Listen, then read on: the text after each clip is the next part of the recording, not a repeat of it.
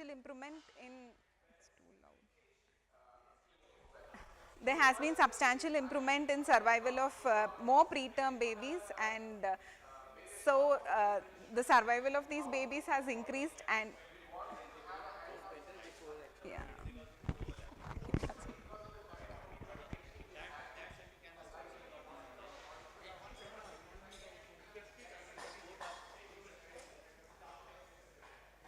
You will switch off? Okay. So he switched off the mic.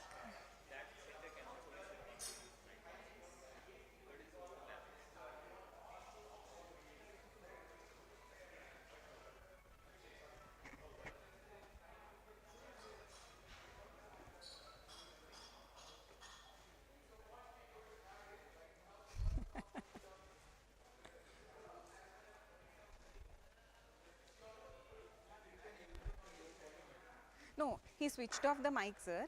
So even if I speak, it will be recording there. We cannot get output through the mic. So that is okay. He's telling there is overlap from that. So what is a major bronchopulmonary dysplasia is the major complication we find in these extreme preterm babies who are surviving. So we are looking at various options to prevent this bronchopulmonary dysplasia, and that is where NIV's role has come into play. And though why, it's because the major pathogenesis of BPD is multifactorial, and we know that ventilator induced barotrauma and volutrauma and premature lung are the major factors that cause bronchopulmonary dysplasia in preterm babies. So this is a recent study that was published in archives, and you can see that as the gestational age increases, the survival of babies is increasing. But look at the BPD, the black bars represent BPD, and you can see that at 27 weeks almost there is 50% incidence of BPD in these preterm babies.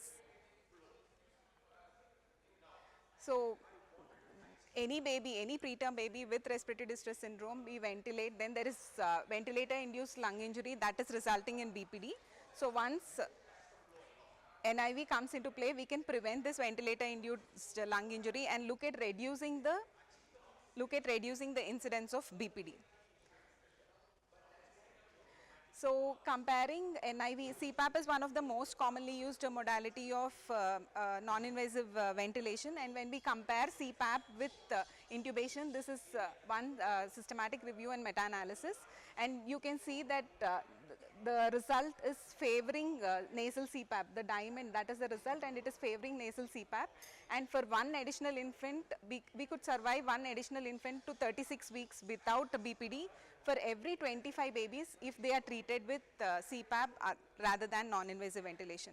So non-invasive ventilation is very important in reducing the incidence of BPD, thus improving the intact survival of these preterm babies.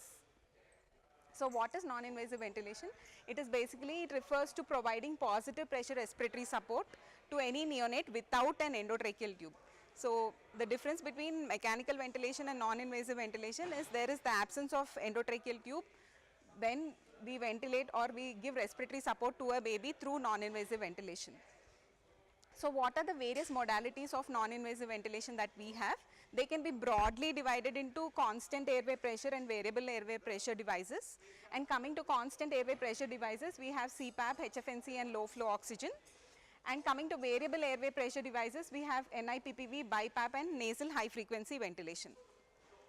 So among these modalities, only HFNC and low flow oxygen do not have a pressure generator. That is, we are not going to, suppose you start a baby on HFNC or low flow oxygen, you are not going to give any pressure, any set pressure. We don't know how much pressure is being delivered to the baby's lungs. Whereas CPAP, NIPPV and BiPAP, NIPPV and BiPAP, we have pressure generators, and for bubble CPAP, it is the bubble chamber which is the pressure generator, and for rest all, it is the machine that we are using, whether it is a ventilator or a standalone BiPAP machine or an NIPPV.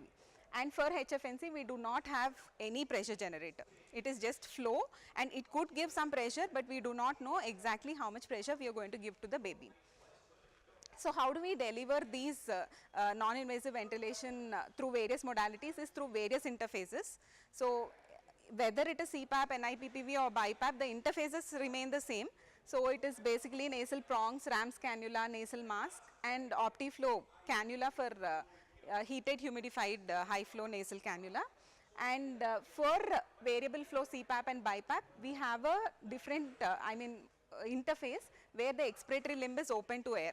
So that is where our Bernoulli's effect and the Coand's effect comes into play, and that will be explained in your next stations in detail.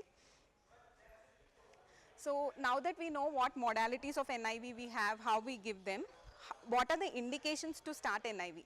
So for any neonate to give respiratory support, I think basically there are only 3 indications. So it is for respiratory distress, you start either for apnea or as a post-extubation modality.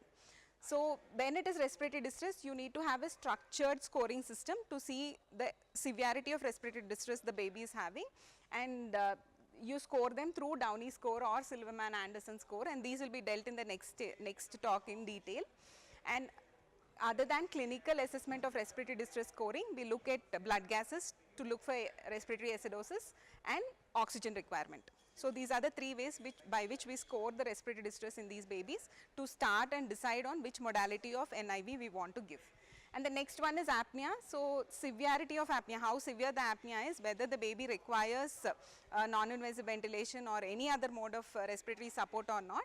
So for apneas, it depends on how many episodes of apnea the baby is having, or whether the apnea is severe enough to be giving positive pressure ventilation. Then we will have to look at starting respiratory support for these babies. And the next one is once you are extubating the baby from mechanical ventilation. As you are extubating a baby, then CPAP or any non-invasive ventilation modality can be a choice to wean off the baby from mechanical ventilation to the room air. So it is the stopgap between being off respiratory support completely and mechanical ventilation. So what are the physiological effects of these modalities of non-invasive ventilation? I think all of them act through mostly the same ways. So except that HFNC will differ in pressure generation when compared to all this. So the first one is they prevent atelectasis, they increase the functional residual capacity and improved compliance of the lung, and this will help us in recruiting additional alveoli and splints the airways, thus reducing the distress or grunting or retractions, whatever the baby is having.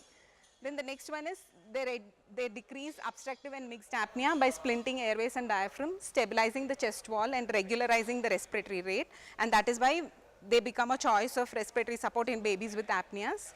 They increase improved oxygenation through decreasing pulmonary vascular resistance. They decrease thoraco-abdominal asynchrony by splinting the airways and diaphragm again. And they decrease intrapulmonary shunting by recruiting additional alveoli and decreasing the pulmonary vascular resistance. And conservation of surfactant happens by recruiting this alveoli and improving the pulmonary blood flow and oxygenation. And also there is evidence that there is improved lung growth when you apply CPAP to these babies by stretching the lung tissue. So these are the various beneficial and physiological effects that we have with non-invasive ventilation. And here is a video that you can see where the baby has distress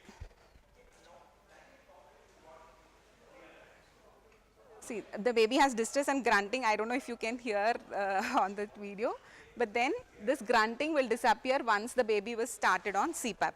So what happens here, CPAP is helping in increasing the functional residual capacity. When there is reduced functional residual capacity, baby tends to breathe against these closed vocal cords and there is grunting. So what happens when you apply CPAP, there is increased FRC and the grunt decreases once you apply CPAP.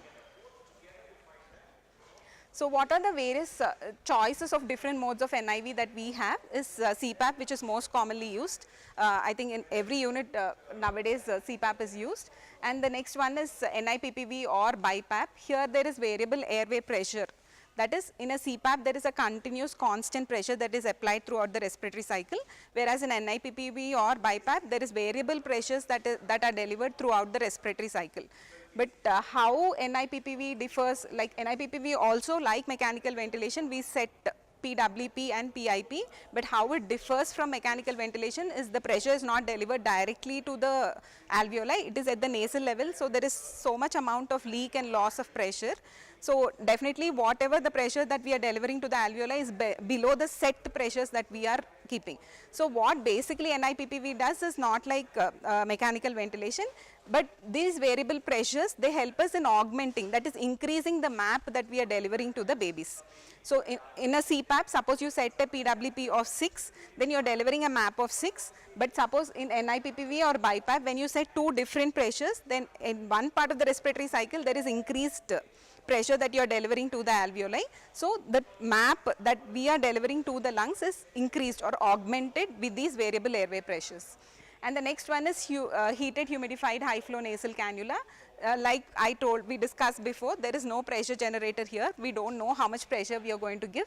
But here, if the baby has some amount of distress, just mild tachypnea with increasing oxygen requirement, then you can choose this as the mode where you give flow and blended oxygen, which is heated and humidified. And nasal high frequency ventilation, it is a newer mode, we don't have adequate evidence, but then it is one modality where you give high frequency ventilation through the nasal interface. Then low flow oxygen, any baby has distress, we tend to put the baby on low flow oxygen, but when the baby has distress, we should not give just low flow oxygen to the baby, because distress is not just oxygen requirement, it is pressure requirement. So you need some amount of pressure that is to be generated to help tackle with this respiratory distress that the baby has. And moreover, the oxygen is also not blended here, so there is no point in giving 100% oxygen FiO2 for a baby without looking at saturations. So, coming to the evidence of efficacy of non-invasive respiratory support various modalities, this is the recent systematic review and meta-analysis done by Veeraraghavan et al. He is actually a good friend. And here they have looked at various modalities of non-invasive ventilation that were used as primary respiratory support. This came as a 2-part network meta-analysis where they looked at primary respiratory support and as post-extubation modality.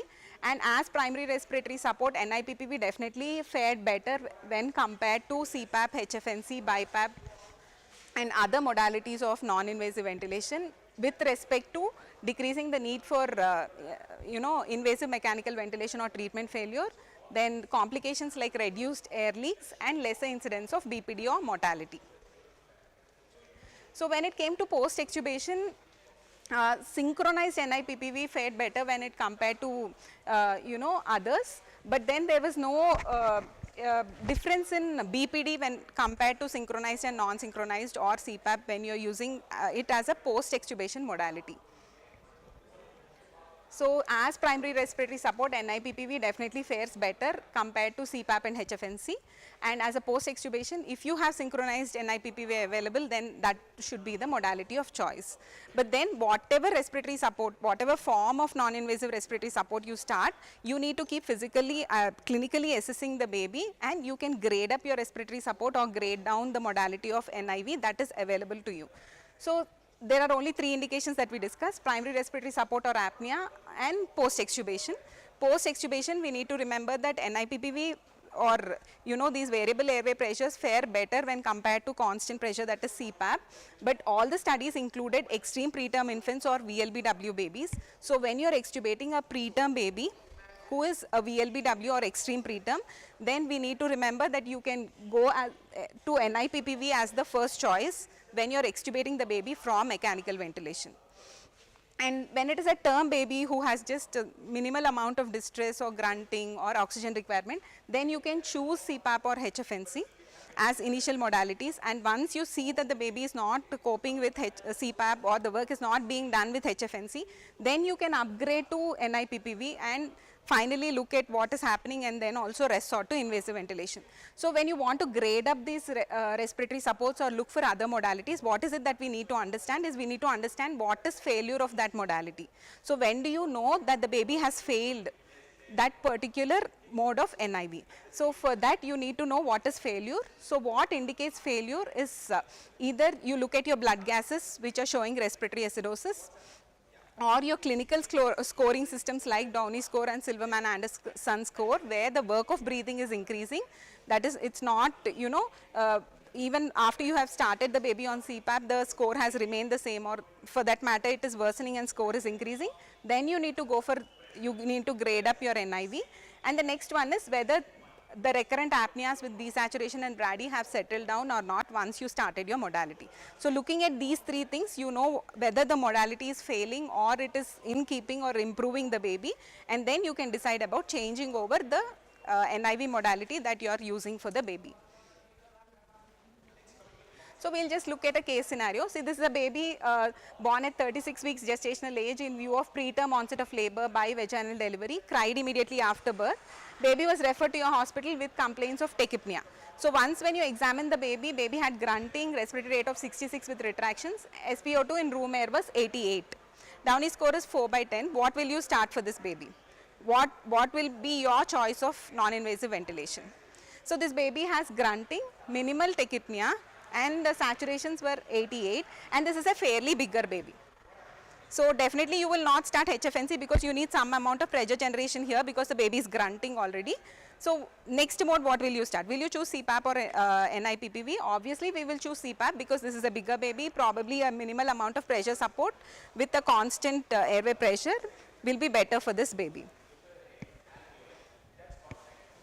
So next you can see this is a 32-weeker by emergency cesarean section in view of severe PIH. Baby's birth weight is 1.1 kilos. It is an IUGR baby. So cried immediately after birth. SpO2 in room air is 94. Respiratory rate is 68. No retractions or grunting. So baby has just a minimal tachypnea. So what modality of NIV you will want to start in this baby? There is no grunting. You don't want much pressure support. This baby is fairly maintaining saturation. So you can just try HFNC. So this is another baby C who is 26 weeks preterm, intubated for poor respiratory efforts in the delivery room, had severe RDS, required 3 doses of surfactant, then extubated to CPAP on day 3 of life. So post extubation, baby developed repeated episodes of apnea requiring bag and mask ventilation on 2 occasions. So this means that CPAP modality as post extubation NIV is failing because baby is having 2 episodes of apnea requiring bag and mask ventilation. So in this baby, what we would have done differently? Because this is an extremely preterm baby, so baby is extubated from mechanical ventilation after giving surfactant. Probably we could have tried NIPPV instead of CPAP. Okay. So this baby we will increase CPAP or intubate and ventilate or start NIPPV. Obviously we will try NIPPV, that is we will grade up from CPAP to NIPPV before we think about intubating the baby and ventilating the baby again. So what determines the success of NIV is not just the modality of choice that we do. Of course it comes first, it should be the right choice of non-invasive ventilation. Suppose the baby is requiring pressure support, there is no point in starting the baby on HFNC.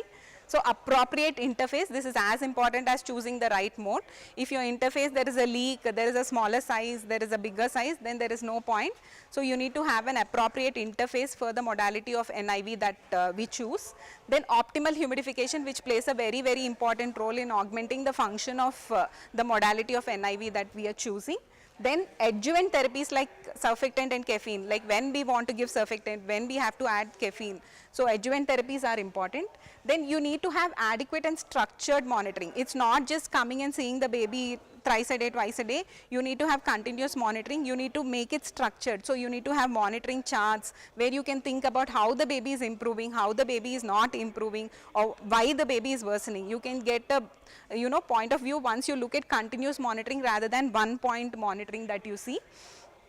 And you need to look at whether there is any failure of equipment. Sometimes even failure of equipment will result in failure of modality of that NIV that we have started.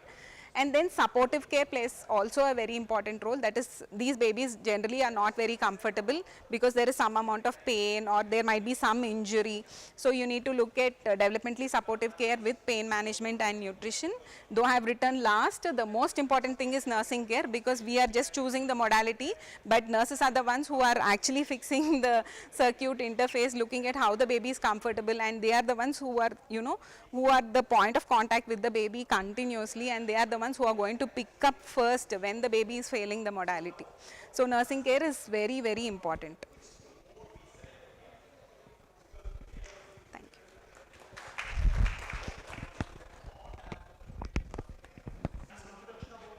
The importance of NIV. We next have speaker Dr. Srinivas. He'll speak about assessment of respiratory distress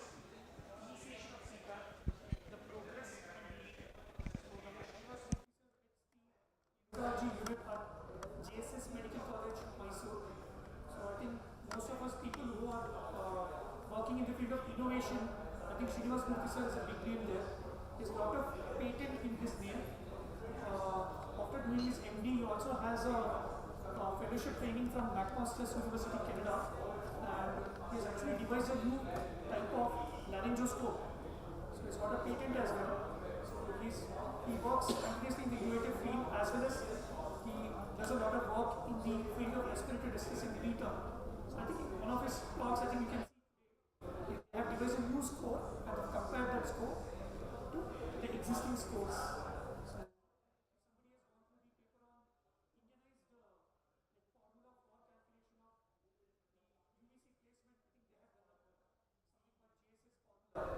They've also devised early detection of jaundice by looking at stool color.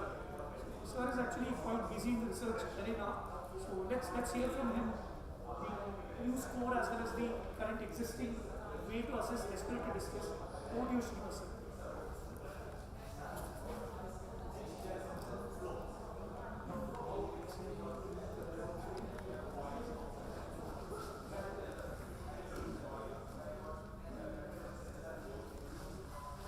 Good morning everyone. Thank you Abhishek for such a wonderful introduction. I'm not that a big person. Anyway, let us get on to the business quickly. The last part, the focus of being the so I'm going to restrict myself.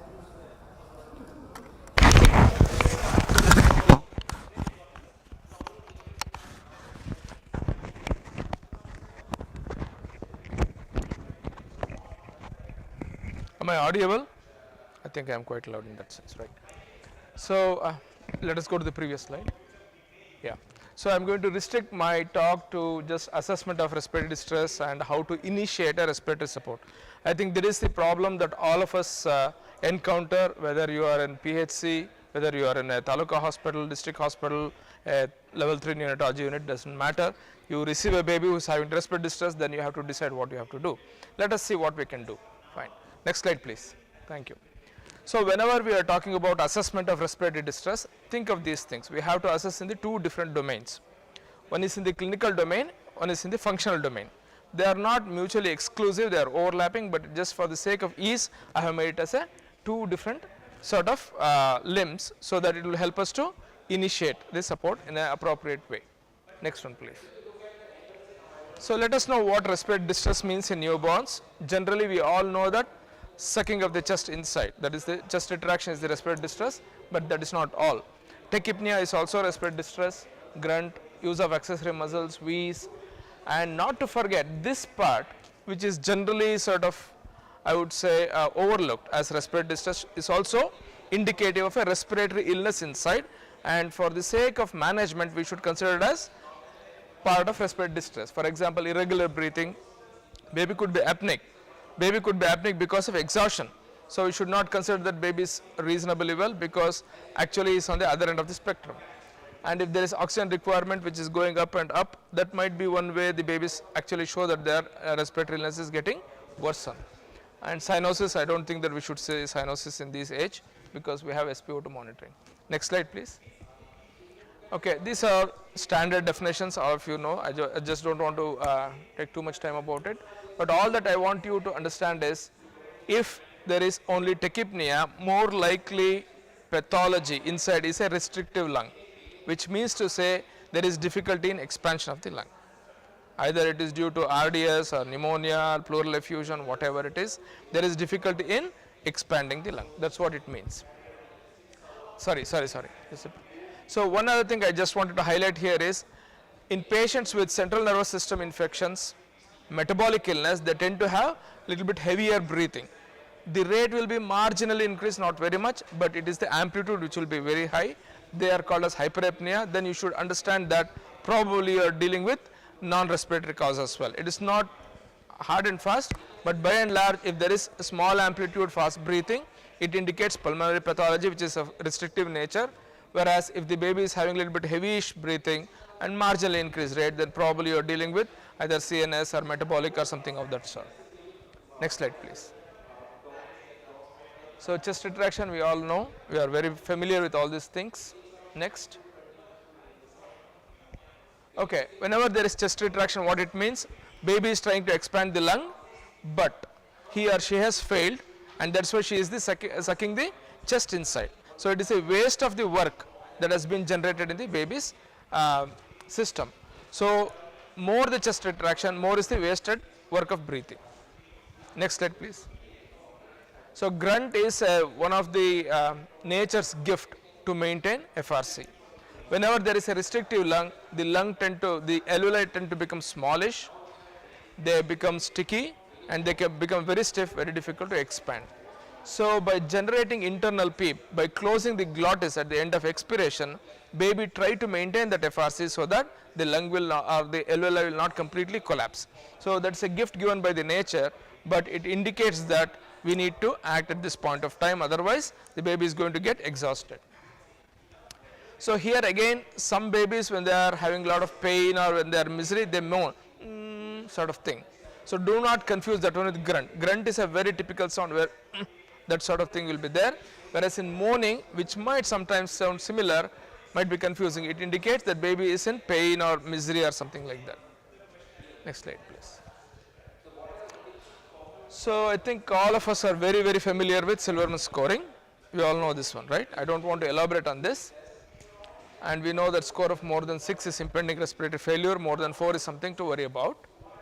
And this score depends entirely on our observation of the baby, like chest retraction and nasal flaring and expiratory grunt. We don't even use the stethoscope much here, except for the expiratory grunt, which is in the one. Next one please. Next slide. Yeah. Can you switch on the videos one after the other? A video play madakagattama. There is a video here. Yeah. I don't know whether you can see it properly. These are 3 different babies who has chest retraction. I just wanted you to see that one and see whether you can really make any difference out of it. I couldn't make, but I don't know whether you can make it. Just play one video after the other.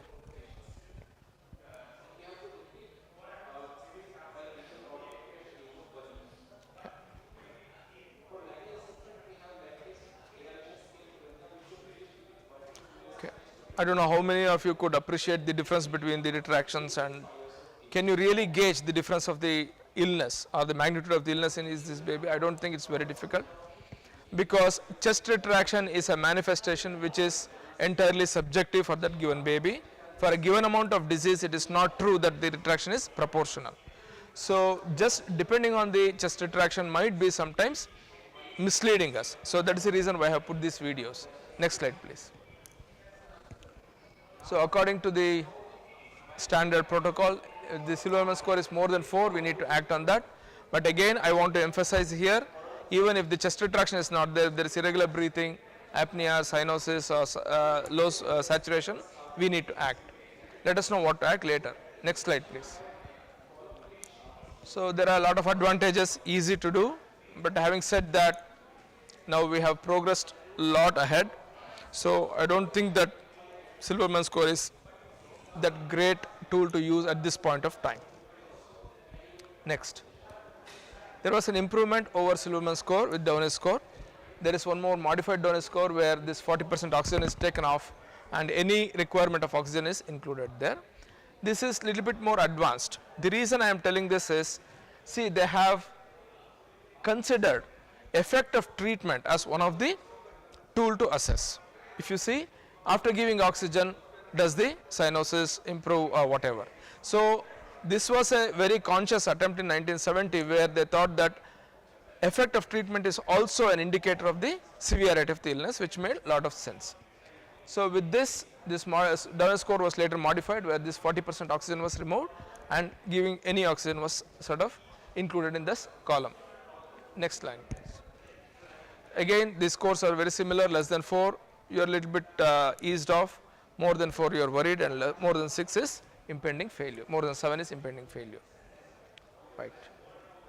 So again the same thing, if the Down score is more than 4 we need to act. So once the baby comes to you, if the Down score is more than 4, that means to say you need to act at this point of time.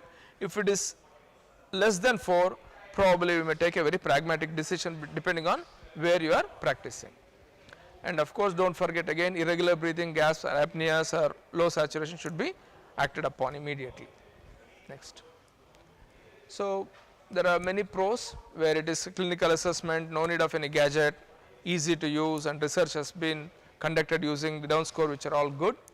But again, there could be a little bit of subjectivity here, which is possible. Next.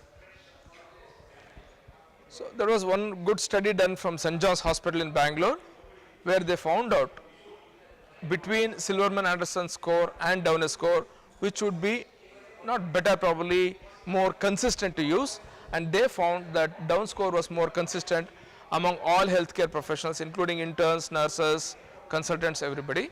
So, I think that seals the fact that if at all given a chance, we better use Down score rather than Silverman-Anderson score. It does not mean to say that it is bad, but I think this is more advanced and more consistent. Yeah. So, I was talking about what to act, right. So, whenever you see this baby having respiratory distress, particularly restrictive type, always the initial point is starting CPAP. I think earlier there was a discussion about NIV and NIPP and all those things, but as of today, the first line of intervention should be CPAP, because that is one thing which is time tested, evidence based intervention, which will reduce a lot of things. For example, in TTN it will reduce the duration of treatment. In RDS it reduces both risk of death as well as need of mechanical ventilation by 36%, which is huge. And if you take only need for mechanical ventilation, nearly half of the babies do not need mechanical ventilation if you do proper CPAP treatment. So, that is the importance of CPAP. CPAP is the way to go. That is the first step to start whenever you see a baby who is having respiratory distress, particularly with the Downer score of 4 or more. Next line please. So, why we are worried? Because when I was a postgraduate, the first line of treatment was giving oxygen, right. Any baby who came with distress, shove in an NG tube connected to that cylinder and turn whatever the amount of oxygen. So, that was the time when I did my post graduation, and not much has changed since then, because even in many hospitals nowadays they just use oxygen by head box or prongs or whatever, but it should be avoided because we all know that oxygen is a drug. It can be toxic to newborn babies, particularly if they are preterm, and it is well said that the group of diseases that has been promoted or precipitated or even initiated by oxygen should be termed as oxygen radical disease in neonatology. And all these things, if you see any conference, any debates, we talk about all these things, right, in neonatology, and all of them have an origin with oxygen. So, do not use oxygen very indiscriminately. It should be very much titrated, used only when needed, not otherwise, because it can harm. Okay, next please. Right, now we sort of understood how to assess the baby when the baby just arrives to us, but now we have put the baby on CPAP. Now we need a tool to assess the baby, whether baby is doing well or not doing well, or whether we need to act with some other extra sort of treatment. And when 2 or 3 people meet and speak to each other, there should be a little bit of uniformity about what we are talking. And so far, unfortunately, there was no tool available to assess the baby on CPAP. So, all of us relied on the usual thing, like his FiO2 has gone up, his pressure has gone up or something like that. But let us see why that should be avoided from now onwards. The PEEP management is very variable. Many people, many neonatologists feels that we can go up on the PEEP rather than FiO2 when there is chest retraction. There is nothing wrong with that idea, that is correct. So, they just go up on the PEEP. Some people tend to go up on the FiO2 first and then try to turn on the PEEP. That is also not wrong, that is also one other way of doing it. Some people do it in an alternate way, go up on the pressure first, then the FiO2, then the pressure, then the FiO2. Even that is not wrong, that is another way of doing it. So, there are a lot of different ways of doing it. So, when we talk to each other, how are we going to make sure that we are sort of talking about the same thing? That is something which is lacking when we take individual parameters or individual interventions as assessment tool. That is where we thought that we will combine all these things and get onto a single currency where we can all speak about the same language. Next slide please. Okay. So, this is a quiz for all the audience. These are all the different shapes of chest that we see. Can anyone say confidently that this is having a higher volume and this is having a lower volume? It is just not possible, because in the nature this is how you are going to see the chest wall shapes, right? They are all so much variable. If you remember the one video madam just showed, in fact she was on a CPAP, but actually the chest looked very bulged. So it is very much possible that they have very different shape of chest. So just looking at the shape of the chest and the retraction, it is very difficult to assess what is happening inside. Okay. Next. So this is the idea that we got. Now you have two different types of chest, and we need to find out the volume, right? That's what we are trying to find out. In the sense, we want to know how much is the disease, so how much is the lung which is usable. So how do you find out the volume? Now you can take a jar where you can measure the amount of water you can pour in, and then pour it to each of them. Then it is easy. So this particular container has this volume, and this particular container has this much volume, because you have now measured volume that has been instilled into these jars. So this measurable, a standard measurable volume is what we have just devised, which is treatment, the extent, whatever the amount of treatment that we are giving and the response for the treatment, that can be used as a measuring jar. It's a little bit of I would say weird thinking, but probably it makes sense when you see the future slides. Any doubts, any questions here? I think I made myself clear for the next slide, right? So basically we are dealing with very abnormal shaped chest and very variable retractions where we cannot quantify the disease.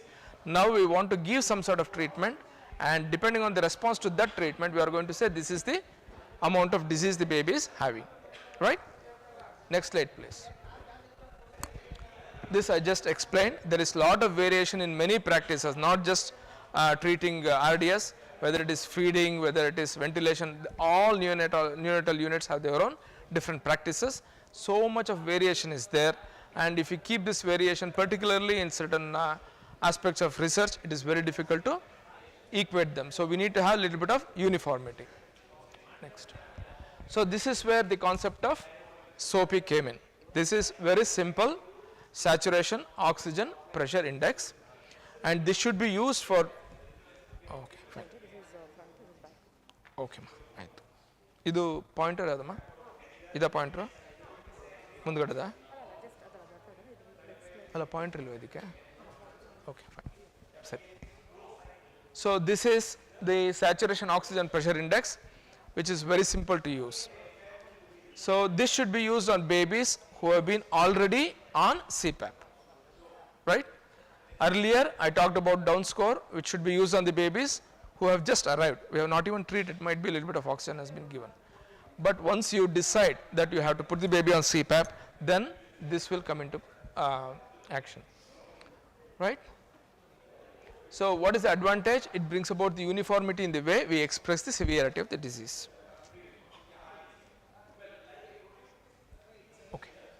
So this is the formula, there is nothing big here.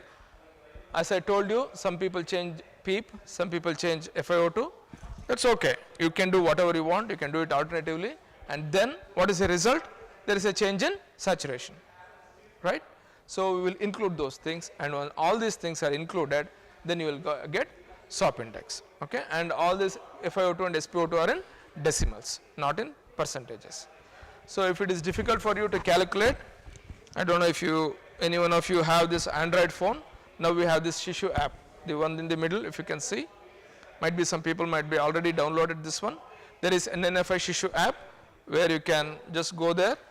This is the app which we have developed, and SOAPy is included in this. Go to the calculator, cardiorespiratory, go to saturation oxygen pressure. Just type in the numbers you have, it will give the value, right? So you can do it later.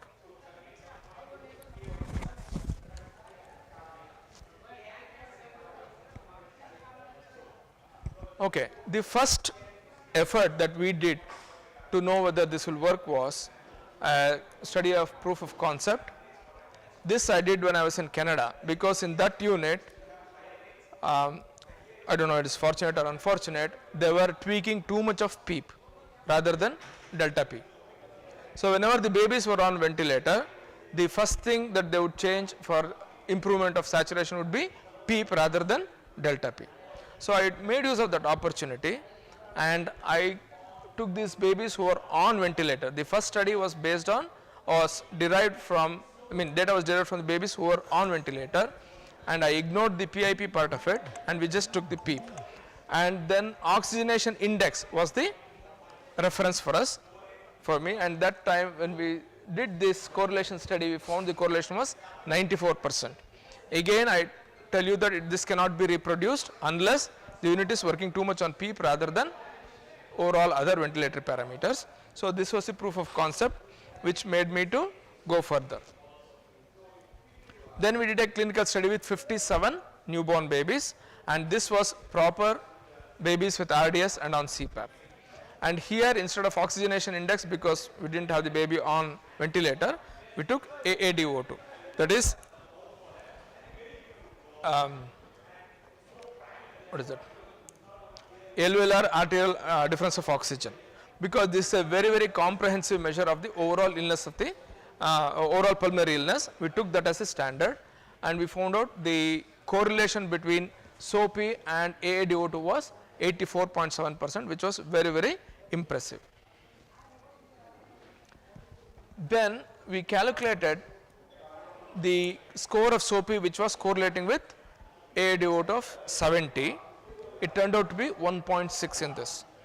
So if the SOPI is 1.6, then AADO2 is likely to be 70. Why did we choose 70? There was one clinical study done in PGI Chandigarh. That was very interesting, where they grouped babies who failed extubation and they grouped babies who were successful on extubation, and they found out what was the different characteristics of these babies. And one of the characteristics they found was the babies who failed oxygen had a mean AADO2 of 55 with a standard deviation of 17. So we just married both of them, mean plus 1 standard deviation, and rounded off to 70. So that was our opinion. Of course, it is not something standard. That was our opinion, that AADO2 of 70 probably is something bad, which makes most of the baby, around 67% of the babies, fail extubation. That means to say they need intubation. So 2/3 of the babies would need intubation if AADO2 was more than 70. That's why we have taken this number, and SOPI of 1.6 correlated with AADO2 of 70.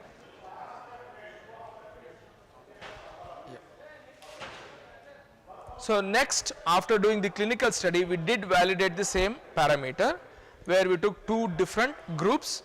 We conducted one training group, and then we conducted another training test group, and we could validate and even publish that study. Here we found a correlation of 82.7%, which was very good with AADO2, and what we found was a SOPI of 1.52 was sort of matching with AADO2 of 70, and SOPI of again 1.6 was matching with the AADO2 of 100, which is 55 plus 3 standard deviation of 17. So still that is okay to have that number. In our unit currently we are following 1.6.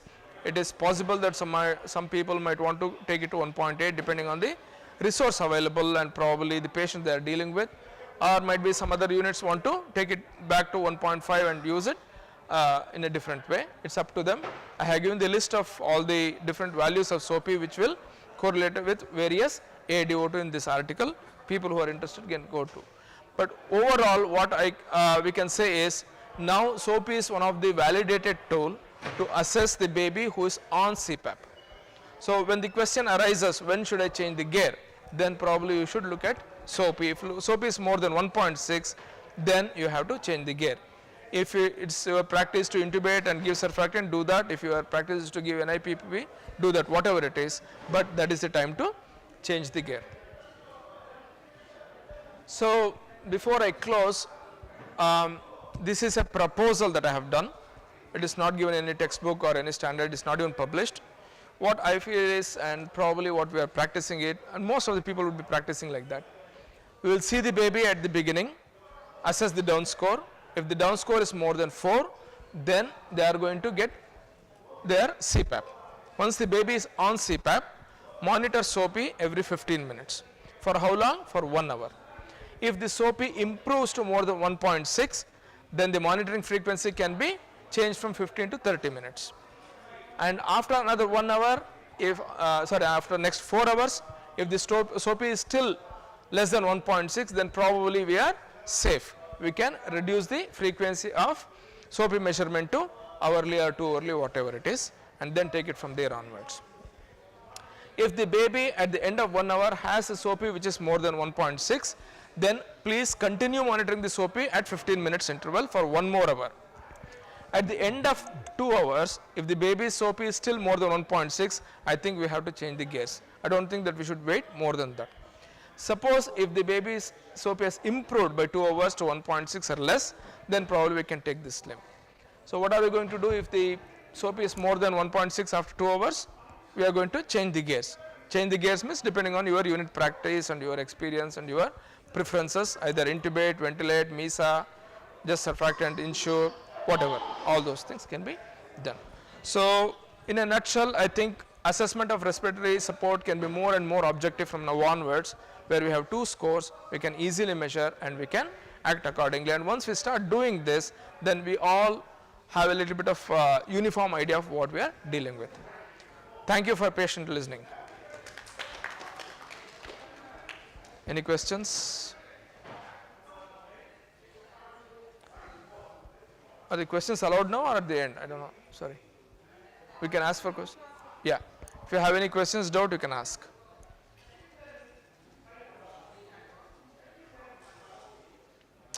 Thank you. I have a question, sir. Yes, sir. This SOP is valid for preterm babies also or infant babies also? It's for respiratory distress. Full stop. Yeah. Suppose if the child comes with pneumonia, say let us say congenital pneumonia, you can use this, no problem. Because in this study we have included both, basically preterm, but there are few term babies, might be few of them, but it can be used. Pretty much the same thing.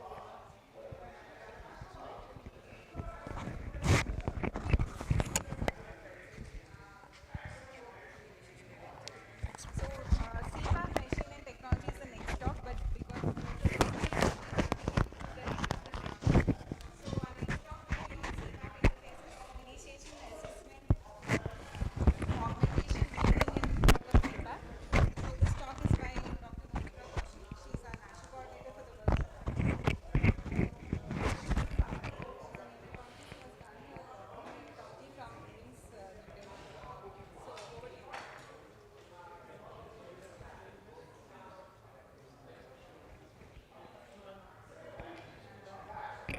Okay, I think we'll be little more practical to see how we will be dealing with these babies. So this is a 28 weeker, 1 kg female child born with preterm labor, and the mom received only 1 dose of steroid 6 hours prior to delivery. She was delivered by cesarean section, no asphyxia, distress was seen soon after birth. However, baby was in some primary center and so was shifted to the tertiary NICU after 4 hours of traveling to the on oxygen. So at admission the temperature was little hypothermic and the baby was quite distressed. The Silverman scoring was 7/10 and saturation was 93% on the nasal oxygen, and we don't know how much oxygen the baby was receiving. So this kind of a baby, if it is born with you, what kind of changes would you do for this baby? Would you do the same or would you do something different?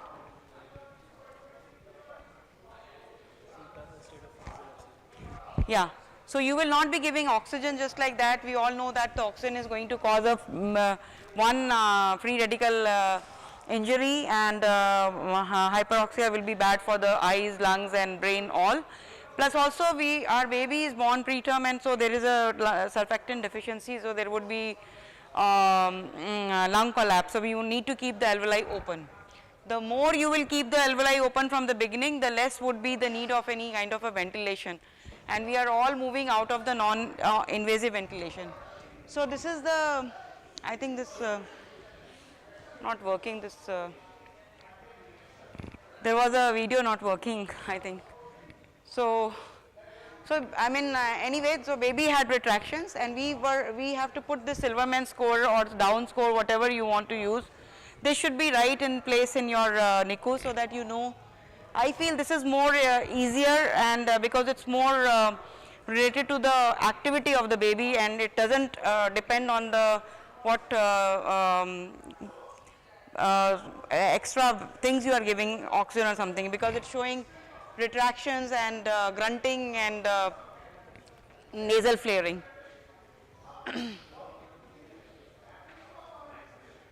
So this was the chest X-ray, which you can see that there is a opacity. So in these kind of an X-ray and this kind of a baby, when it comes to your unit, we will have a more tendency to intubate this baby.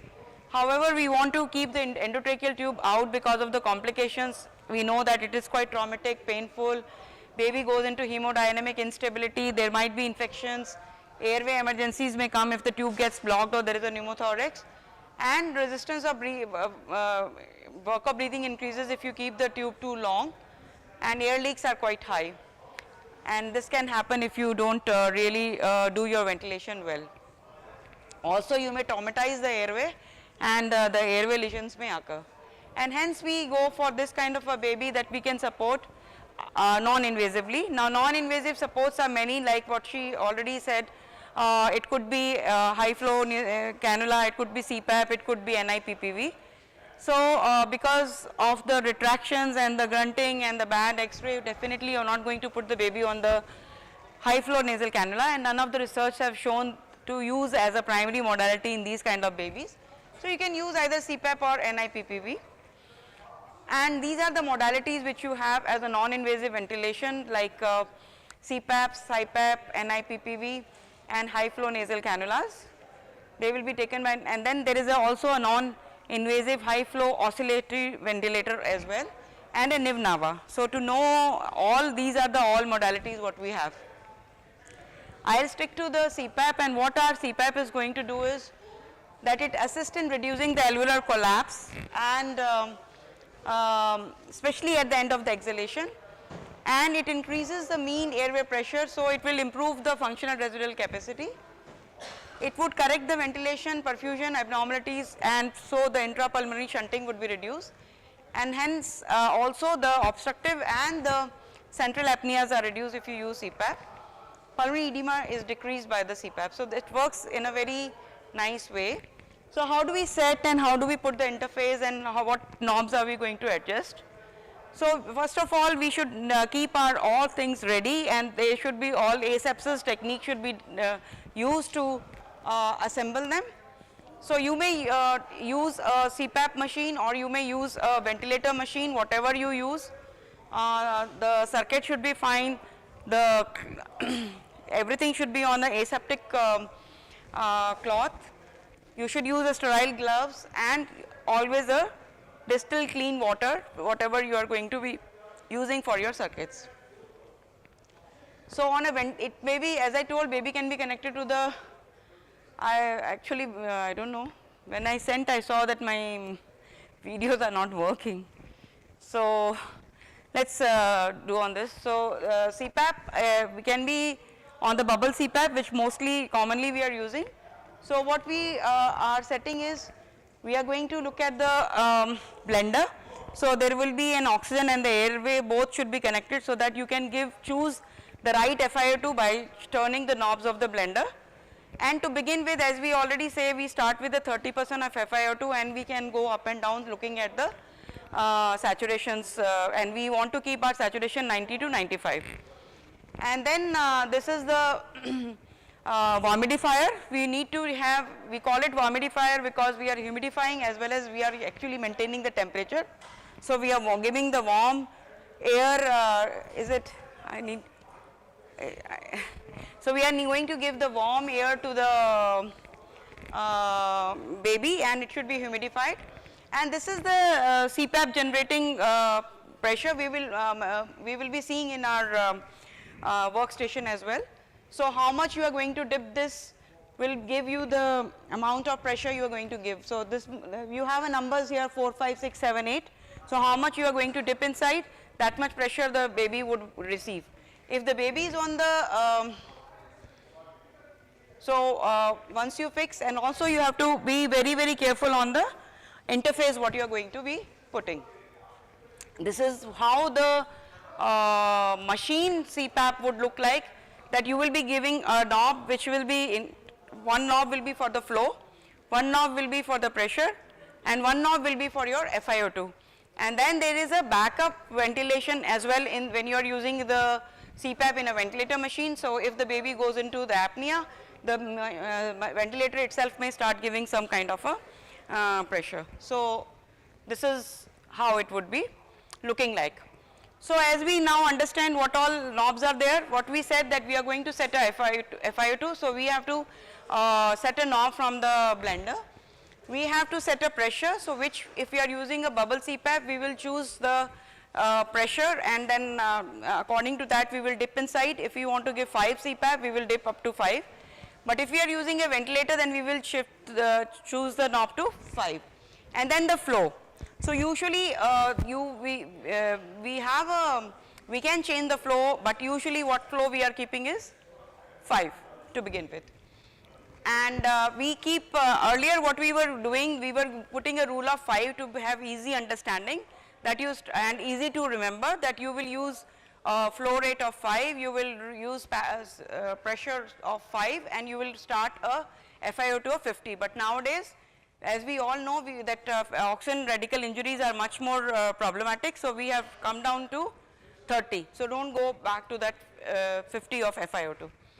And then how do we adjust? As Dr. Srinivas, he is using his own innovation for looking at what he can do once you put the baby on the CPAP. But if we go more into practical things, then what do we look at? We look at retractions, we look at saturations, we look at we continue to look at SAS score, because SAS score doesn't change because you are giving some this thing. It tells that yes, if the baby improves because of the support, the Silverman score will get better.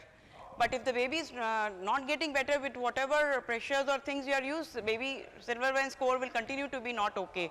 So these you can use them as an assessment for ongoing also. And also then you will have a blood gas which will give you your PO2s and your CO2s and your pH, and then you have your X-rays which will tell you what to do. So the FiO2 what you want to keep is between 90 to 95. And how do you know that your flow is correct or not? If you have put everything in a right, you will be seeing the bubbles in that water circuit. But if you don't see the bubbles, there may be some other issues, but one of the issue could be that the flow is less. So as I said that if you have a saturation which is less than 90 and you have lot of retractions going on, then what you need to do, you can increase your CPAP, PEEP. However, if your saturations are low but your recessions are not there at all, baby is looking quite okay, not retracting, not grunting, then you can increase your FiO2, okay. And similarly, how do you reduce? So supposing now baby is looking well, there is saturation is more, 90 to more than 95, and there are mild or no recession. So first thing what you will reduce is your FiO2. Whenever you start something, you want to reduce something, first you should see what is more harmful for our baby. So if you are going very high on your FiO2s, you will first bring down your FiO2, and for every 10% reduction in FiO2, you would reduce the CPAP by 1. So this baby was put on the CPAP and was given one extra thing. What you will give a baby who's on CPAP and he was having this kind of X-ray, what would you give? Surfactant. So you would give a surfactant, and you can give surfactant in 2 ways. You can use either Insure or you can use Lisa. So if you are using, we are using Lisa, and in that you don't need to remove the baby from the CPAP. Baby is on the CPAP and you are actually using a laryngoscope. It is not like it is totally non-invasive, but you are not actually removing the baby from CPAP. So baby's alveoli which are open up remain opened up, and you are not giving extra pressure, so you are not causing lung injury to this kind of a baby. And you use a small thin catheter. You can use a Lisa catheter, you can use an umbilical catheter, or you can use the OG tube, and you can give surfactant. So this baby was given surfactant, and after giving surfactant and putting the baby on the CPAP, baby improved. The Silverman score reduced to 4/10, FiO2 was less, flow was less, and over next hours it became further less. And so what plan would you do for this baby now?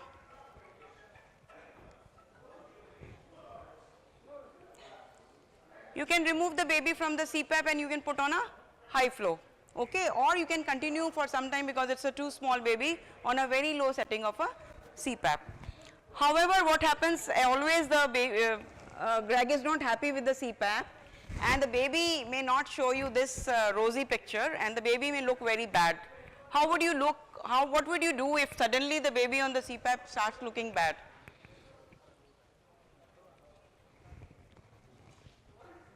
So the same dope what we are using for our ventilator, same dope can be used for our CPAP babies.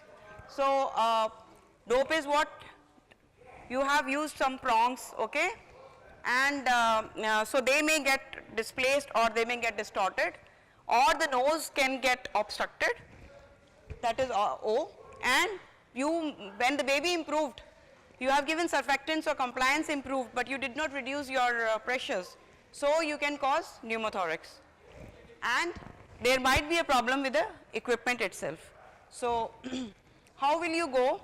So sometimes what if you are doing a bubble CPAP and you may see that it's not bubbling.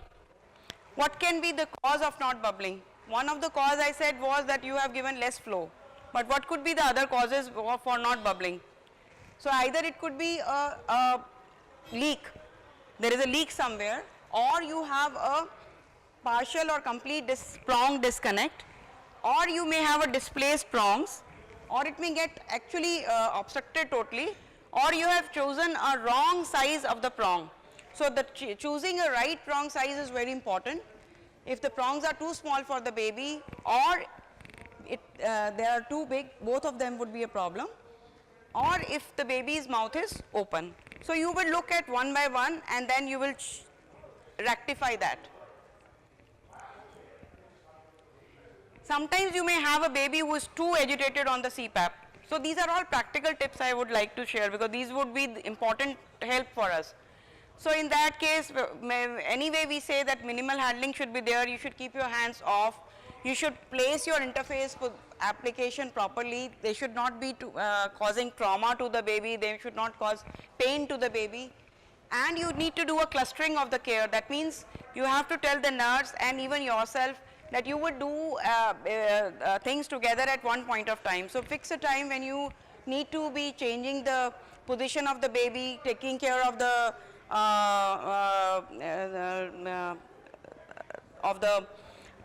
interface, or you want to do suction, or you want to give antibiotics, or you want to do a blood gas or investigation, cluster it. Do it together. Don't keep going again and again to the baby and touching the baby. It will cause agitation to the baby, plus also it may cause infection to the baby, and also neurodevelopmental outcome would be bad for these babies. So clustering of care is very important. Feeding is very important. So baby might be agitated because he is feeling hungry, and as I said, hands off is always better. So be away and try to be monitoring from there. Sedative in these kind of babies are not recommended because you want the babies to be actually breathing of their own, but you can use those kind of sucrose or some other pacifiers to make them happy. Then troubleshoot could be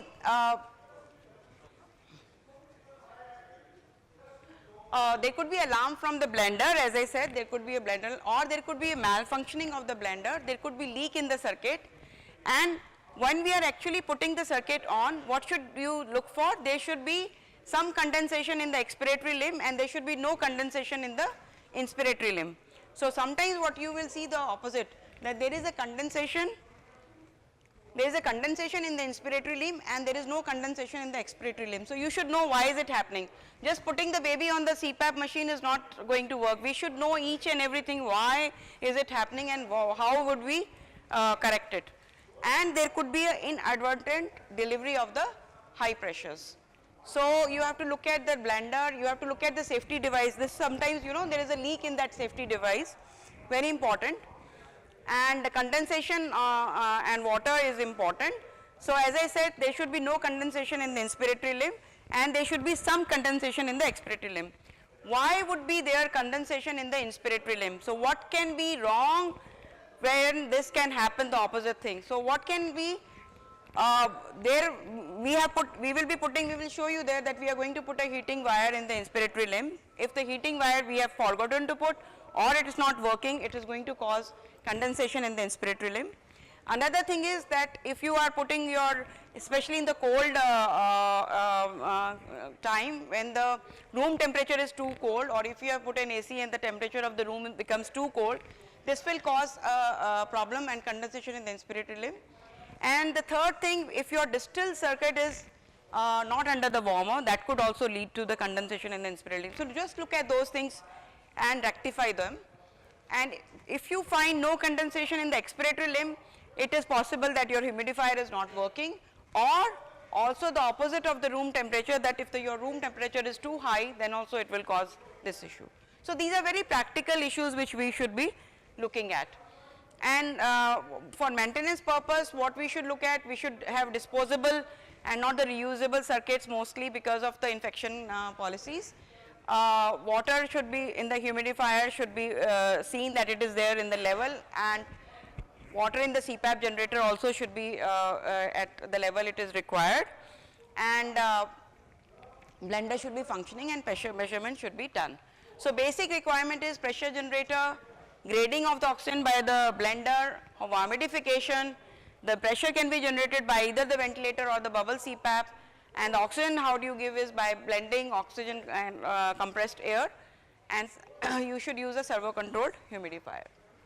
Now when do you say failure? As he said that you can have the score and say it's failure, but if you look at the baby clinically, and she had in her presentation had already talked about the failure of any NIV. So if the baby continues to do retracted grunting, they are apneas, or if you have done a blood gas which is showing PO2 which is lower and PCO2 which is going higher, and you are requiring a FiO2 of more than 60%, that means it's failure.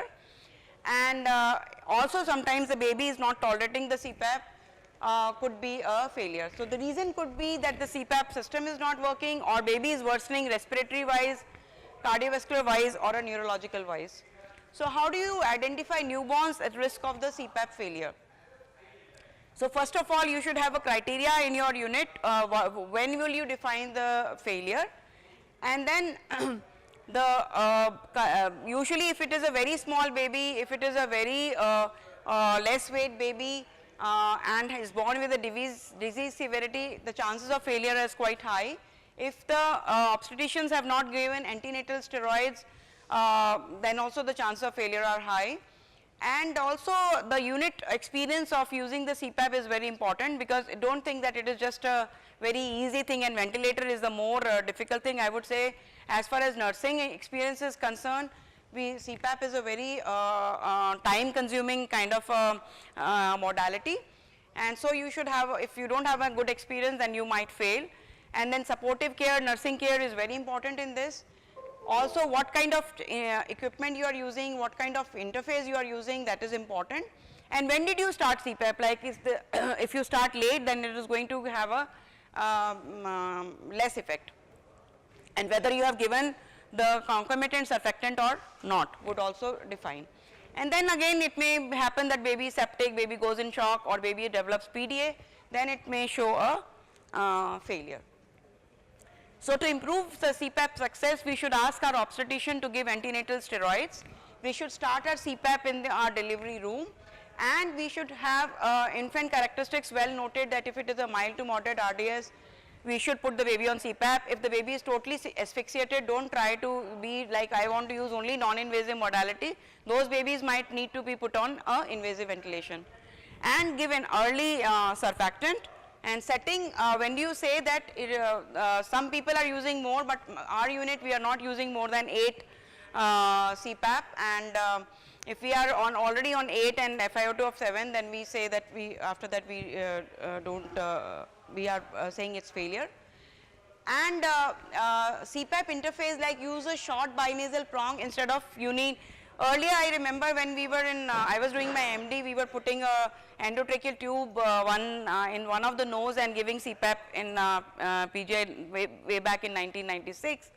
But that is not to be used anymore, and we need to be actually using a binasal prongs, and not a nasopharyngeal prong. And also we can use now because of I'll come to that injuries, we are also using the mask, and we are actually rotating between the mask and the prongs.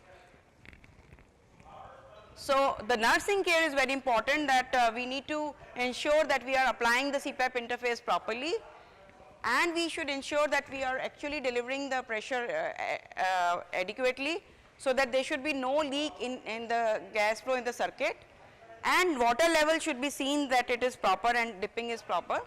The nurses should make sure that there is a this neck position is very important, so they should be in a semi extended position. They should not be a too much flexed or too much extended position, and they should be clearing the nasal secretions at a regular interval, and humidification they should be looking at. Then the another nursing care which is important is that they should have a charts to monitor the respiratory. I will show you one of the chart which was made by one of my friend, Dr. Srinivas Murki. He has worked a lot on the CPAP, and they should be regularly inspecting the nasal trauma and looking at temperature, perfusion, sugar, fluids. Gastric distension is very important, one of the major cause of the failure of the CPAP, because if they have started the baby on feed and they have not opened the OG tube and it is accumulating lot of gas and causing CPAP belly, that should be taken care of by the nurses, and we have to keep telling them to keep doing it, and asepsis is very important.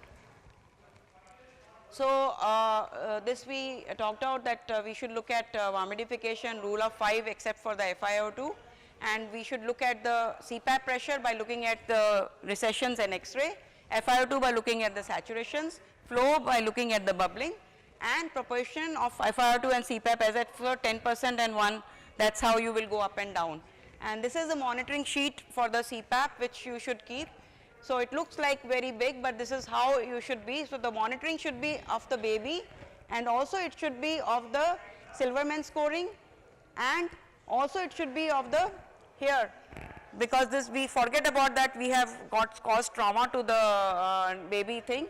So we should have that how much space is between the cannula and the columella. There should be 2 millimeter of space, otherwise you will cause pressure and cause trauma. And nasal bleach is happening or not, these things is very important, and this monitoring chart if you don't have in place in your nursery and you have put the baby on the CPAP, it's not good.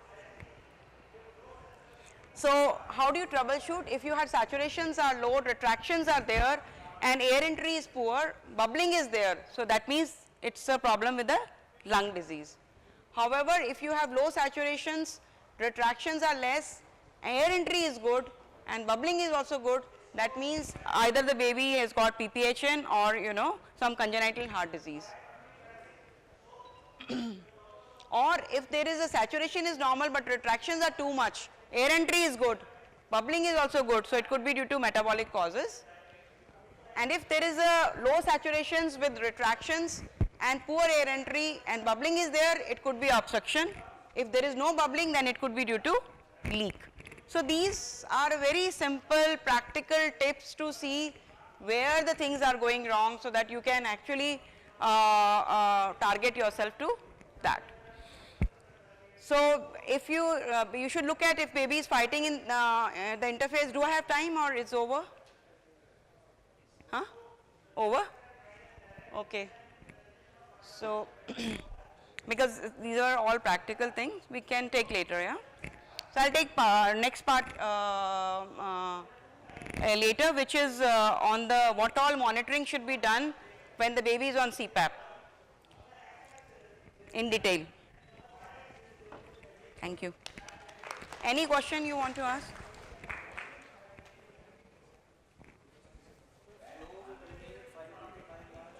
So if that's what we said, that flow you will start with 5, but if you see that everything else is going fine and the bubbling is not happening, then you will increase the flow.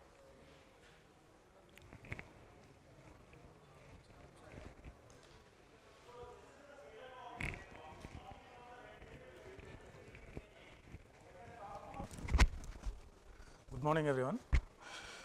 Today I've been given the topic of supportive care of baby on CPAP and also its complication.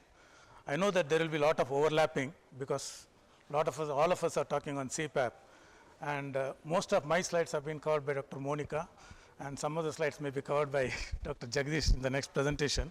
But I'll stick on to the important points. Mainly, I come from KMCH, Koya Medical Center in Coimbatore, where we take care babies from 24 weeks of gestation. And I got experience in Australia. I was there for almost 9 years, and I've introduced almost all the aspects we were doing in Australia. And our neonatal outcome, less than 1,000 grams, is around 90%, and 24-25 weekers approximately about 80%. This is our outcome, and this is what I have started in our NICU in the supportive care. So this NIV has really revolutionized the care of newborns, especially premature babies.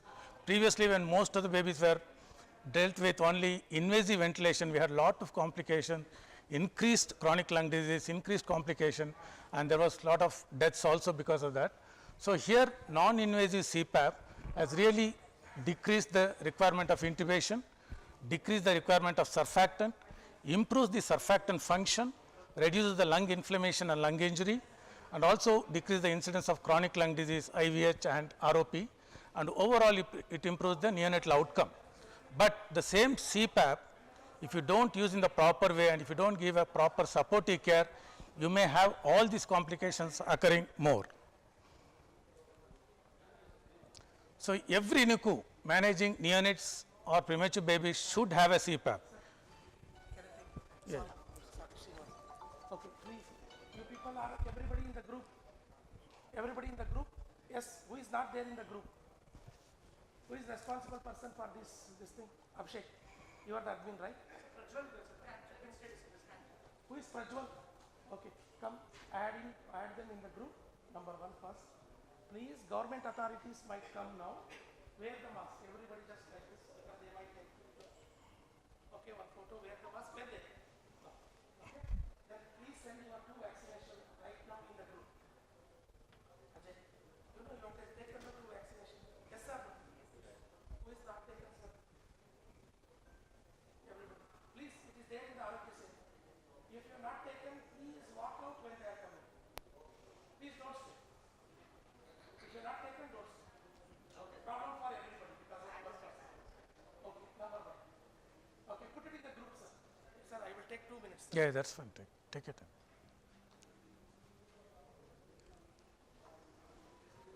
Just mandatory. Yeah, that's because fine. if you put today, tomorrow there won't be any problem. And whenever government people come, you just wear the mask.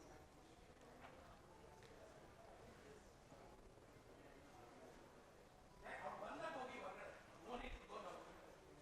Bus, when they come out, no need. You open this.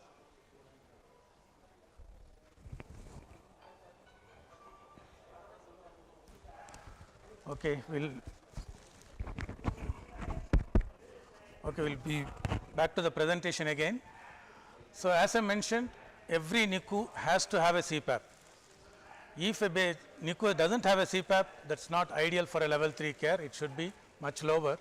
And a good supportive care is very important. For this, you have to educate your nurses. Without educating nurses, definitely you can't get a good outcome. Appropriate action at the right time can minimize the complications and improve the neurodevelopmental outcome and overall outcome. Now, what can be prevented using CPAP? So we talk about all these traumas routinely, trauma and barotrauma being the major ones. Then we talk on oxytrauma, which is silent killer. We think every baby who is saturating around 100% is doing well. But if you're giving too much of oxygen at that time, you'll be causing more harm to this baby rather than getting them better. And also never forget about the atelectotrauma. Never allow the lungs to collapse. Once the lung collapses, once you try to open again, it will cause lot of staging stress and induce inflammation. So that's one of the reasons why you should start CPAP right at the delivery room. So if you start CPAP in the delivery room, you are not allowing these airways to collapse and you can minimize the inflammation. Biotrauma, of course, preventing infection and inflammation is very, very important. Rheotrauma is related to flow, not very important. A good supportive care is very important to prevent all these complications. Again, without supportive care, these complications can increase. I think the CPAP connection has been told by Dr. Monica, so I am not going into the details of connection. So follow the procedure perfectly. So that is very important, step by step following the procedure. Never forget to put on the humidifier. It has got a major role in a good outcome of these babies. Proper selection of the prongs is very important. Fixing the tube properly, that's also very, very important. I think I got a lot of slides, mainly it will be a picture presentation. Check for raining in the tubes. So if you see it raining anywhere, both inspiratory and expiratory limb, you may be causing harm.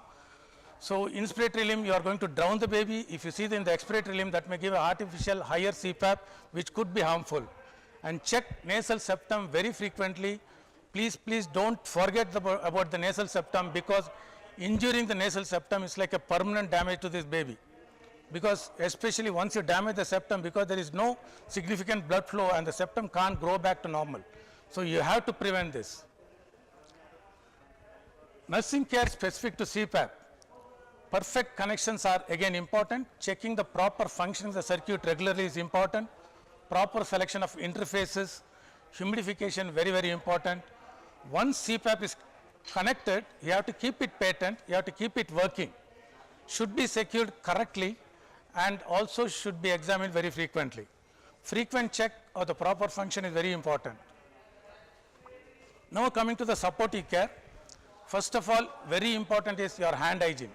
Preventing infection is a major important aspect, because all your hard work can go in vain with one episode of infection. So preventive infection is the major important thing. And I can say till recently we had an infection rate of less than 2% in our NICU, but just few months back we had a outburst. It went up to almost, we had a 5 or 6 cases. Then we took several measures and now it's back to less than 2%. So blended oxygen and air is very crucial. I think Madam has told about the details of this.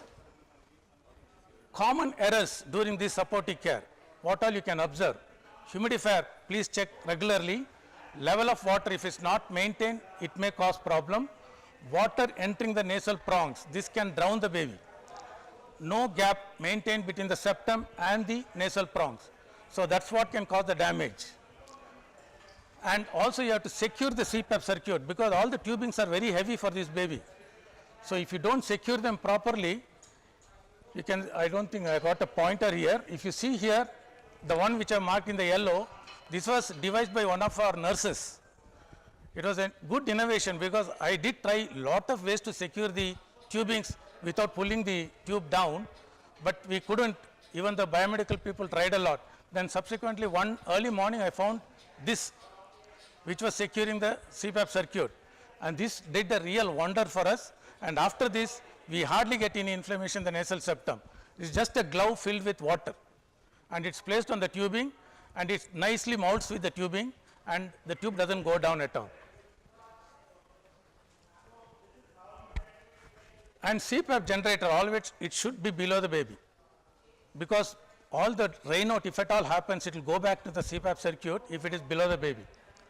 Appropriate prongs, bonnet or CPAP is very, very essential.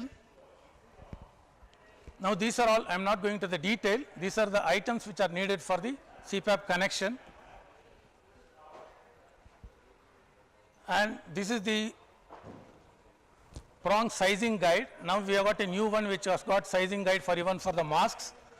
Then this CPAP has to be connected in the midline perfectly. Otherwise again you may cause lot of problems. Nasal prong selection should be perfect, and chin strap, if you are not able to control the leakage. Routine chin strap is not needed. Only in some babies where you can't control the leakage, you can use the chin strap. This is roughly I put a CPAP circuit just to know how it is. The details have been told already. And if you see here, just to avoid the nasal septal injury, here there is a hydrocolloid material used. And in our NICU, we use the normal duoderm. I've got a picture next one, which is cheap and works equally well. And you can see the CPAP generator and the humidifier well below the baby. So here, this is what we use in our NICU. This is the routine duoderm. So this is the way we cut the duodenum, make a hole with the punch holder, and then just open it up and fix to the baby. And on top of it, we just put the prongs, and hardly we get any injury. But still, you have to look at these prongs regularly just to make sure you don't harm the nasal septum. So this is how it looks afterwards. And if you are using a mask, I got the two pictures on that side. CPAP in delivery room. So why we have to use CPAP in delivery room? Even if you are using in delivery room, it has to be blended. Never use 100% oxygen. You will be harming the baby initially itself. It has to be blended. If you don't have a blender, this is a simple way you can have a Y circuit connected. I've written a calculation how you can calculate what the percentage of oxygen the baby is getting here. So roughly 3 liters of oxygen and 3 liters of air. If you look at here, this is how calculation can be done. 3 into 100% is 300. 3 into 20%, air contains around 21, I have just rounded off. So that becomes 60%. Similarly, you put 2 liters of oxygen and 4 liters of air, same calculation, 2 into 100 and 4 into 20, that roughly comes to around 46.7%. So this is a rough estimation of what oxygen you are giving the baby. Never give 100% oxygen. Still good it will be if you can use a humidifier even in the delivery room. We have not started. Only for this preparation, when I looked at, I saw this picture. I have already told my biomedical people, work on this and we will try to introduce. So why you should not use pure oxygen in the delivery room? This study was an excellent study published in 1996 by Neil Feiner. I put up these pictures in all my presentation on NIV or high flow presentation. Here these were 2 sets of babies, less than 1500 and more than 1500 grams. About 18 babies on this category and 13 babies on the other side. And here what he did was he gave a nasal prong oxygen which was humidified, and in increments of 25 ml, not liter, in increments of 25 ml, he took samples from the pharynx and checked what oxygen concentration was going to the baby. So even when the baby was getting around 200 ml, that is 0.2 liters, the oxygen concentration in baby less than 1500 grams was almost 50%. And if you give about 300 ml, it can reach 100%. So in babies more than 1500 grams, if you give about 200 ml, still you can reach around 50%. So using 100% could be a problem. Again, he himself published another one study. Here you can see, after all this calculation, he said that in a 1 kilo baby getting about 300 ml per minute, baby breathing at 40 per minute will get 100% oxygen. And even in a term baby who weighs 3 kilo, if you are giving 1 liter per oxygen, who is breathing around 40, will get 100% oxygen. This is based on this study. So that's one of the reasons why we should never use direct oxygen in these babies. It has to be blended always. So why you should not be in a hurry to bring up the oxygen to 100% while delivering in the delivery room. So here every fetus, when the baby is in utero, is saturating only around 60 to 90%, and PaO2 ranges anywhere between 20 to 60, averaging around 50-60. Why we have to be in a hurry when the baby is delivered to take it to 98 or 100%? So every organ, especially a premature baby around 28 weeks, 26 weeks, the organs are programmed to develop in a hypoxic state. And if the babies are delivered early, if you subject these babies to high oxygen concentration, that can cause significant harm to every organ of these premature babies. Now, again, problems with CPAP. Requires skilled nursing care. Maintaining the circuit is a real challenge with these babies.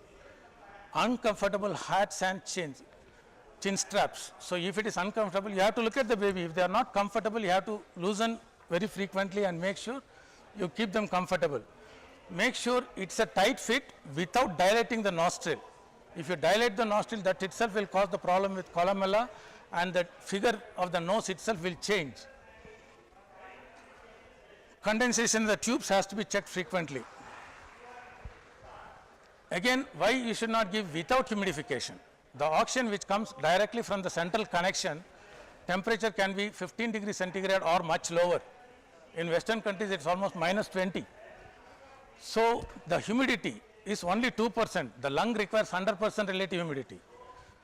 absolute humidity is around 0.3 milligrams per liter, the lung requires 44 milligrams per liter. So if you give directly from the central connection, you are going to give a dry, low temperature oxygen which can cause damage right in the beginning. So unless you take care right from the delivery room, by the time the baby comes to the NICU, you have caused the initial complication to these babies. So you have to prevent this. And I know there is a talk on humidity, so I won't go into the detail, but this is a part of supportive care. That's one of the reasons. If you don't give proper humidity, this can cause lot of heat and water loss, improper gas exchange, decreases energy for the growth, increase the risk of infection. You can see on the other side, that is the one with proper humidity, all the cilia will be functioning adequately, carrying all the bacteria and mucus outside. And this is the one with poor humidity where entire cilia is dead and the function of the cilia is also gone. So both the strokes, recovery stroke and the stroke, both are affected in this. So what are the complications? Again, it can increase the infection rate. Just one thing about this is the water vapor is very, very small in size. Okay, a vapor cannot carry either bacteria or virus. A droplet can carry both.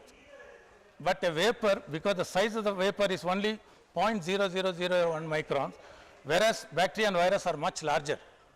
So if at all the infection has to go into the baby, it has to go through the surface of the circuit. So if you keep the circuits clean, infection can be totally prevented because water vapor will never carry infection. This is what happens if there is decreased immunity. Initially the cilial function will be perfect when you have got 100% relative humidity. As the humidity starts coming down, initially the mucus gets thick and then the clearance stops and then the cilia stops and then there is a cilial death. So again, so this basic concept all of you should understand. Unfortunately, I don't have a pointer. That's a big problem here. Okay, here if you look at the end of this, the temperature of the tubing will be around 37 degrees. The water vapor which comes is 37. By the time it reaches here, it will be 40 degree. It is further heated up from 37 to 40. Why you have to heat up to 40 where the baby requires only 37? That is the temperature has been hiked for the interface. When the baby air is moving through the interface, there is no heating. So based on the atmospheric temperature from 40, before it enters the baby, it will drop down back to 37. And that's what is going to go. Why it can't be heated there? If you heat there to 40 degree, that vapor will carry more water vapor because it has been heated. The more the air is heated, higher the content of water vapor. So because it's heated only up to 37, it contains sufficient water vapor for 37 degrees centigrade and gets heated up to 40 without any additional water vapor and then cools back to 37. There is enough water vapor for 37 degree. So there won't be any condensation.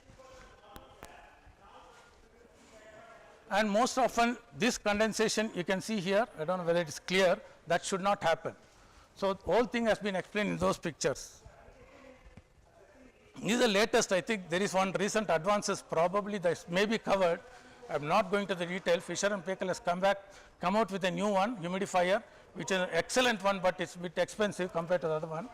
Here you can have minimal condensation. We did check for 2 weeks. It works perfectly well without any problems. Lot of connections are less. This can, you don't have to disconnect the circuit frequently to evacuate all the water. Therefore, CPAP is maintained continuously. Lung recruitment is maintained continuously. Infection is minimized. So here, care of the airway. Again, all suction catheters should be available for routine suctioning. Suction pressure should never be above 100 millimeter of mercury. Clear the infant's oropharynx first. If it is binasal prong suction, mouth and nose, generally done every 6 hours, but need not do every 6 hours. Unless there is secretions, you don't have to go for. Initially, if the baby has got lot of secretions, you may require more frequently and then subsequently only as needed. If secretions are very thick, use normal saline to loosen it, then you can take it out. So this is inserting the orogastric tube. Whenever you are doing a CPAP, you have to have an orogastric tube so that you are introducing lot of air into the stomach also when you are giving CPAP. That has to be drained freely. So you have to have an orogastric tube if you are doing CPAP connection. And one of the complications here, that is the CPAP belly. If you don't have a proper orogastric tube, even otherwise sometimes you can have problems in some babies, even if you have a orogastric tube, but it will minimize the complications. Check for the equipment function regularly, that is especially the bubbling. Only if it is bubbling, the baby will be getting enough CPAP. Otherwise, it may lose the CPAP, and make sure the humidifier is always functioning. So this is check prongs every 15 minutes in the first 2 hours, especially in extreme premature babies, because that is the time when skin is immature, and that is the time when skin can get damaged very easily. By 1 to 2 weeks, the skin matures adequately and chances of damage minimizes. So check prongs every 15 minutes in the first 2 hours. If you don't have any problem, then every 30 minutes in the first few days, and then once the baby is 1 or 2 weeks old, you can minimize your checking, but better have an eye on it. The ideal gap should be around 2 to 3 millimeter, but at least 1 millimeter is important. These are all different circuits which I have put here. So now common complications on CPAP. If you look at, this is the first one where the septum is totally damaged. If it is a female baby, they have to spend additional 1 crore or 2 crore for dowry. So we have to prevent this septal damage. And these are all the other damages because the interface circuit. And again, this is the synecdoche of the columella caused because of the prolonged use of CPAP. So this has to be prevented by selecting the ideal prongs. And this is because the tight CPAP interface, and these are all the different complications. It could be even due to the adhesives. Monitoring during CPAP, very, very important. Physical assessment and monitoring should be done regularly, and for all this, if you educate your nurses, they are really good. We depend on nurses mostly because we are 3 neonatologists, we spend a lot of time on teaching them.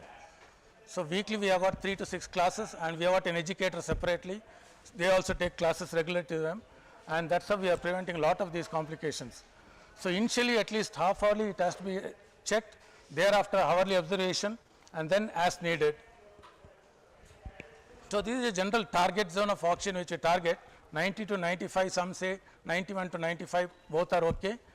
So that's very, very important. If you have a support of transcutaneous machines, that will be very useful, but we don't have in our NIC, we are planning to get one. So this will be very useful if you have these Massimo pulse oximeters, especially Radical 97 with the trends in it. It will be very useful to decide whether the baby can be weaned off CPAP.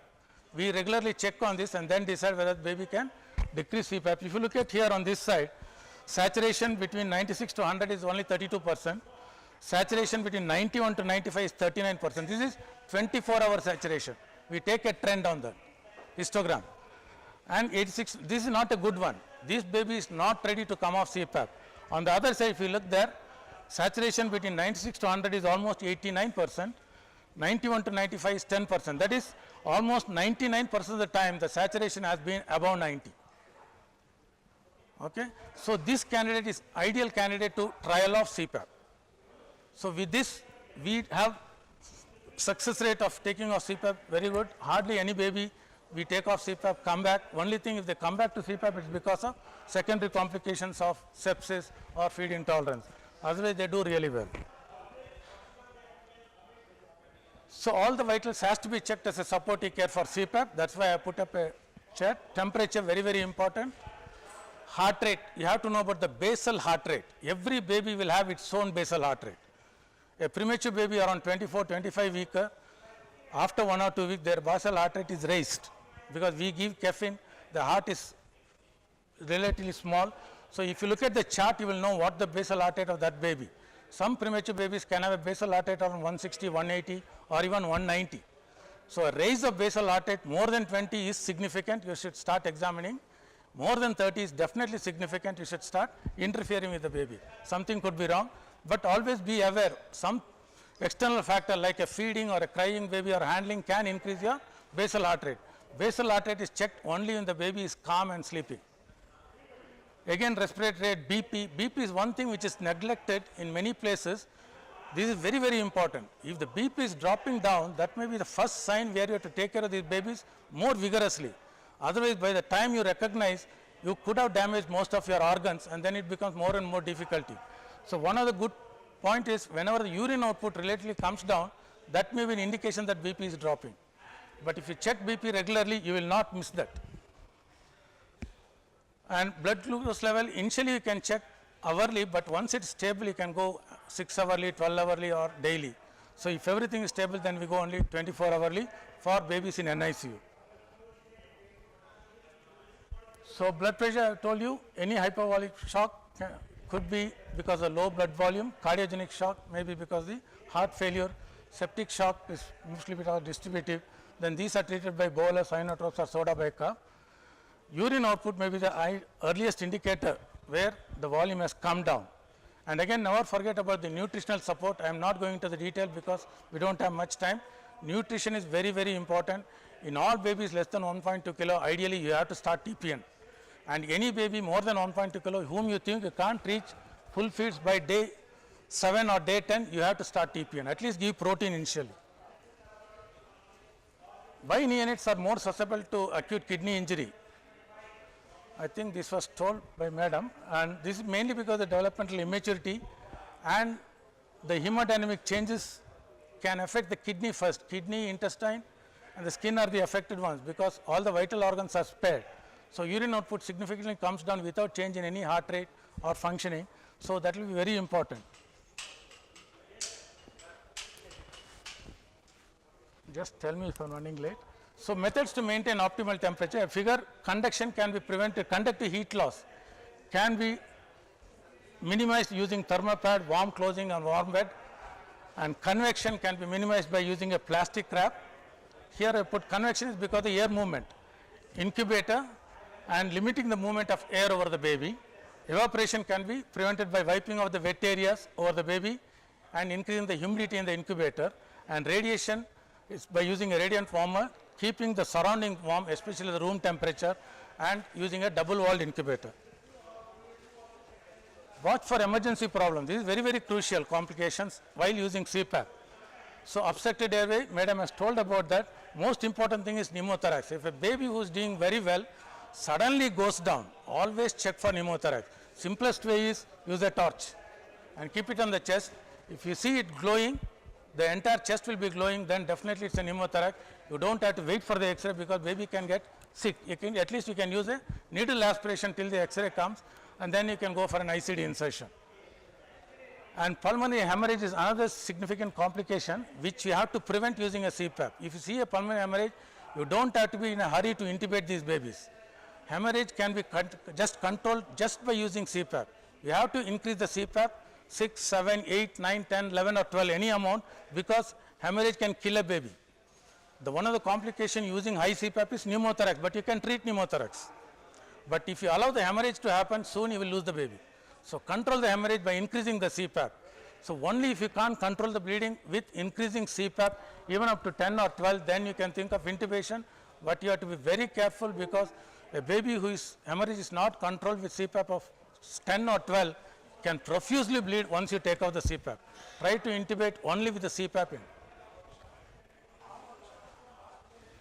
Other supportive cares, you have to look at the fluid balance, observe for abdominal distension, look at the IV site regularly, document it hourly. IV site redness, swelling, blanching and leaking, all this has to be looked. All these pictures tell us about it. And this is another important slide which I went through. Unfortunately, I couldn't get the reference for this. I was searching for 2 days, I couldn't get it. So this was in one of my presentation. So if you use CPAP, it has to be optimal CPAP. If you use less CPAP, oxygen is not going to be better, your CO2 retention is going to be more. Once you use optimal CPAP, maybe 5, 6 or 7, that is the best time when you get best oxygenation and best CO2 washout. So if you go anything beyond that, you may be causing more harm. Again, PO2 starts coming down and your CO2 starts retaining. So you have to check the optimal CPAP for every baby you treat, and most of them are comfortable of CPAP with 6 centimeter. Down scare, I am not going to this has been told almost 2-3 times. CPAP related underinflation or overinflation. If you look at if you think baby is not doing well, you can just take an X-ray and see. If the lungs are not inflated up to 8 ribs, then probably it is underinflated. You have got a room for increasing your CPAP pressure. And sometimes, even if you are sitting 6 or 7 centimeter, the baby suddenly may start going down more gradually. You see that oxygen requirement is going up. Again, the X-ray will give a useful information. That is, if the lungs are overexpanded, it is going to compress your lungs. If the if the heart is compressed, the volume going to the heart decreases. Therefore, the output of the cardiac output comes down significantly. So that will cause again a decrease in oxygenation. And if you think any other thing is here, you have to decrease back your CPAP. Then baby will start improving. At that time, you have to spend more time on the bedside to see what happens while decreasing the CPAP. If the oxygen starts getting better, probably you are overinflating. If the oxygen gets worse, you have to go for the next step. And again, this is the CPAP belly. And overinflation causes a lot of complications. It increases the cerebral venous pressure, compression of the heart, decreases cardiac output, increased oxygen requirement, decreases GI blood flow, causing feed intolerance, CPAP belly, decreases renal blood flow, decreases the urine output, increases the ADH, and also increase intracranial pressure. So overinflation could be dangerous for these small babies. Skin care, again, very, very important, especially in the first 1 to 2 weeks. As I said, that is the most delicate time for the skin in an extreme premature baby. You have to take care. Again, medical adhesive related skin injury has to be prevented. So you have to use all the very important, even while using adhesive also you have to select the proper ones. So this is last few slides. Developmental care during CPAP also should be taken care. So keep the baby in a swaddling position. Swaddling position is the position how the baby was in utero. So that position will be more comfortable for the baby, and that also helps in good development. The other thing is nesting. Nesting helps in lot of it keeps the baby comfortable, and also it covers most of the surface of the baby, helping the sensory system to develop much better. Lights and noise should be minimized, but should be exposed both to dim light and white light and also the dark light. So you have to have alternate but not too bright light. Light music is really beneficial for the development of these babies. Every NIC should have a quiet time daily, especially in between around afternoon, around 3 to 5 o'clock, and give them some quiet time where absolutely there should not be any noise in the NICU. Kangaroo care will be really helpful once the baby is ready. So baby on CPAP, probably it's difficult. Baby on high flow can go on to kangaroo care. And different positions of the baby also is very useful.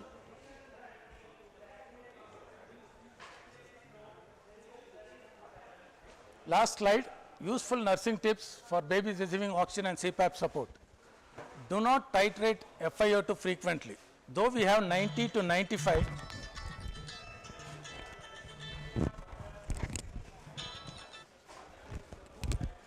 though the target saturation is 90 to 95, sometimes some babies will just go to 97, next second they will come back to 93. Thinking that it has gone to 97, don't try to wean.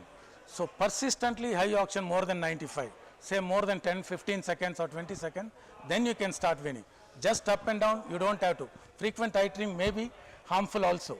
Make small changes at a time, decrease FiO2 if persistently above 95, and increase the FiO2 if it is persistently below 90. Desaturation with bradycardia is more significant. Extreme ups and downs and in the SpO2 are very risky. Allow the baby to fluctuate within the desired saturation. After suctioning, recruitment may be needed. If you are taking off the CPAP for suctioning, that's the time when the lung can collapse a bit. And then once you connect back, the oxygen will start going up. So if you think the recruitment has gone, we'll have to increase your CPAP further up.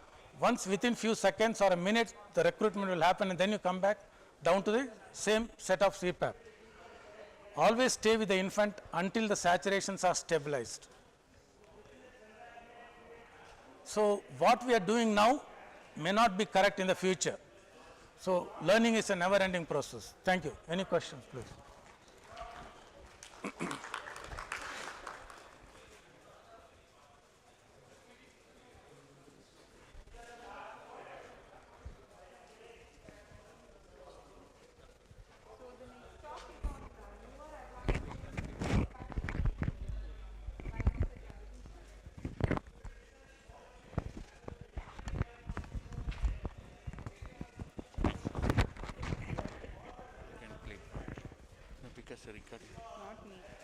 Yes.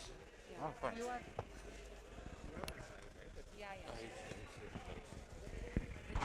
This is Dr. Jagdish Chaturvedi. I am an ear, nose, throat surgeon. You must be wondering what is an ENT doctor doing at a neonatology conference talking about new advances. I particularly deal with CPAP in the older individuals who have obstructive sleep apnea.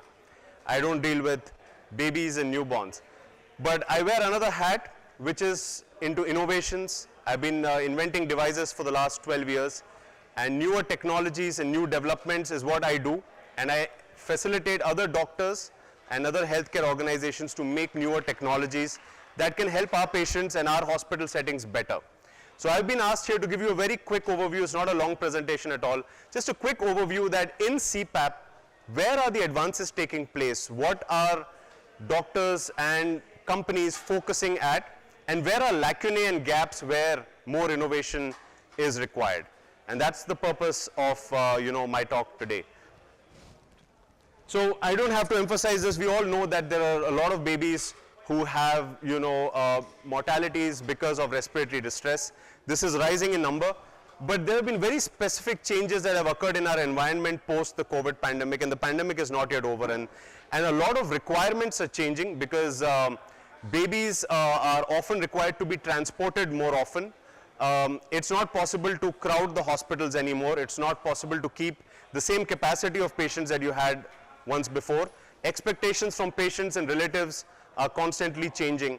I remember once I was talking to a neonatologist in a rural part of India, and he clearly said, I don't use CPAP at all. I directly put the babies onto a ventilator because I get only one chance to put the baby into a care setting. If I say I'm putting on a CPAP, bubble CPAP, and then I have to upgrade to a ventilator, patients and parents refuse. They go somewhere else.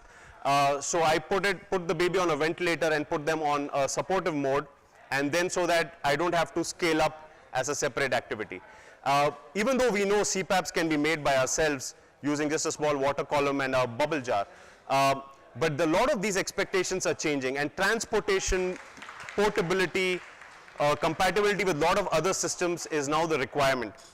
So I'm going to show you a really bad slide. This is not a good slide, but this is an actual comparative analysis done by researchers that was published in Innovations BMJ on low-income countries.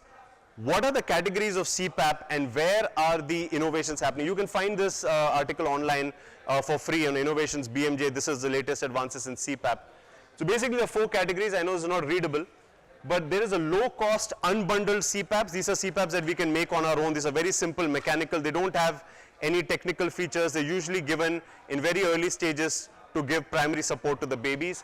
And then there are certain improvisations that people do on that by having some sort of an oxygen support and some sort of external humidifiers. But I wanted to focus on the medium cost bundled CPAP. This is where 90% of technology advances are happening.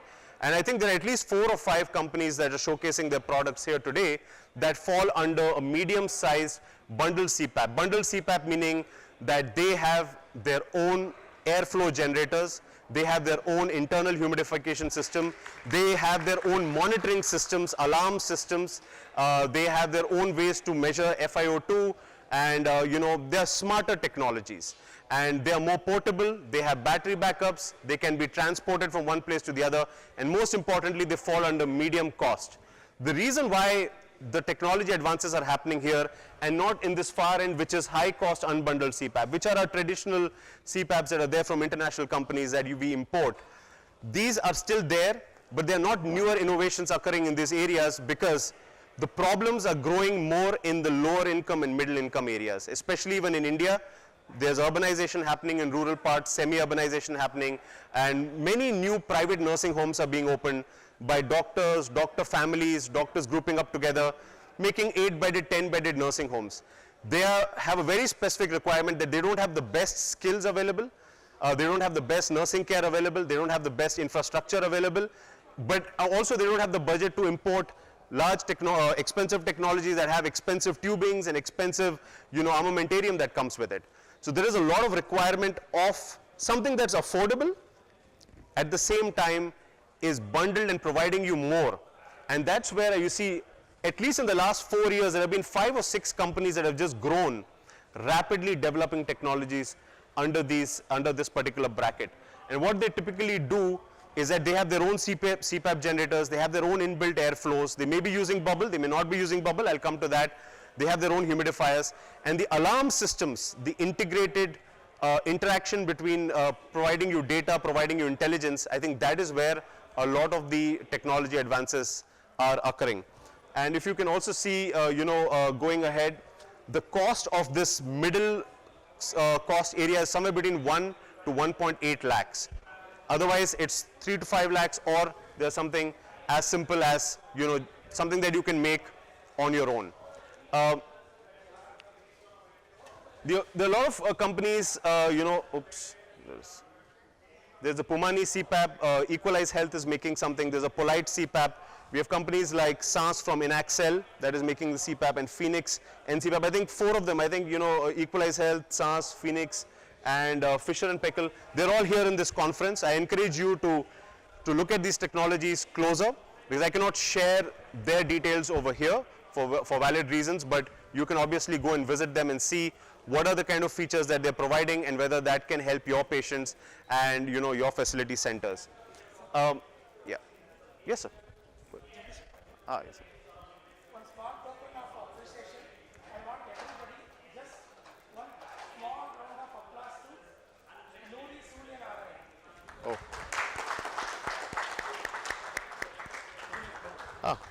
Sir.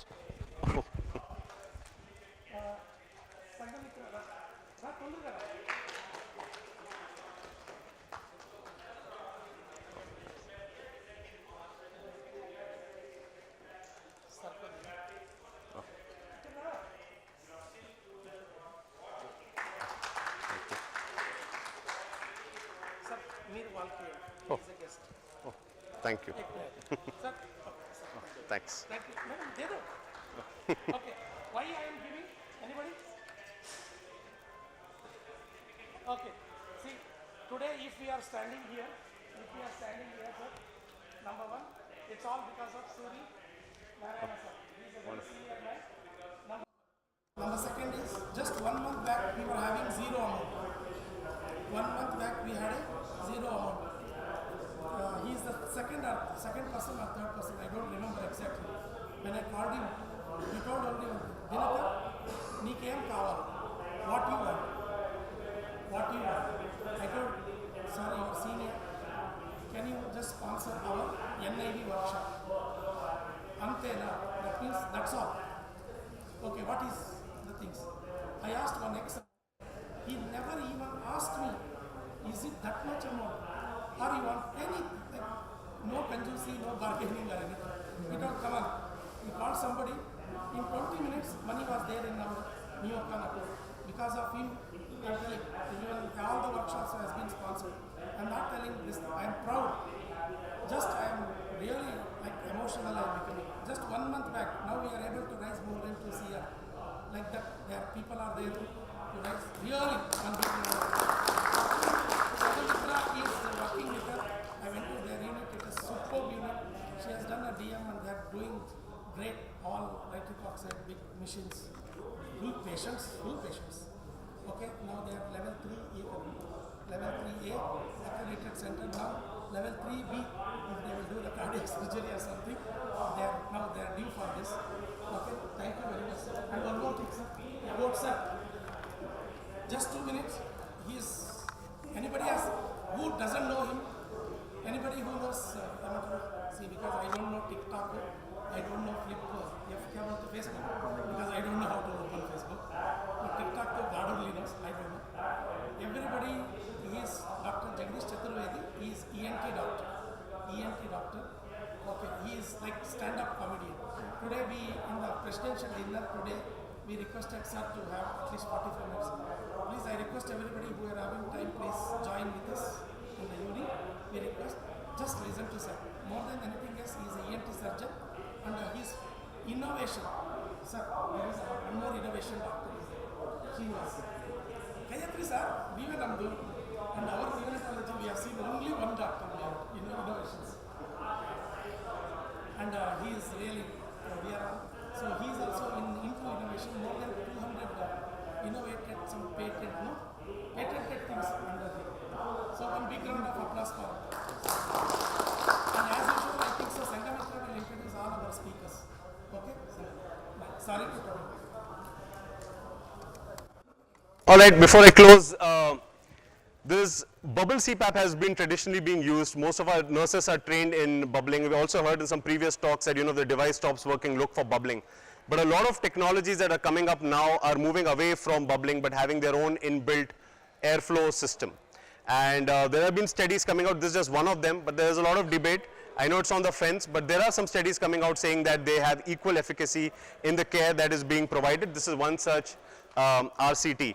Now, there are certain areas where innovation is being particularly looked at. One is compatibility. And when you have a bubbling system, it's very hard to make it compact. It's very hard to allow transportation because you have to keep a level that has to be maintained, and while traveling and while transportation, it's not always very easy. That's why technologies are moving towards having their own inbuilt airflow system so that they can be compatible, they can have more portability, they can have more easy transport, like they can have lower weight, they can be more durable while being transported in ambulances or even in private vehicles on all sorts of roads that may not exist in many rural parts. And independent functionality, battery backup is becoming something that is a requirement which is not really looked at in the high income countries. But here you may have battery backup requirement for 4 to 6 hours where the device can run independently. And especially at times of pandemic or at places where you need to provide home care or create isolated camps or even create mobile vehicles for care, you need some systems that will provide you that battery backup and allow monitoring and all of those things with ease of use. But the area where I think we need most amount of innovations, and it is not happening for some reason, is basically in the interface and the circuit. And we also saw, Dr. Srinivas present, images of babies having septal damage, and that can, cause a lot of problems even at that time, but also going forward with their growth. And for some reason, even though there are a lot of these companies developing technologies focusing on the other aspects, but the interface for some reason is not being cracked in a way that it can be safely used without much. Because nowadays, we may not have that much of nursing care and that much of constant monitoring for babies to look at whether the circuit is fine, whether the nasal septum is injured or not. And sometimes we have seen in some smaller hospitals that 3 babies, 2 babies in just, one particular bed. So this is an area where if, doctors like yourself who spend day in, day out, understand the nuances of what can be done to make the interface better, I think there is a lot of scope of innovation there. There may not be much development that will be possible after a point with the technology alone, because CPAP being a very straightforward thing. So with that, I would like to give you a small token for your time. This is a small initiative to update our knowledge on rheumatic fever and rheumatic heart disease that pediatricians also see. You can get a certificate from Stanford Biodesign by scanning that QR code and taking part in a questionnaire that just takes 5 minutes of your time. You finish that questionnaire and you get a certificate from Stanford Biodesign as a token of appreciation of upgrading your knowledge. This is an innovative questionnaire. You don't really have to prepare for it. Just go through the questions. You learn the answers along the way, and it just updates your knowledge. So you can just scan this QR code or take a photograph of this, and if because of the size of the image it seems to have changed, if the QR code is not working, you can please meet me at the end of this session and I'll share the link with you. With that, thank you very much, and over to our MC. Thanks. Thank you.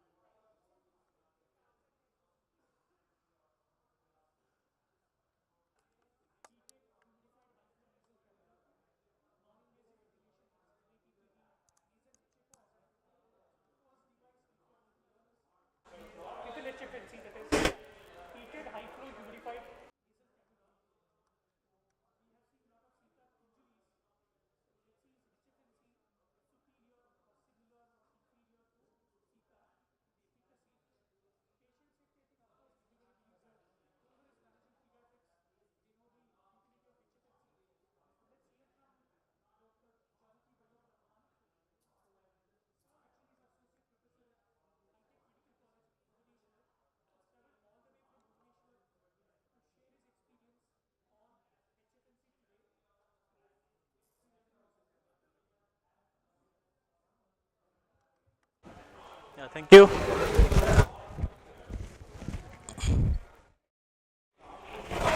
Let me check. So good afternoon. After a long break, I think it's a transition time from AM to PM. So we are also changing from older people to younger people, from some CPAP to HFNC. So all transition is going on. I think now also Team India also they have changed. Virat Kohli will know that okay, some controversy is going on. So we are also in a controversial phase. So what is the next?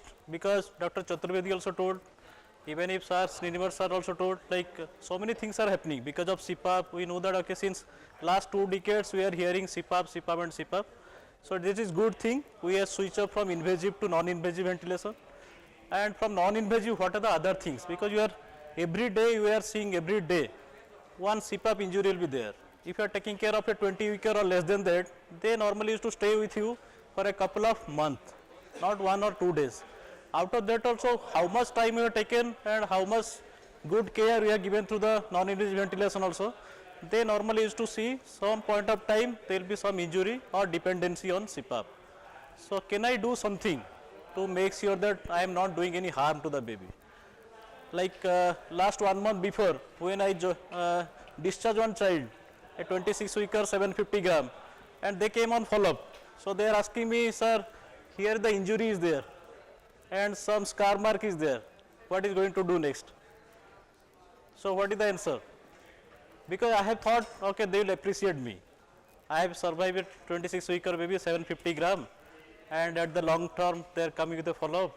So I am very glad to see the baby is now 3 kilo, but with a scar mark. And that is a female child. What sir is telling that they have to spend all 2 crores of rupees if the dowry system is there. So I am not encouraging that, but to make sure that okay, can I do something for that type of baby? So can a alternative is there for CPAP? Is the CPAP HFNC I am going to talk on 30 minutes. Is it an alternative or similar or is it inferior or non-inferior? I am going to talk on that. So my talk will be like mechanics because this is a different type. It's not like a CPAP. So what are the mechanics and devices? What are the indication? What the initiation? What the monitoring and maintenance we require? Weaning and removal, and what are the evidences, current evidence in supporting that HFNC. So as I know that okay, this line is very faint, but the CPAP or NIV and on other side is HFNC. I am going on taking like okay, this is on the lower side, this is on the higher side, but in my end of the topic you will see okay, something is better than this one. So what is the drawback of CPAP? As we know that okay, the bulky interface causing the more injury, and the need of prong is a different type of prong. People are trying on all the innovation is going through the prong, but still unable to mask and prong. This might be hard, firm, soft, short binasal prong, or it's a very thin prong. But still that so many things are happening and it's getting the injury because of the interface and because of the bulky nature of the CPAP. And another thing is the feeding intolerance. When I am talking about 26-weeker baby, 27-weeker baby, most of the time you will see the CPAP belly, and that is making us to make sure that okay, it's not a feeding intolerance, it might be NEC, something else, but if landing on might be a CPAP belly. So what I will do next? And another thing is we are moving from the quantity to the quality. Quality means a mother-centric care. So what will say, the mother will come and ask, can I do something? Can I hold my baby to KMC?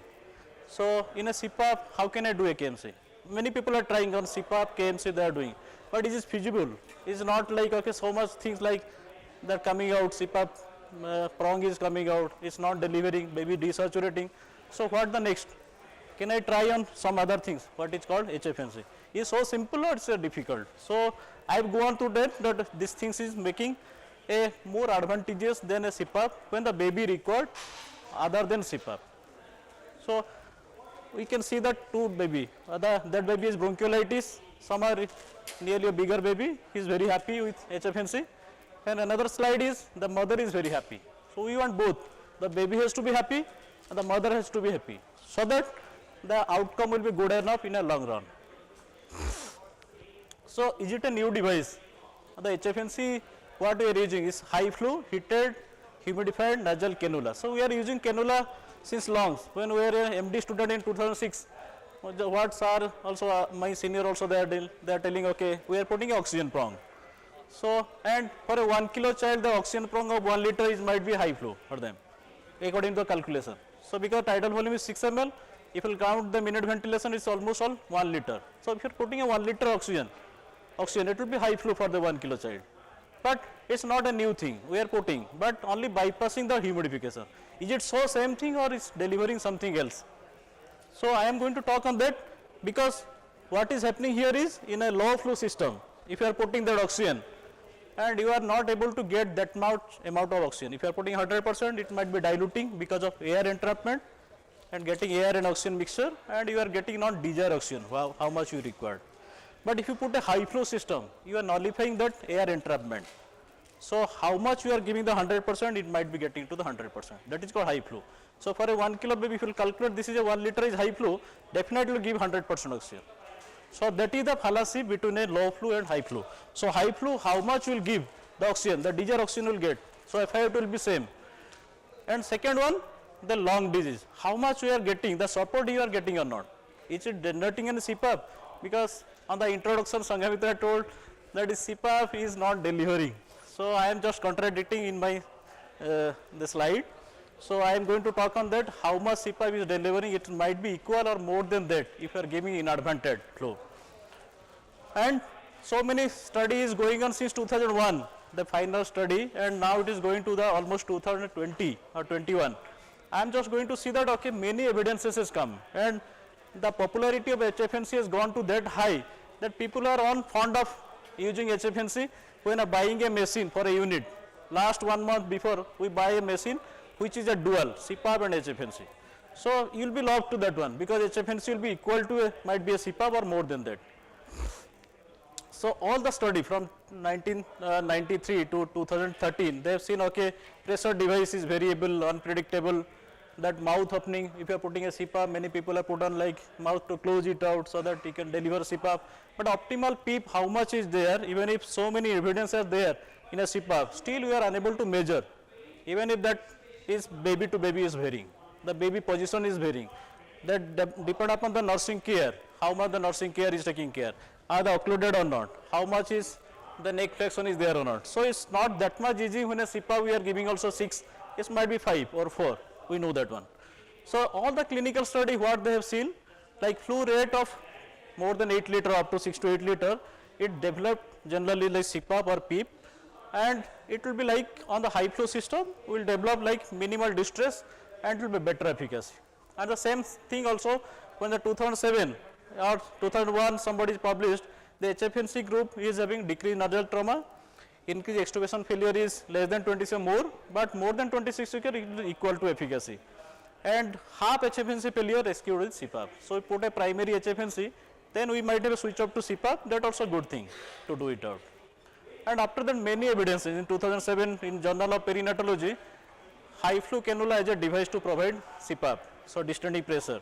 They have also seen like, okay, if you are giving more than 3 liter of oxygen, they also generating a PEEP equal to a CPAP, how much you are desired. So, now the popularity is from 2000, it is gaining up to 2016 or 18, it was on the higher range. And because of the corona, I think in older who is taking care of an adult, they have bought all the HFNC machine. If a corona pandemic will out, the HFNC machine, I think it will come to the NICU. I am sure that HFNC machine will come to NICU because we can use that one in a proper way. So, what are the things is happening? Because the CPAP is, I think the slide is not clear. So, it is extubation failure, we can give post extubation support, alternative to a prolonged CPAP or as a primary outcome. The 3 modality you can use at a HFNC. I think first one is a good evidence, I am going to see that one. The post extubation failure rate is very low if you are putting on to from extubation to HFNC. And alternative to a CPAP also, that is a good if it is delivering more than 28 weeks baby, or as a primary treatment for RDS, that is also evidences are there. So, I think slide is not moving. Next slide.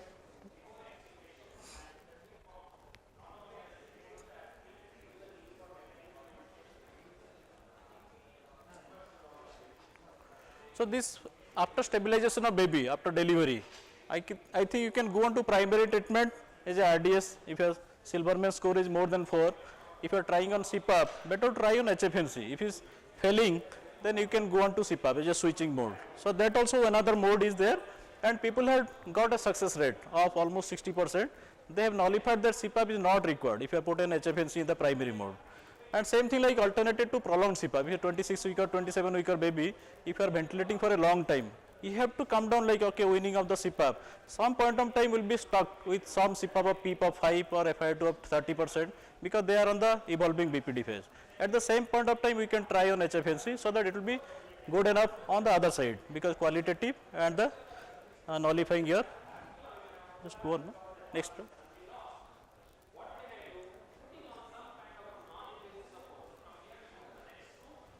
Yeah. So this is from invasive to non-invasive, and all the 4, I think Yoder's, they have done almost more than 22-weeker baby.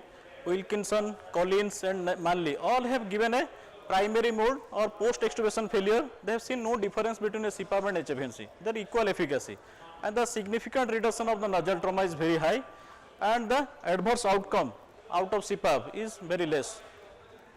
I think we have to switch.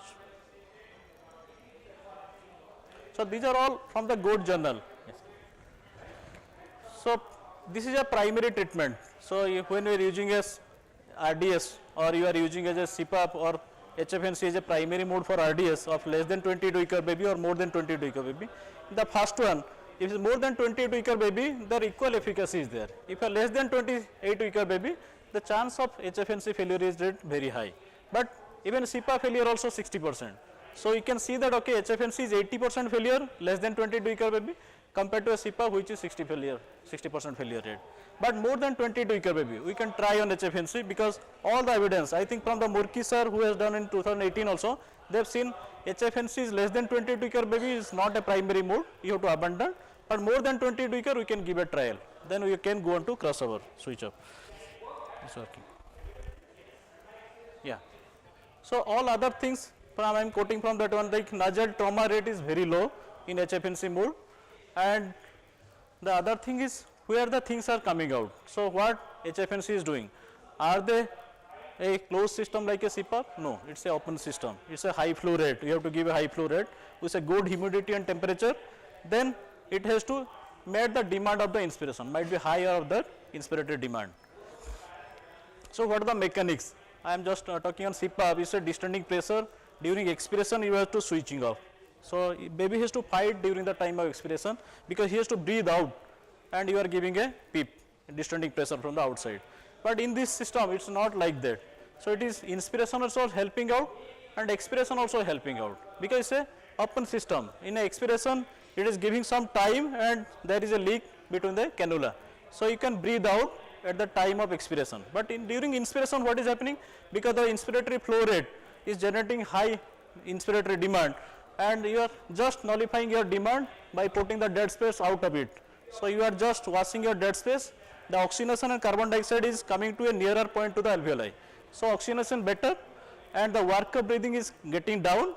Improvement of oxygenation and carbon dioxide is better, and by putting a heating and humidification, you are just doing that improvement of the compliance, so that the less chance of injury is there to the alveoli. And compared to the all 4, I think first one, the if you have high humidification you are giving, you are just nullifying that excessive demand, metabolic demand, you are decreasing. Then wash out of the airway, so dead space you are coming down, thus oxygenation better. And if you are putting an inspiratory flow on the higher side, so dynamic compliance is better. So baby, the collapsibility is on the lower side. At the same time, if you are getting entrainment of the air is not getting, so your desired oxygen, how much FiO2 you are giving, that is you are met the demand of the oxygen requirement. So all the things if you combine together, and during the I told that same that switching off and switching on between the expiration and inspiration, there is a fluidic flip. So it is more on HFNC time, is a Konda effect called, that is also getting better. So better oxygenation, better carbon dioxide wash out during putting on HFNC. In a nutshell, what the things are doing? So one is, first is washing out the nasopharyngeal dead space, so decreasing the dead space. So work of breathing is less. The reduction of inspiratory resistance by putting nasal resistance, you are putting a high flow, you are just nullifying the resistance. and improvement in the conductance and pulmonary compliance by putting a CPAP, dead space. So, and reduction of metabolic work and positive dystonic pressure, what I am going to tell on the next two slides, how much pressure is generating. So, in this slide you can see that on the left side on the y-axis that is a pressure generation, on the x-axis on the left side that is a flow. So, if you are putting on 2 liters of oxygen or 2 liters of flow, 4 liters of flow or 6 liter flow, you can see there is a pressure generation between 0 to 4 in first if you are putting a 2 liters. If you compare to a 4 to a 6 liter, then definitely on increment of the pressure required, and what is the pressure generation is 4 to 8 liters. So, they have compared like, okay, if you are putting a 4 to 8 liters of flow in a HFNC in a small baby in a neonates, then normally is to deliver almost PEEP of 4 to 6, which is our requirement, 6 to 8 even if we have gone to up to that, but people have not tried beyond 8 liters.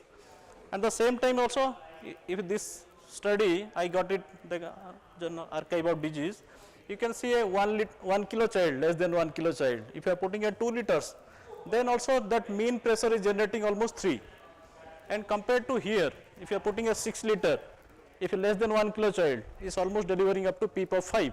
So, 5 plus minus 2, so might be 4 to 6, 4 to 8 he is generating if you are putting a flow of 6 liter for a 1 kilo child, and compared to a 1500 gram if he is almost delivering on the lower side. So, your desired set pressure almost 4 to 6 or 6 to 8 you are getting if you are putting on HFNC flow of 4 to 6 liter or 6 to 8 liters. It depends on how bigger baby you can put at that lower side, you will get less pressure. If a smaller baby you are putting on bigger higher flow, you will get a high pressure. And another one is the nozzle prong, how much prong size is required, how much it will fit into that, because I told it's a open system. You are just putting that flow and you have to come out from the nares. So, this flow and the nozzle prong size, what I am compared, I think this one, the first one is like 3 millimeter prong and we are getting 3.7 millimeter prong. So, you have to choose a prong size. So, I will get that color code, what the prong size will be there. Okay, it's my next slide is there. So, this if you put a prong of smaller size and it will fit into more than 50% or 60%, then normally you should generate more pressure because it's occluding more on side. If you are getting on 50% to 60% of our occlusion of the nozzle nares, then you will get a desired pressure of 4 to 8 PEEP. So, it's depend upon the prong size also, depend upon the fitting, how much fitting into that. If it's more than 50%, you are occluding more. So, your chance of PEEP is high, descending pressure is more on high. So, if you go on to that initial on the second two lines, if you are putting on 50% to 60% of your nozzle nares and you are putting the prong size of 50 to 60%, you will get a generation of PEEP of 5 or 6. So, it depends upon the size of the prong, how much you are getting into the prong size and what baby of size if you are putting into that and how much is fitting. So, device, as you know that this is very simplest form of the CPAP machine. If your expiratory limb is coming out, taking out, then it will be an inspiratory limb, and if you will connect to the nozzle prong of this one, I will put into demo. So, this will be almost a similar size, a inspiration size and inspiratory limb. There is a prong of inspiratory proximal temperature probe, then after that it will start is a prong.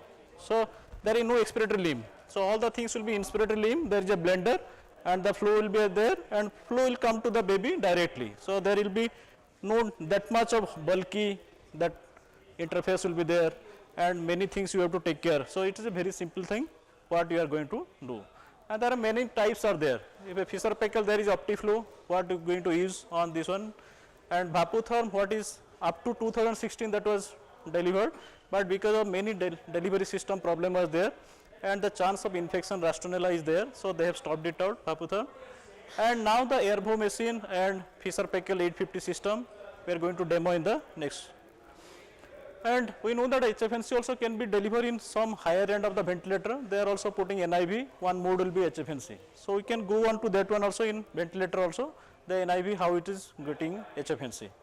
So, coming to the interface, if you are putting an interface, there is two types of interface, is a binasal prong, might be is a adhesive tape will be there, or other one is called Ram's cannula. It's a very simplified one, the Ram's cannula, you just put into that one. So, on demo you can see how much interface and what are the size of interface, but make sure that okay, your interface size should be good enough so that it will generate on the optimal flow and optimal pressure. So that color code has to be there. So it is always on color code. In a premature baby, it will be on the on the left side, the prong, then yellow, then violet and green. So nothing to be on other side, because you have to make sure that, okay, when you are choosing a baby, small baby or bigger baby, you have to choose this prong of the appropriate size, so that no mismatch will be there. If you give a large prong to a smaller baby, definitely it is definitely going to cause more injury and more pressure injury. So this prong also have a design like that, they will give that much of flow. So it's a, if a premature baby, maximum flow will be gone to 8 liters, beyond that it will not work or it cause injury. So if it's go to infancy, till up to 10 kilo, it will deliver up to 20 liters. And pediatric age group, we can go on to maximum of 25 liters per minute. So there has to be color code. So indication, contraindication almost similar, I think. For a premature baby, it is RDS, Silverman score of more than 3, recurrent apnea, post-extubation. The contraindication are there too. If you tracheomalacia, never try to put on HFNC, even if CPAP, even if phrenic nerve palsy also there, don't try to put on. So most common indication are there: post-extubation, recurrent apnea if the baby is getting apnea, or RDS if Silverman score more than 3, try on HFNC. If it is failing, put back to CPAP. So there should be a protocol in unit so that we can go on to on the CPAP or HFNC. So where I am putting on HFNC, this might be oxygen therapy, low flow therapy. If you are going to high flow therapy, just choose a HFNC. If it is failing, put back to CPAP. If CPAP is failing, then bi-level, then go on to mechanical ventilation. So always go on trying at the HFNC, not to jump it out to CPAP. In my, then term baby, if it's pneumonia, most common congenital pneumonia is coming out, and meconium aspiration, so people have tried and they got a success also higher side. So what the contraindication, as I told, there will be any congenital anomaly on the higher upper airway. So coronal atresia, tracheoesophageal fistula, CDH. So don't try on putting HFNC, we are wasting your time. So and another baby who is on multiple inotrous or cardiorespiratory instability. So don't try on putting an HFNC. Then initiation, how I will do a starting a HFNC initiation, what are the things I have to look at. So connect to a pulse oximetry, how much saturation is there, because from the clinical point of view I have to see, okay, what is the baby condition at the starting point. The right size prong, interface and device, I have to check other my everything is working or not before starting an HFNC, because it is not like wonderful drug. If you put it out, you will get the results. It will be step by step, baby will get into improvement. So I have to check it out at the starting point, what is my FiO2, what is my saturation, how the baby looks, and now how the baby is improving. And the flow and FiO2 at optimal level, because flow is more important, because it is flow driven. So if you are putting in flow, you have to give definitely how much flow required for the baby, 4 to 6 liters or 6 to 8 liters, and what is the FiO2, how much I can go beyond. So more than 40%, don't try on FiO2, and up to check it to 40% or 50%, and baby response, how much the baby is getting. And check the circuit, because circuit is more important, because there is nothing. If a circuit is disconnected or circuit is not working or there is filled with water, then it might not deliver that much of flow what is desired. And monitoring, as everybody told on CPAP, so the same monitoring, the monitoring is the first and foremost, because if you are putting a baby on CPAP or HFNC, the most important, the baby has to be monitored in a continuous way. So when I am putting HFNC, because I know that, okay, the HFNC is going to fail, I have to sit with the baby. So don't leave the baby putting HFNC or CPAP. That is the first and foremost. To succeed it out in an NIV, you have to be there if your baby is RDS, because it's a dynamic lungs, compliance is going up and down. So always try to think like, okay, can I sit there? If I am starting my point, even if fellows or my DNB students are there, I never used to leave them out. I will sit for any half an hour to 1 hour to check it out my machine is working or not. If it is deteriorating or something, I can do better, because I know better than machine. Okay. So the baby airway, I have to check it out, the baby condition status and airway, how is going on. Then prong size, it's fitting, or I put a prong of appropriate size or not. Then circulation, circuit, the condensation is there or not. Is there any leak, high leak is there. Then I have to check my machine. So in machine, what I will see, the flow, FiO2, humidification and any other complication happening to the machine. So these all things, because flow is mandatory, and what you set a flow is delivering or not. Then FiO2, how much FiO2 I am getting because of blender, I am getting or not. Then humidification should be there if you are making a success of this one. Then clinical monitoring is, I know that, okay, clinical monitoring has to be there. every 10-20 minutes according to the CPAP sir is telling very nicely, 15 minutes you have to see the saturation index and how much saturation is there, how much FiO2 requirement is there, what is the chest retraction, chest expansion is there, air entry if somebody is checking out, it's very good. And the other things is how the circulation, hemodynamic things are there. So urine output, abdomen distension, the bowel sounds is good enough, and the baby neurologically has to be fit enough, because baby is completely paralyzed, or baby term baby, if HI, if you are trying, baby is on like that breathing effort is not good, it's not going to help. So baby has to be good enough, neurologically good, cardio hemodynamic stability is there, and you try on just playing on FiO2 PEEP and flow when the baby clinical monitoring you are doing, and do an ABG and X-ray when it is required. It's not mandatory ABG is every time you do it out, because now we are changing from invasive to non-invasive. Even if for a ABG what we will see? You will see the pH, you will see the PO2 and CO2. If you are putting on PO2, the saturation telling out is what is the PO2. Only CO2 we cannot measure. If baby is good enough, even if you can think of CO2 might be good enough, if a baby breathing is good enough. And this one everybody told the silver score monitoring chart, because every time to time, initial part every 15 minutes has to be there for HFNC, even a CPAP. Then after that baby improving condition, you can go on to frequency, you can change from half an hour to 1 hour or something. But it has to be there in every NICU, every corner, even a baby also there, the monitoring chart has to be pinned with that one, the baby side. And the monitoring the airway, because you know that okay, this is not beyond the airway. If it's previously like if you are putting on the pre-airway. So if you are putting here, then there has to be adequate airway pressure to be generated here, it has to be patency. So if no patency is there, definitely HFNC or CPAP is going to fail. So make sure that your patency from the airway has to be there, and you are just take care of the nostril every time, you are just suctioning, putting sterile water on ends, and your suction, you are not making much more injury. If you are putting more on like every 1 hour or 2 hours, and you are not checking the pressure, how much is generating the pressure, then you will get more injury and getting a more blood. And adequacy is like HFNC, because you know that clinical, your equipment will be good enough, because baby should be comfortable, babies should be on improvement trend, minimal retraction, grunting should be there, baby hemodynamic stability will be there, and baby will be not in recurrent apnea, and saturation is making on normal side. That initiation I quoted from a guideline, concession guideline, that how to initiate. You just start on depend upon the size of the baby, what is the weight, 1500 gram or less than that. You start up initiation flow of 4 to 6 liter. As the size will go on, you can go up to 6 to 8 liters. So in a term baby, if you are putting that one, try on 6 to 8 liters. FiO2 always keep on banded at 30 to 40%, not beyond that, and see the respiratory rate and work of breathing.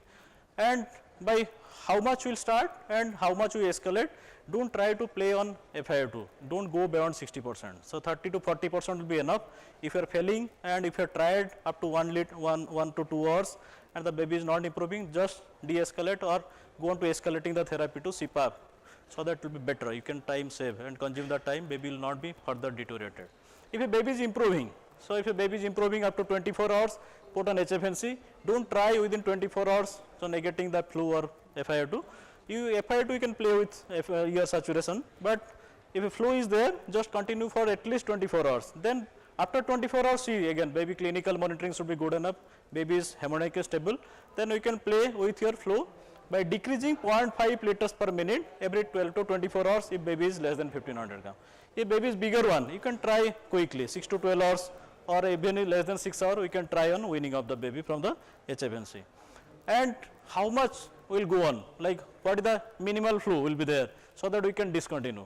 So the minimal flow depend upon his weight. If it's approximately what is the baby weight, you just discontinue at the same liters. So if you 1 kilo child, you just discontinue 1 liter. If a child is 1.5 kilo, you just discontinue 1.5 liters. So like that you can take a call when you are trying to wean off from the this one HFNC. So then weaning is a gradual process. You know that okay, this step of FiO2 should go down by 5%, even if people should try on 1, 2, 3, 4, 5, 1 every time. And that flow I told, like every time 0.5 liters per minute every 12 hours. If his baby is very small, you try on giving 24 hours. And disease process has to be improved. Without the disease process, you are showing X-ray, ABG and clinical monitoring, the baby is fine, then try to wean up. Then next one is the flu, when to remove HFNC, as I told, with the baby size, depending upon the baby size, you can change. So, what is the procedure after HFNC? I told, okay, this airway should be patency. So, make sure that, okay, you are giving a nasal suction, adequate interval, saline nebulization if is required, watch for apnea, tachypnea, retraction, and frequent change in position. And you can hold the baby. When the baby on HFNC also, you ask the mother if the baby is hemodynamic stable, the baby mother can do a KMC. So, that will give a hemodynamic stability also when you putting on HFNC. Then failure of HFNC, as I CPAP, the same thing, continue retracting, continue grunting, recurrent apnea, saturation not maintained, PCO2 is beyond 55, or baby not tolerating CPAP also. When the baby is on CPAP, he is failing, don't try on putting HFNC because it is inferior to the CPAP group. So, you try on initial part, but not after trying on CPAP. Okay. So, reason for failure is inadequate flow. First check your flow will be good enough, and worsening of the respiratory or cardiorespiratory or neurological status. If the baby is neurological not stable, cardiovascular not stable, or respiratory wise worsening, might be reason of failure of HFNC. Next please. Slide please. Yeah, so if the baby is failing on HFNC, then you go on trying on CPAP, might be switching from the HFNC to CPAP, or you might be trying on intubating. So, before intubating or putting onto CPAP, check sure that, okay, your HFNC you are given optimal, your flow is optimal, your prong is optimal size, baby hemodynamic stability is there, then we change to HFNC to ventilate or intubate the child. Otherwise, don't try. Can you give some more time on HFNC so that the baby might be improving. Okay. Next one. Just leave it out. Yeah, next. Next please. Yeah, next. So, what is the evidence? I am taking quoting from the Cochrane review from 2016. So, they have tried on like multiple parameter, like primary mode of ventilation in RDS, post extubation, what is the HFNC role and CPAP role, and that other one is a treatment failure of CPAP. So, high flow nasal cannula for respiratory support in preterm baby. So, this is a Cochrane review by Wilkinson.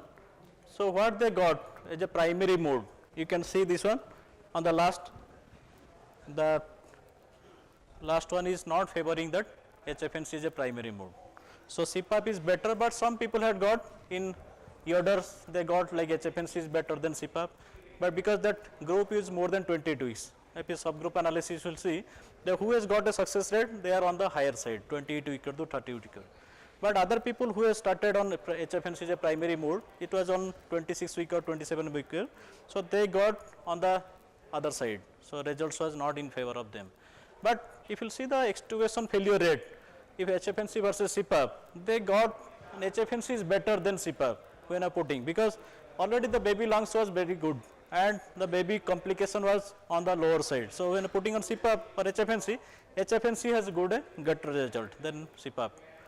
And same thing like, okay, prevention of extubation, other things, they are on the as par. So, might be HFNC or CPAP, you can go on that one. So, rate of reintubation rate are very less when put on HFNC compared to a CPAP group. So, reintubation was on the lower side when put on HFNC after extubation. And this one like high flow nasal cannula versus CPAP, prevention of extubation, again same thing, that is on favoring CPAP because this group are on the smaller baby. So, this one like, okay, pneumothorax, if you are putting on CPAP and versus HFNC, the pneumothorax rate is very low when you are putting in HFNC as a primary mode. And same thing nasal trauma, we have seen like a nasal trauma is almost all minimal when you are putting HFNC versus a CPAP group. So, take home message is from HFNC is there, HFNC a similar rate of efficacy when compared to the other method of NIV in supporting the preterm baby, preventing treatment failure, death or BPD. So, all are equal in the long term morbidity or mortality. So, paucity of data is primary mode of NIV in LBW because we are not getting that much success rate in Cochrane review also. Is a preferred mode for post extubation or extubation baby who is well tolerating and chance of nasal trauma is less and pneumothorax is less. So, adequate flow and humidification is a must for a better monitoring and functioning of the baby. And 50% nair or size of the prongs should be fit into that nairs to maintain a good ratio and safety of the HFNC. It's a better tolerate and a convenience to use for the baby and the mother. Thank you. So, any question?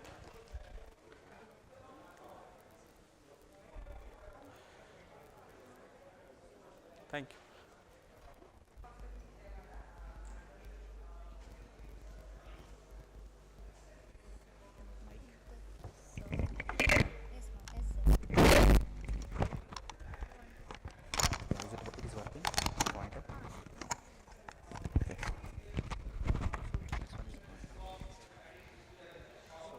This one is slides up and down. This is slides up and down.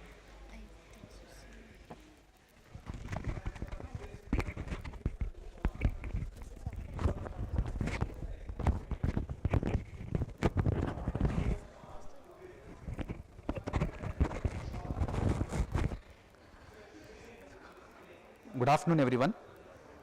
So my talk is DOPAP, NIPPV, other modes of these are other modes of non-invasive ventilation.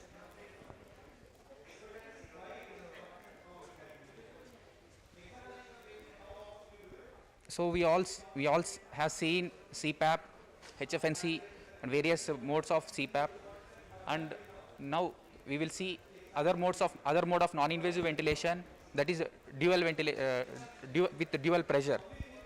And my talk will go as follows: introduction, non-invasive positive pressure ventilation,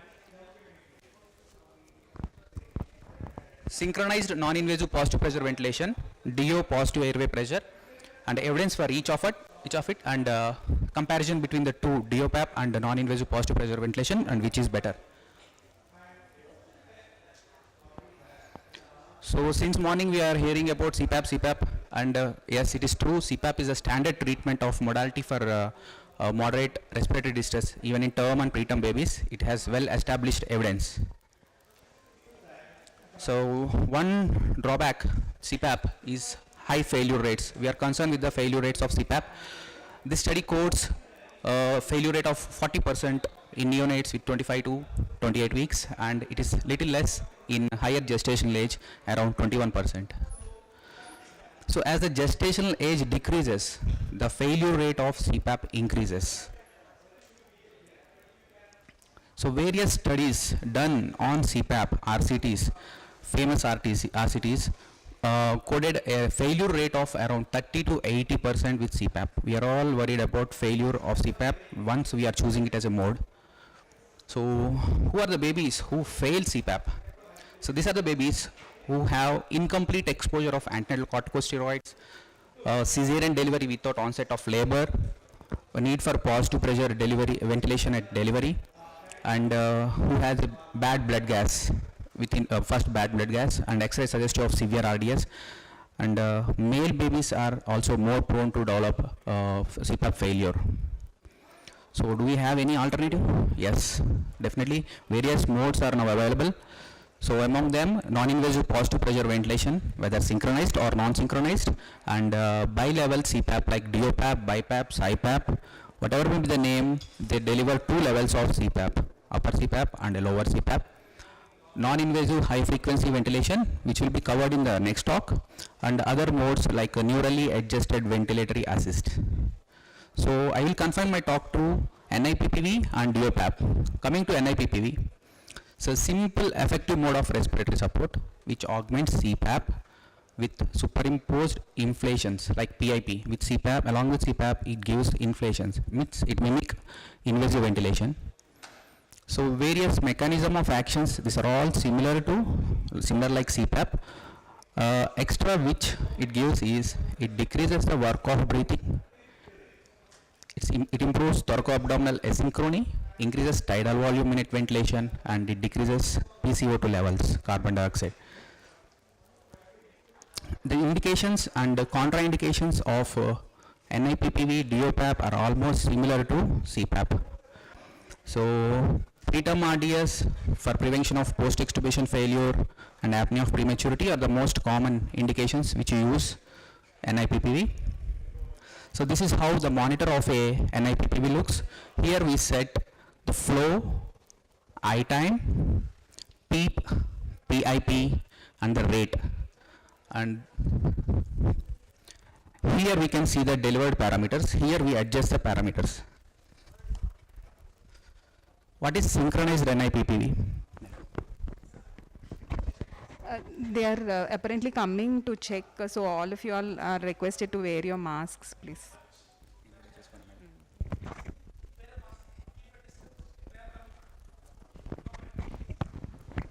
What is synchronization? So, mechanical inflation commencing within 100 milliseconds of onset of inspiration is called synchronization. So, various synchronized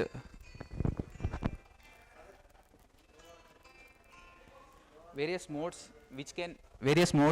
ventilators which can provide synchronized non-invasive ventilation are infant star ventilator, which is not available in market rightly, Putin-Burnett, Gulia and Sophie. This uses Grace by capsule. The bottom thing we can see, the blue color one, this is a Grace by capsule. They attach it to the abdomen, which detects the abdominal movement and delivers a positive pressure.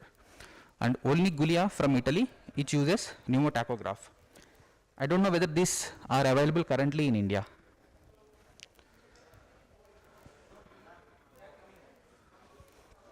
So what is DOPAP? It's a type of bilevel CPAP. Other bilevel modes available are CPAP and BiPAP. It uses infant flow driver, which generates two levels of pressure, a high pressure CPAP and a low pressure CPAP at different flow rates. This is how the monitor of a DOPAP in Accutronics look like. So here also we set a upper CPAP, which we call DOPAP, PDO in this 8. This one is PDO. This is the upper CPAP, and this is the lower CPAP 4. Here is the time, I time for upper CPAP 0.5, and this is the rate we set, FiO2 we set.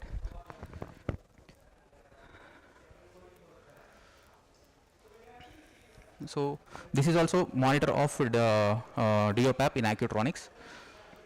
So PDO, what is PDO or upper CPAP? Is a maximum pressure that is alternatively applied to the previous lower CPAP. So the breathing rate is the number of PDO applied. So how it works? It increases the mean airway pressure, increases the tidal volume, increases the minute ventilation, and which improves hypoxia and CO2 retention. The differences between NIPPV and DOPAP, both are giving two pressures. Then how is it different? So NIPPV mimics invasive ventilation, DOPAP mimics CPAP, means it is like a bridging between NIPPV and CPAP. So any conventional ventilator can give non-invasive positive pressure ventilation. DOPAP standby machines are available, and some advanced ventilators are providing this modality, but they require infant flow driver to deliver this. So we set PIP, PWP in NIPPV. Here in DOPAP we set two pressures, upper CPAP and lower CPAP levels. And I time we use shorter I times in NIPPV and relatively longer I times in DOPAP. And the rates we use higher rates in NIPPV and lower rates in DOPAP. The flow in NIPPV is constant. DOPAP utilizes a variable flow to deliver two variable CPAP pressures. So synchronization is possible with NIPPV. In DOPAP, infant breathes independently on two levels of CPAP. Weaning, we wean PIP rate every 6th hourly. Once we reach a FiO2 of 30%. In NIPPV, the same upper CPAP and lower CPAP we wean by 1 centimeter every 6th hourly. And once the PIP in NIV is between 12 to 15 and MAP of approximately 8, PIP of 4 to 5, FiO2 less than 30, baby clinically stable, we wean. The same, the lower CPAP level less than 3 and a higher CPAP level less than 5 in DOPAP, we wean. So, what does the evidence say? So these are the common indications we use any non-invasive ventilatory support like RDS, post-extubation failure and apnea. When it is Cochrane comparing NIPPV and CPAP in RDS, so it is published in 2016, 10 articles, around 1000 infants, neonates less than 37 weeks. NIPPV reduced respiratory failure rate in RDS by 35% when compared to CPAP. And it reduced need for intubation by 22%. And there is no difference in mortality no difference in BPD, reduced need for intubation by, yeah, this is 22%. And there is no difference between NIPPV and CPAP in various morbidities like IVH, severe IVH, NEC, sepsis or ROP. Coming to post-extubation babies, this is NIPPV comparing CPAP, published in 2010, 10 articles, almost 1500 neonates less than 37 weeks who are post-extubated to CPAP or NIPPV. It reduced respiratory failure by 30%, NIPPV, reduced need for intubation by 24%. There is no difference in GI side effects like perforation, NEC, feed intolerance. No difference in BPD. Surprisingly, air leaks were less in NIPPV, less than, reduced by 52% when compared to CPAP, and death also reduced by 31% in NIPPV. But there is no difference in duration of hospital stay. So this is the same article. When comparing synchronized NIPPV with CPAP, it reduced respiratory failure by 75%, whereas non-synchronized, it is only 35%. It is 75% in synchronized non-invasive positive pressure ventilation, and it reduced the need for intubation by 67%, whereas it is only 26% in non-synchronized. Decreased BPD by 36% and decreased air leak by 65% in synchronized ventilation. There is no difference in apnea. And other side effects, it is not different. There is no difference in duration of hospital stay or death. So this is a prospective observational study done in which they want to prevent reintubation. So by using synchronized non-invasive ventilation either as an elective use or in CPAP failure babies, they have overall reduced the need for intubation by 74%. Overall, they have reduced the need for intubation by 74%. This is a systematic review comparing synchronized and non-synchronized non-invasive positive pressure ventilation. Here we can see the number needed to treat for synchronized non-invasive positive pressure ventilation for various morbidities like to reduce like BPD, NIV failure, extubation failure were very less when compared to non-synchronized positive pressure ventilation. This tells that synchronized non-invasive positive pressure ventilation is better compared to non-synchronized positive pressure ventilation. So what does the authors say? They say that NIPPV when compared to nasal CPAP reduced respiratory failure and the need for intubation in preterms with respiratory distress. Apnea, it is not different, not statistically significant when compared to CPAP. Coming to DOPAP, much of evidence is not available for DOPAP, but I have quoted two RCTs which have recently done on comparing DOPAP with CPAP. So this is published in 2015 in preterms with RDS, VLBW babies mostly. So babies who are on DOPAP have better blood gases when compared to CPAP and less need for intubation within 24 hours, and there is no difference in other morbidities. This is another RCT published in 2021. Here 148 neonates were included, randomized. Treatment failure in the first 24 hours, it is not, first 72 hours, it is not significant. And DOPAP only reduce the duration of non-invasive ventilation, need for repeated dose of surfactant, duration of oxygen therapy, and duration of hospitalization. Other morbidities are not significant. Excuse me, screen.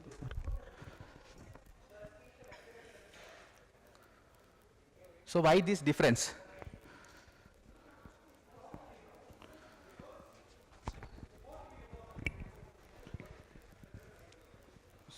So why the success rate of various non-invasive modes is different one over the other?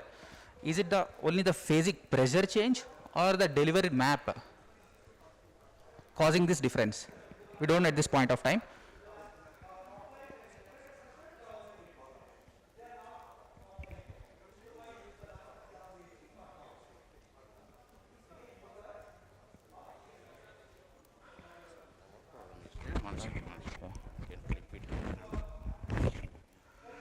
So what is responsible for this apparent benefit? Is it the phasic pressure change or the map delivered? So, see this various modes I have kept here. In one mode, NIPPV, non-invasive positive pressure ventilation, the map delivered here is 7.5, it is 9, it is 5.7 and it is 7.7. So what is causing this change? We don't know at this point of time.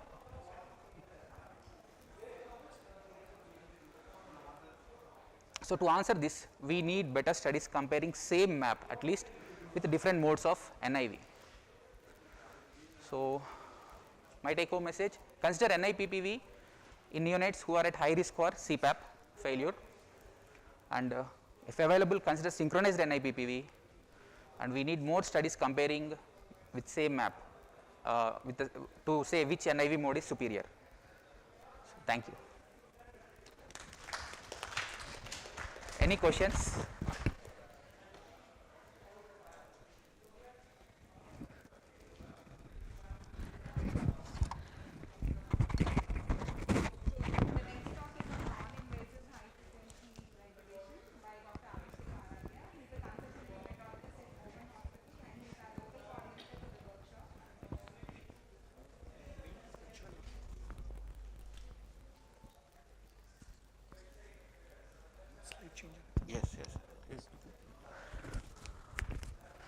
So good afternoon everybody. I think I won't take much time on non-invasive HFO. So my talk will be more of interactive discussion. Let's summarize what we have learned since morning. So how many of you actually practice CPAP? Can you raise your hands? How many of you practice CPAP? Okay, I can find half of it. Sir, you practice CPAP? Do you practice CPAP in your unit? CPAP? Okay.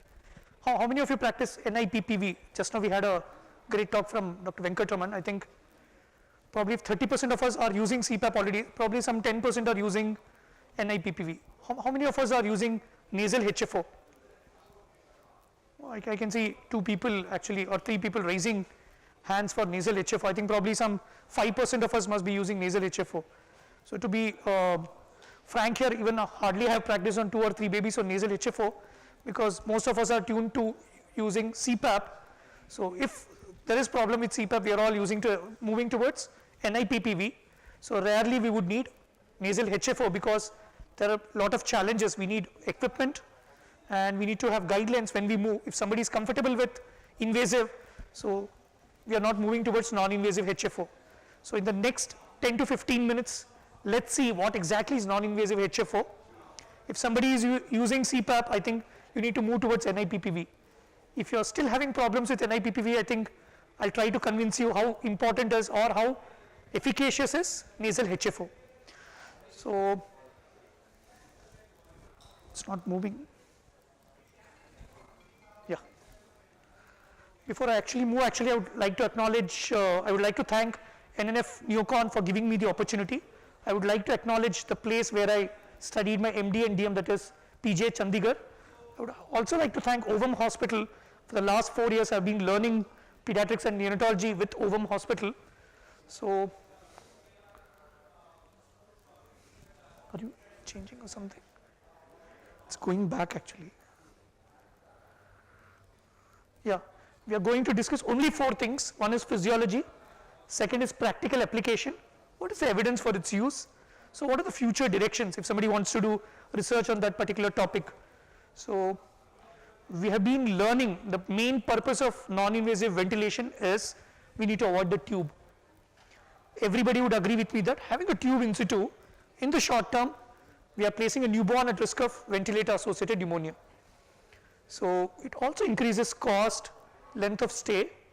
In the long run, we are mainly worried about chronic lung disease. So we want every preterm to go home safe without a morbidity of BPD. So because BPD is associated with poor neurodevelopment, because prematurity per se can also cause poor neurodevelopment. So we are worried about these 2 aspects in the long run. So that's why we always try or aim not to place the tube, or if you have to place a tube in situ, so it should be for short duration for ensure. I think now is the era for non-invasive or LISA. So Non-invasive ventilation, I think since morning we have been going through a lot of lectures. CPAP is the primary mode for RDS. I think everybody would agree with me with that, because HFNC has come, NIPPV has come, but still the first choice is CPAP. But mind you, CPAP failure is there, like as my previous speaker also mentioned that CPAP failure is to the tune of 40% if you are managing below 28 weeks. It's to the tune of 20% if you are managing anybody below 32 weeks. So should we use NIPPV as a primary mode? I think we have learned from the previous session as well. Non-invasive ventilation, this is a forest plot from Cochrane 2016. So in this, if you, I think the pointer is not working. So if you see, the middle line is the line of no effect. So do not worry about other statistics, just look at the diamond. So the diamond actually, if it's on the left hand side, it favors non-invasive positive pressure ventilation. If it's on the right side, it favors CPAP. It's very clear from this forest plot that the diamond is favoring NIPPV for need for mechanical ventilation. If you look at something called RR, that is the lowermost corner, that is 0.78, that is there is 22% reduction in need for mechanical ventilation if you are using NIPPV for primary mode. So we are not only interested in need for mechanical ventilation, our main aim is also to prevent BPD. If you see NIPPV versus CPAP for BPD, so you can see the diamond is touching that line. That means there is a 22% reduction in BPD, but the confidence interval are crossing beyond 1. So that means NIPPV is not sufficient to prevent BPD when compared to CPAP. So what summary is that NIPPV reduces mechanical ventilation, but not sufficient to reduce BPD. So what next? So CPAP is helping for 60% babies. What to do with these 40% babies? So what next? I think let's try HFOV. So why HFOV? If you look at the basic, this is the basic PV loop, the pressure volume loop. The pressure is on the x-axis, volume is on the y-axis. Everybody would agree with me that when you have the lower zone, that is a zone of de-recruitment or atelectasis, we always need to ventilate in that safe window region. If you are ventilating in the zone of over-distension, will cause more barotrauma or more volutrauma. So we need to ventilate in that safe window. What happens when we use conventional mode is that we will be oscillating between the zones of injury. We will be oscillating between zones of de-recruitment and zones of over-distension. That per se would cause more barotrauma, volutrauma, and thereby risk of chronic lung disease. The advantage with HFO is that you are always in that safe window. So this slide actually depicts it better. So if you are ventilating with PIP and PEEP, so you can see that it is not at the zero line. So because of PEEP, the line is starting above. So this is basically pressure time curve which shows PIP, PEEP as well as the map in a conventional mode. The lower half of the figure actually depicts when you are producing oscillations superimposed on this map. When you have oscillations superimposed on the map, you can see the delivered pressure actually is less, there is less barotrauma, and your tidal volume is always less than the dead space. Again, there is less risk of volutrauma. So HFO is more like a gentle ventilation, but it is with a tube in situ. So we all know HFO versus conventional ventilation in preterm is one of the modality to prevent BPD. HFO is able to reduce BPD only by around 10%, but still HFO is better when it comes to BPD, marginally reduces death or BPD when compared to the normal conventional mechanical ventilation. So if you have to combine CPAP and HFO, the answer is non-invasive HFO, because CPAP is a non-invasive interface, increases FRC, allows oxygenation, while if you are using a HFO device, there is no need of synchronization. Although there are controversies with this statement, but HFOV actually causes higher carbon dioxide removal and less volu or barotrauma. I think this we saw in the previous slide. If you have to combine both, then one of the modalities non-invasive HFO. So we have come to the end of physiology of non-invasive HFO. So let's see how do we practically apply non-invasive HFO on the ground. So I think we have heard about bubble CPAP in the morning. Bubble CPAP, as we are all aware, the bubbling will actually cause some oscillations on the pressure. Is bubble CPAP similar to non-invasive HFO? It's not entirely same, it's actually completely different. Although the similarity between bubble CPAP and non-invasive HFO is that a bias flow actually generates positive distending pressure with oscillation superimposed on the tidal breathing. So although the similarity is the flow or the descending pressure to maintain FRC, the difference is that bubble CPAP can actually produce only smaller irregular frequency of oscillations, smaller irregular, while non-invasive HFO is able to provide regular and larger frequency of oscillations. And problem with bubble CPAP is that there is no active expiratory phase. In a non-invasive HFO, we are able to provide a negative pressure at the end of expiration, so the expiration becomes active. And MAP generated with bubble CPAP is lower. Although bubble CPAP is better than ventilator CPAP, but non-invasive HFO, it is not similar to non-invasive HFO. So apart from understanding that, let's look into the importance of nasal interfaces. So the main goal whenever you are using a nasal interface is to provide comfort to the baby, and another goal in non-invasive HFO is that we should not reduce the or lose the pressure. So our aim should be not to reduce the dampening or pressure loss whenever we are delivering HFO through the nasal interface. Most common modality used is nasopharyngeal tube. So we use ET tubes as a nasopharyngeal tube to deliver nasal HFO. So this was in the past, but over the last 3 to 5 years, people have moved towards short binasal prongs. So concerns with nasopharyngeal tube is there is loss of compliance through another nostril and the resistance. Binasal prongs and nasal mask have been used with variable success. Another importance is that nasal diameter. With HFNC, we learned that the nasal diameter should be at least 50%. Here, larger the nasal diameter, so better would be the efficacy of non-invasive HFO. So after understanding these two practical applications, so let's look at how much to provide settings.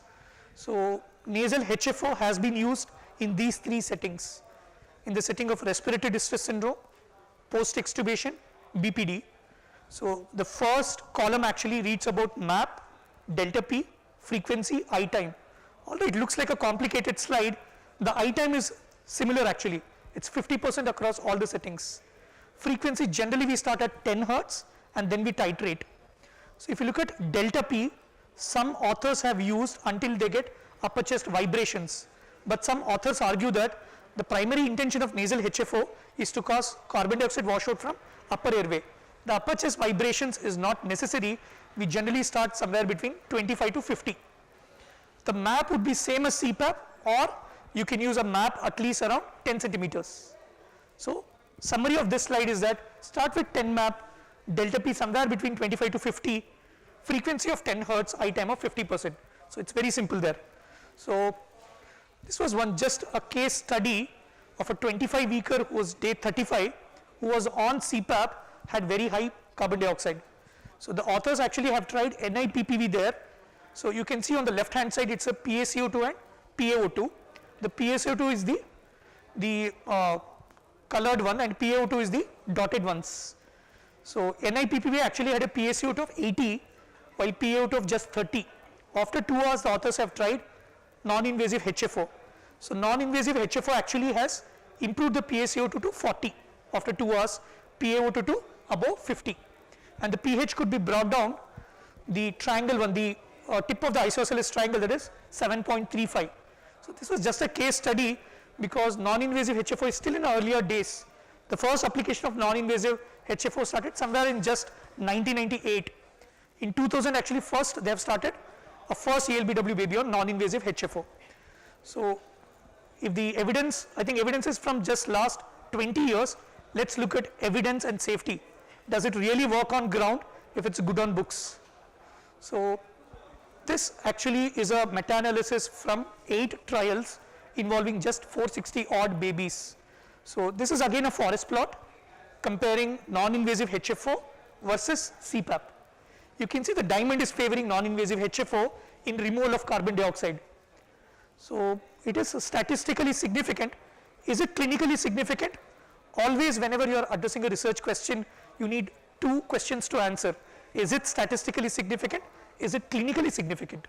So statistically yes, clinically if you see the mean PaCO2 levels varied between 35 to 54, and on the CPAP side it varied between 40 to 50. So clinically it may not make much difference for us on ground if you have a PSO2 between 40 to 50. So it may be statistically significant, not clinically it will be, I would say, similar. So more important for us is need for intubation in the short term. You can see the diamond is on the left side, again favoring HFO. There is 50% reduction in need for intubation if you use nasal HFO compared to nasal CPAP as a primary treatment for RDS. This data is only from 8 studies involving 460 odd babies. That means we need more data, larger randomized control trials to prove further efficacy. So if you look at the safety data, the big challenge with all these studies is that we do not have data with respect to BPD. So still the data is evolving, so we have data only for the short term outcomes. Coming to the safety data, all these RCTs have shown nasal HFO to be safer, but the survey studies have shown whenever you use nasal HFO you have thick secretions, agitation may be more, leaks can be there, abdominal distension like any other non-invasive device. So this is one of the survey studies published 6 years back from the European countries, where out of 180 units, just 30 units were using HFOV. So primarily people are using in VLBW babies. The most common indication for using non-invasive HFO is CPAP failure. So the interface they have used is short binasal prongs. I think we'll see in the workstation how does a short binasal prongs look like. Most common pressure they have used is 10 centimeter, frequency of 10 hertz. So people are using in CPAP failure cases. So what's the future research direction would be to evaluate appropriate pressure and the appropriate amplitude as well as interfaces. We need more research on that, and we would also need to evaluate the outcomes on BPD as well as long term. So non-invasive HFO is more like a upcoming device. So this is my last slide. So non-invasive mode is a way forward in managing preterm babies with distress. Non-invasive HFO actually gives advantage of HFOV with gentle ventilation. Nasal HFO can be tried if you have CPAP failure or post-extubation. So we need more evidence in reducing BPD, appropriate pressure, interfaces. So I'll be happy to take any questions. Thank you.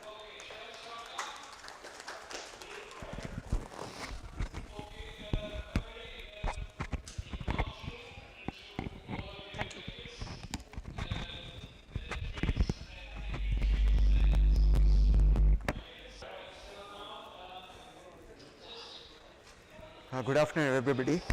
Hope I am audible.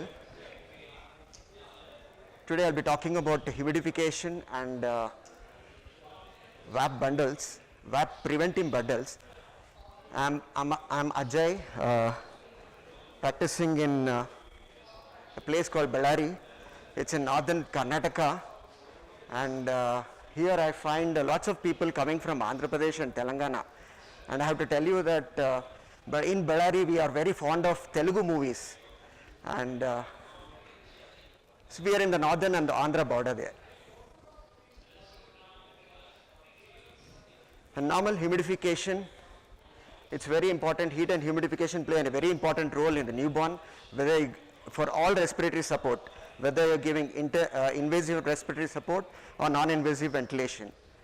And this is required for achieving optimal airway health and functioning during ventilation. And if this is not maintained, physiologically this is not maintained, then the newborns are going to lose the energy as well. Now what is ambient air? So coming to about the humidification, what exactly is ambient air? This ambient air is the air surrounding all of us. It contains, the air is cooler and it contains less water. What about the alveolar air in the lungs? It is contains lots of water vapor. It is fully saturated with water vapor, and it is at the core body temperature, 37 degrees centigrade.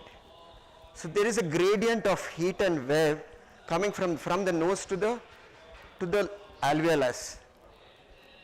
So the body warms and humidifies the air what we breathe in.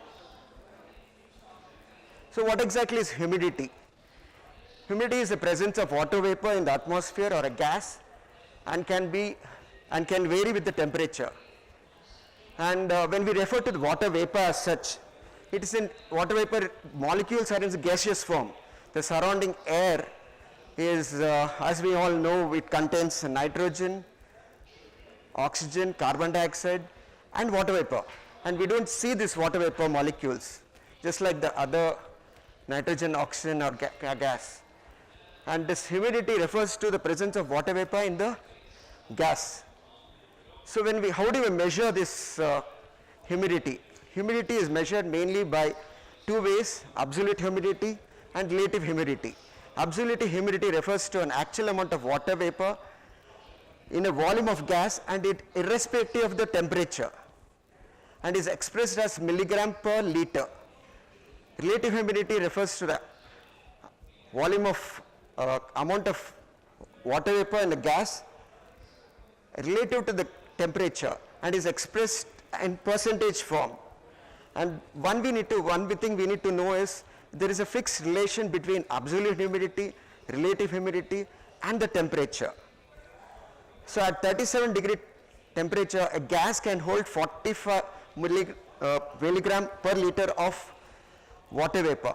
But the same gas, once it becomes cooler, it can hold just 30 milligram per liter of water vapor. It just gives away the water vapor.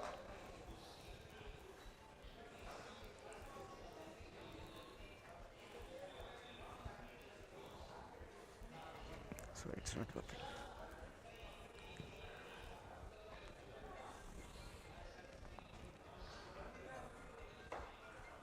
So what happens when we breathe in air?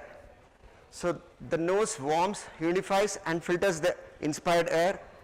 The pharynx, trachea, the bronchial tree also warms, humidifies, and filters the inspired air. By the time the inspired air reaches the oropharynx, it has warmed to 34 degrees centigrade, and the gas is nearly 80 to 90% saturated with water vapor. By the time the inspired air reaches the carina, it is warmed to the body temperature of 37 degrees centigrade, and it is 100% saturated.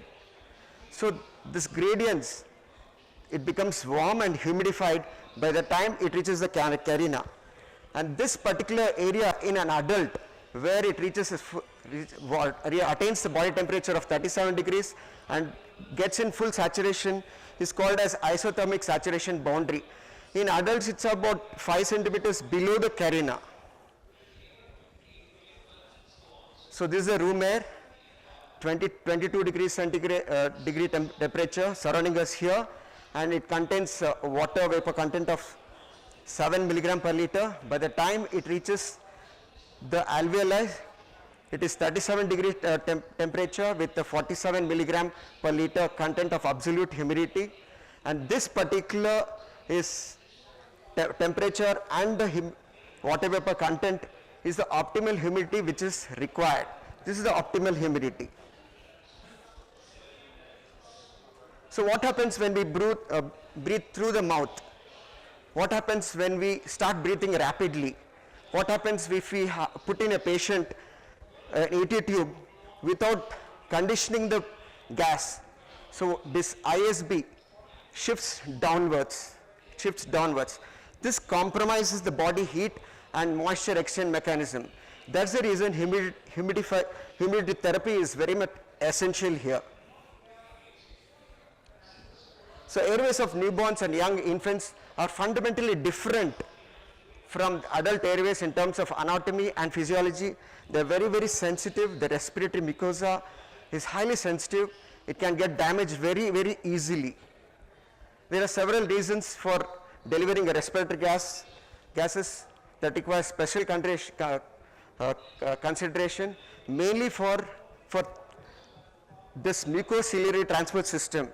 This plays a very, very crucial role in the airway defense mechanisms.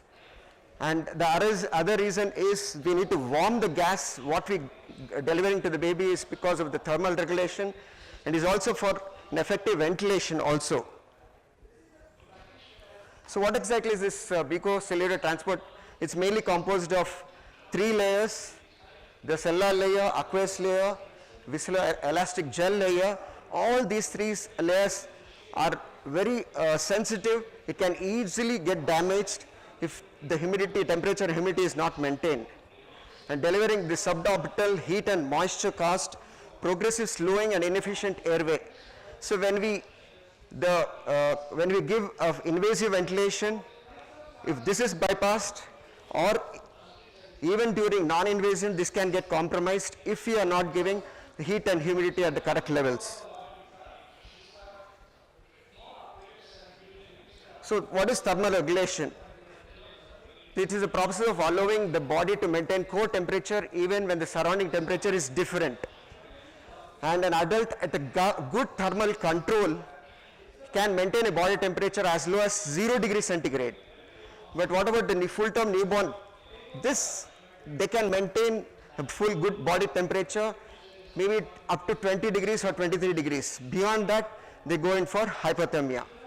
This hypothermia, we all know, is a significant contributor to morbidity and mortality in newborns. So the invasive ventilation, there are many studies pointing out this. The invasive ventilation with cold and dry gases are shown to cause a decrease in rectal temperature of nearly 1.4 degrees centigrade, and with just 1 hour of ventilation. That's the reason we need to humidify and condition the air what we give in. So what is humidification? Humidification is a method of artificially conditioning the gas used in the respiration of a patient as a therapeutic modality. There are two ways of humidification. One is the active method, and there is a passive method. In active method, you give heat and water or both to the device. In a passive method, you recycle the heat and humidity which is exhaled by the patient. What about in the non-invasive ventilation modes, whether it's CPAP or whether it's HFNC, we do give humidification, condition the baby. Is it really required? In these non-invasive ventilation, normal condition mechanism of inspired gas is not really bypassed as such. But despite this, the gas is routinely preconditioned. When you talk about condition, we are heating and humidifying at the right temperature. The lots of adult data favors conditioning, especially the most important one is the comfort level for an adult. Then there is the adult data suggests there is lots of improvement in the tolerance, improves airway function, it improves the secretion clearance. There is a lot of data which proves that heat and humidified gases in a non-invasive ventilation really helps the patients. The neonatal data of condition is not available. Probably what applies to adults applies to the babies as well. So what are the various methods of heating and humidity? One, we have medical gas. We routinely use medical gases. When the medical gases come with a temperature of approximately around 23 or 24 with a humidity of just 2 milligram per liter. This 2% absolute relative humidity. And this has to reach an optimal humidity level.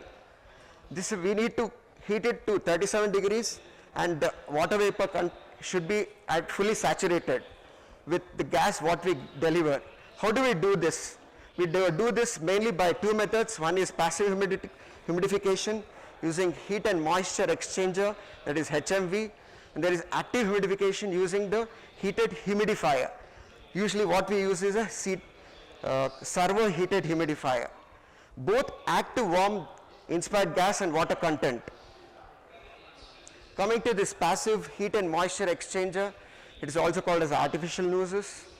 This is designed to recover part of the heat and moisture contained in the expired air of the patient. There is a sponge which absorbs the heat and condenses the water vapor during expiration and subsequently releases during inspiration. Some HMEs are additionally coated with bacterial substances and they have a filter also, bacterial and viral filter. What are the advantages of HMV? They are very, very simple devices, cheap, there are low risk for contamination, but can we use it in newborns? It creates lots of dead space there. It increases the ventilator requirements. It increases the carbon dioxide levels. It increases artificial airway blockade also. And HMVs during invasive ventilation is not usually used, very rarely used in newborns. Very rarely it is used as a newborn transport. And HMVs are not recommended in non-invasive support. The other method is by active heated humidifier. This enables, what happens here is it enables a gas to transport over a heated water reservoir. The respiratory gas is warmed inside the humidification chamber to a set target temperature, and the water vapor is added from the heated water reservoir. And water within the chamber evaporates by adding water vapor into the gas path. And this is usually placed very near to the inspiratory, it is placed in the inspiratory limb very near to the ventilator. And this should deliver to the core body temperature and full saturation, that is optimal humidity, what we need to attain. And we need to be very careful with the under humidification, especially in the inspiratory limb, as the previous speakers were pointing it out. This can create lots of problems. So that can cause rainout, lots of condensation can occur, and to prevent that, there is a heated wire in the inspiratory circuit which can maintain the temperature all through the inspiratory limb. In that way, the inspiratory limb need not get cold even after it passes through the humidifier till reaches the ventilator. Some mist can be seen in the inspiratory limb and the expiratory limb, but in the inspiratory limb there should not be any condensation at all. Dry circuit is a bad sign. It should not be allowed to happen. And the humidifier is usually set at a temperature of 37 degrees, and the gas content of absolute humidity is 44 milligram per deciliter, and this corresponds to the full saturation. And there is this humidifier is recommended in non-invasive support. And what does the evidence say with respect to humidification in various modes of respiratory support? In the newborn resuscitation, though it is not usually used in many units, but many units are taking up humidification, both heat and using humidifiers for resuscitation. And there is emerging research going on, and many units are accepting this, and there are various studies coming out saying that it prevents hypothermia in premature babies who have been resuscitated. And invasive ventilation, so this one is mandated by clinical guidelines. And non-invasive ventilation, the evidence suggests, though it is not mandated in clinical guidelines, but heat and humidification during NIV support by the clinical data plays a very important role, and it is well supported by the literature and recommended in the clinical guidelines. So whether we are giving invasive support or non-invasive, whether we are giving CPAP or HFNC, we need to keep a temperature in the humidifier as 37 degrees centigrade. And during invasive support, this, when we intubate the baby, we directly give this particular optimal humidity to the baby, 37 degrees, 44 and 100% saturation. But during non-invasive support, though we may be able to deliver this till the nose, but what happens in the oropharynx, the temperature comes down, and various devices give different temperature in the oropharyngeal region. But the essential humidity in non-invasive, what is essential is 37 degrees at least, 32 of absolute humidity, and with 96% saturation of air. What if we don't give humidity, correct humidity or correct temperature to the baby during respiratory support? Low temperature, high humidity, we can cause hypothermia, water condensation. Water condensation can create lots of problems. It can create ventilator to malfunction. It can create increased airway resistance. It can be a nidus for bacterial infection also. High temperature, high humidity, high thermal damage to cells, water condensation, reduced surfactant activity, it can create ventilator associated pneumonias. Low temperature and low humidity can create hypothermia, fixed secretions, atelectasis, thereby decreasing the lung complaints, reduced surfactant activity. High temperature and low humidity can cause thermal damage, it can cause mucus plugs, it can cause atelectasis and reduce surfactant activity. So the main intent of artificially conditioning respiratory gas is to give heat and humidification to produce as much as possible what normally exists in the respiratory passages.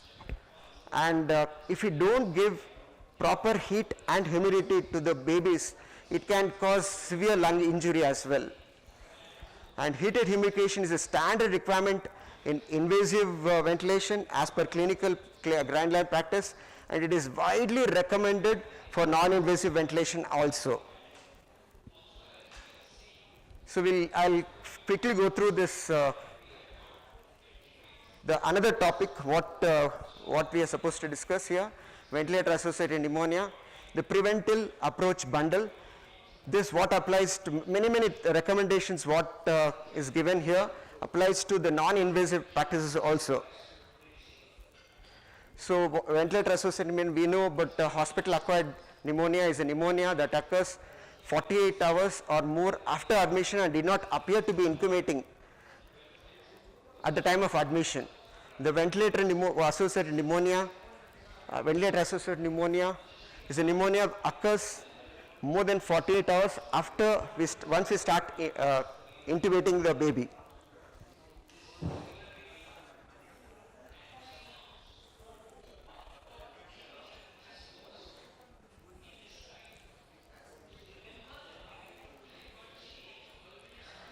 It's a very common and serious problems among mechanical ventilated neonates. It is associated with increased morbidity, mortality and prolonged length of hospital stay. It causes a significant economic burden for the health system, and various risk factors for this mainly probably are the duration of mechanical ventilation, low birth weight babies, infants with low gestational age, and possible causes are the sedation, frequent tracheal suctioning, parenteral nutrition, antibiotics, reintubation, BPD or steroid which are being used. The diagnostic criteria for this, the CDC defines VAP, especially this mainly for infants less than 1 year. A mechanical ventilation baby at least 48 hours with a combination of these three criteria: radiological, clinical and lab criteria. The radiological mainly is a new or progressive or persistent infiltrates, consolidation cavity or pneumococcyles, clinical signs and symptoms, worsening of gas exchange, and one of these three at least: temperature instability if the baby goes in for hypothermia, especially in premature newborn babies, WBCs count either more than 15,000 count, or it's sudden onset of wheezing, rales, or there is a bradycardia or a tachycardia with a heart rate of more than 170. The other criteria which are essential is the microbiological findings. At least one of the following are essential: positive blood culture, positive pleural fluid culture, or a positive alveolar fluid aspirate culture. And coming to this VAP bundle, what exactly is bundle approach? It is a set of evidence-based practices that when performed collectively and reliably have shown to improve the patient outcome. And the prevention of ventilator associated pneumonia is a key issue which we need to deal with. And to decrease this rate, a group of interventions called VAP bundle has been used for the last 10 years in adult intensive care units. And the same thing, many other newborn units also have started using their own VAP bundles. And this VAP bundle predominantly includes the following: the healthcare professional training. This healthcare professional, the healthcare workers need to be trained in the various strategies, important preventive aspects here. The strict adherence to hand hygiene guidelines, and especially when we wear this sterile gloves. And the sterile airway management is very essential, especially when we are intubating a baby. Of course, we all use the ET tubes, disposable ET tubes, especially we need to be very careful with the laryngoscope. We need to properly disinfect them before we use it. Proper positioning of the head, bed to head ratio, elevation at an angle of 30-40. Some people advocate around 15-degree angle. This is mainly to prevent gastric microaspirations. Intubation, reintubation, and IT suction, as much as possible not to keep on intubating, prevent reintubation. That is very, very important. The change in circuit only if it is visibly soiled or if it is malfunctioning. And periodic draining and discarding of ventilator circuit condensate is very, very essential.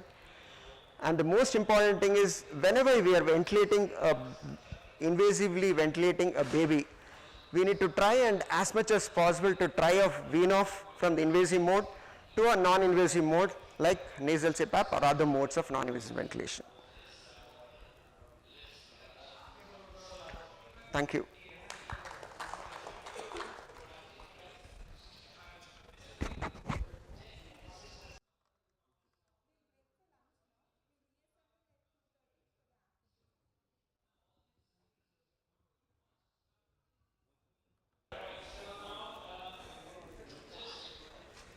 Good afternoon, everybody. Hope I am audible. Today I'll be talking about humidification and VAP bundles, VAP preventive bundles. I'm Ajay, practicing in a place called Bellary. It's in northern Karnataka, and here I find lots of people coming from Andhra Pradesh and Telangana.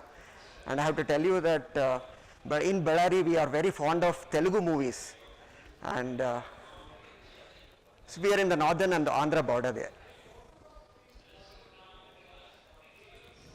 And normal humidification, it's very important. Heat and humidification play a very important role in the newborn, for all respiratory support, whether you're giving invasive respiratory support or non-invasive ventilation.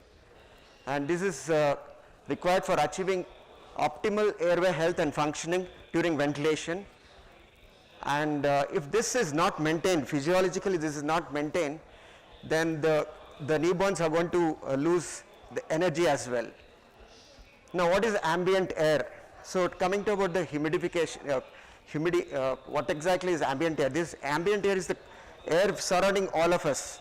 It contains, the air is cooler and it contains less water. What about the alveolar air in the lungs? It is contains lots of water vapor. It is fully saturated with water vapor, and it is at the core body temperature, 37 degrees centigrade. So there is a gradient of heat and wave coming from the nose to the alveolus. So the body warms and humidifies the air what we breathe in. So what exactly is humidity? Humidity is the presence of water vapor in the atmosphere or a gas, and can vary with the temperature. And when we refer to the water vapor as such, it is in water vapor molecules are in the gaseous form. The surrounding air is, as we all know, it contains nitrogen, oxygen, carbon dioxide, and water vapor. And we don't see these water vapor molecules, just like the other nitrogen, oxygen, or gas. And this humidity refers to the presence of water vapor in the gas. So how do we measure this humidity. Humidity is measured mainly by two ways, absolute humidity and relative humidity. Absolute humidity refers to an actual amount of water vapor in a volume of gas, and it irrespective of the temperature, and is expressed as milligram per liter. Relative humidity refers to the volume of amount of water vapor in the gas relative to the temperature, and is expressed in percentage form. And one thing we need to know is there is a fixed relation between absolute humidity, relative humidity, and the temperature. So at 37 degree temperature, a gas can hold 45 milligram per liter of water vapor. But the same gas, once it becomes cooler, it can hold just 30 milligram per liter of water vapor. It just gives away the water vapor.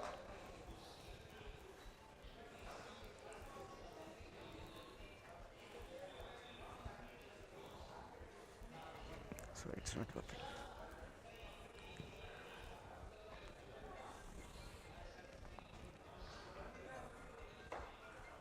So what happens when we breathe in air? So the nose warms, humidifies and filters the inspired air. The pharynx, trachea, the bronchial tree also warms, humidifies and filters the inspired air. By the time the inspired air reaches the oropharynx, it has warmed to 34 degrees centigrade, and the gas is nearly 80 to 90% saturated with water vapor. By the time the inspired air reaches the carina, it is warmed to the body temperature of 37 degrees centigrade, and it is 100% saturated. So this gradients, it becomes warm and humidified by the time it reaches the carina. And this particular area in an adult, where it reaches attains the body temperature of 37 degrees and gets in full saturation, is called as isothermic saturation boundary. In adults, it's about 5 centimeters below the carina. So this is the room air, 22 degrees centigrade temperature surrounding us here, and it contains water vapor content of 7 milligram per liter. By the time it reaches the alveoli, it is 37 degree temperature with the 47 milligram per liter content of absolute humidity, and this particular is temperature and the water vapor content is the optimal humidity which is required. This is the optimal humidity. So what happens when we breathe through the mouth? What happens when we start breathing rapidly? What happens if we put in a patient an ET tube without conditioning the gas? So this ISB shifts downwards. This compromises the body heat and moisture exchange mechanism. That's the reason humidity therapy is very much essential here. So airways of newborns and young infants are fundamentally different from adult airways in terms of anatomy and physiology. They are very, very sensitive. The respiratory mucosa is highly sensitive. It can get damaged very, very easily. There are several reasons for delivering a respiratory gases that require special consideration, mainly for this mucociliary transport system. This plays a very, very crucial role in the airway defense mechanisms. And the other reason is we need to warm the gas. What we delivering to the baby is because of the thermal regulation, and is also for an effective ventilation also. So what exactly is this mucociliary transport? It's mainly composed of 3 layers: the cellular layer, aqueous layer, viscoelastic gel layer. All these 3 layers are very sensitive. It can easily get damaged if the temperature and humidity is not maintained. And delivering the suborbital heat and moisture caused progressive slowing and inefficient airway. So when we give invasive ventilation, if this is bypassed, or even during non-invasion, this can get compromised if we are not giving the heat and humidity at the correct levels. So So what is thermoregulation? It is a process of allowing the body to maintain core temperature even when the surrounding temperature is different. And an adult at a good thermal control can maintain a body temperature as low as 0 degrees centigrade. But what about the full-term newborn? They can maintain a full good body temperature, maybe up to 20 degrees or 23 degrees. Beyond that, they go in for hypothermia. This hypothermia, we all know, is a significant contributor to morbidity and mortality in newborns. So the invasive ventilation, there are many studies pointing out this. The invasive ventilation with cold and dry gases has shown to cause a decrease in rectal temperature of nearly 1.4 degrees centigrade, and with just 1 hour of ventilation. That's the reason we need to humidify and condition the air what we give in. So what is humidification? Humidification is a method of artificially conditioning the gas used in the respiration of a patient as a therapeutic modality. There are two ways of humidification. One is the active method, and there is a passive method. In active method, you give heat and water or both to the device. In the passive method, you recycle the heat and humidity which is exhaled by the patient.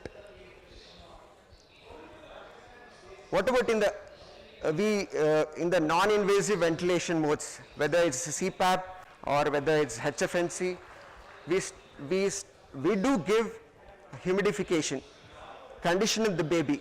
Is it really required? In these non-invasive means, normal condition mechanism of inspired gas is not really bypassed as such. But despite this, the gas is routinely preconditioned. When you talk about condition, we are heating and humidifying at the right temperature.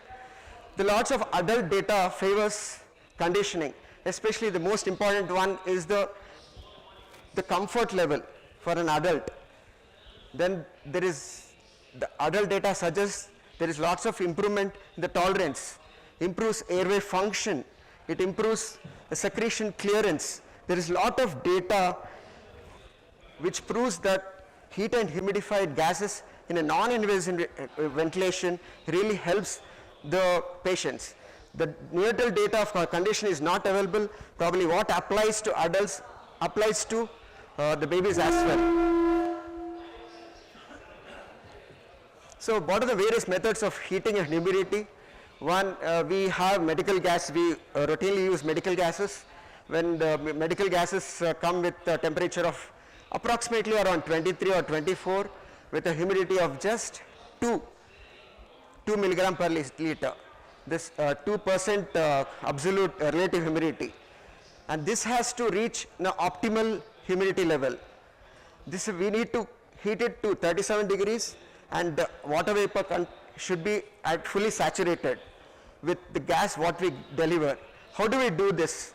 We do this mainly by two methods. One is passive humidification using heat and moisture exchanger, that is HMV, and there is active humidification using the heated humidifier. Usually what we use is a servo heated humidifier. Both act to warm inspired gas and water content. Coming to this passive heat and moisture exchanger, it is also called as artificial nozzles. This is designed to recover part of the heat and moisture contained in the expired air of the patient.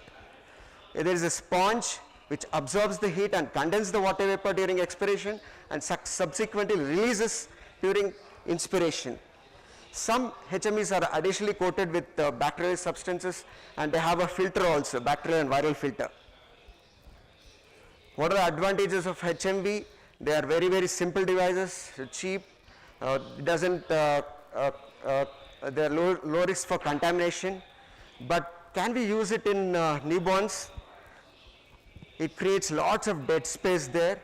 It increases the ventilator requirements. It increases the carbon dioxide levels. It decreases artificial airway blockade also.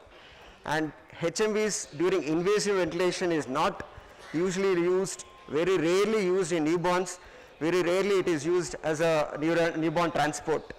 And HMVs are not recommended in non-invasive support. The other method is by active heated humidifier. This enables what happens here is it enables a gas to transport over a heated water reservoir. The respiratory gas is warmed inside the humidification chamber to a set target temperature, and the water vapor is added from the heated water reservoir. And water within the chamber evaporates by adding water vapor into the gas path. And this is usually placed very near to the inspiratory, it is placed in the inspiratory limb very near to the ventilator. And this should deliver to the core body temperature and full saturation, that is optimal humidity, what we need to attain. And we need to be very careful with the under humidification, especially in the inspiratory limb, as the previous speakers were pointing it out. This can create lots of problems. So that can cause rainout, lots of condensation can occur, and to prevent that, there is a heated wire in the inspiratory circuit which can maintain the temperature all through the inspiratory limb. In that way, the inspiratory limb need not get cold even after it passes through the humidifier till reaches the ventilator. Some mist can be seen in the inspiratory limb and the expiratory limb, but in the inspiratory limb there should not be any condensation at all. Dry circuit is a bad sign.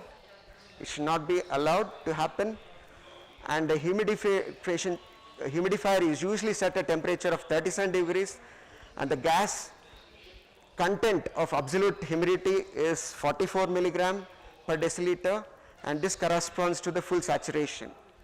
And there is this humidifier is recommended in non-invasive support.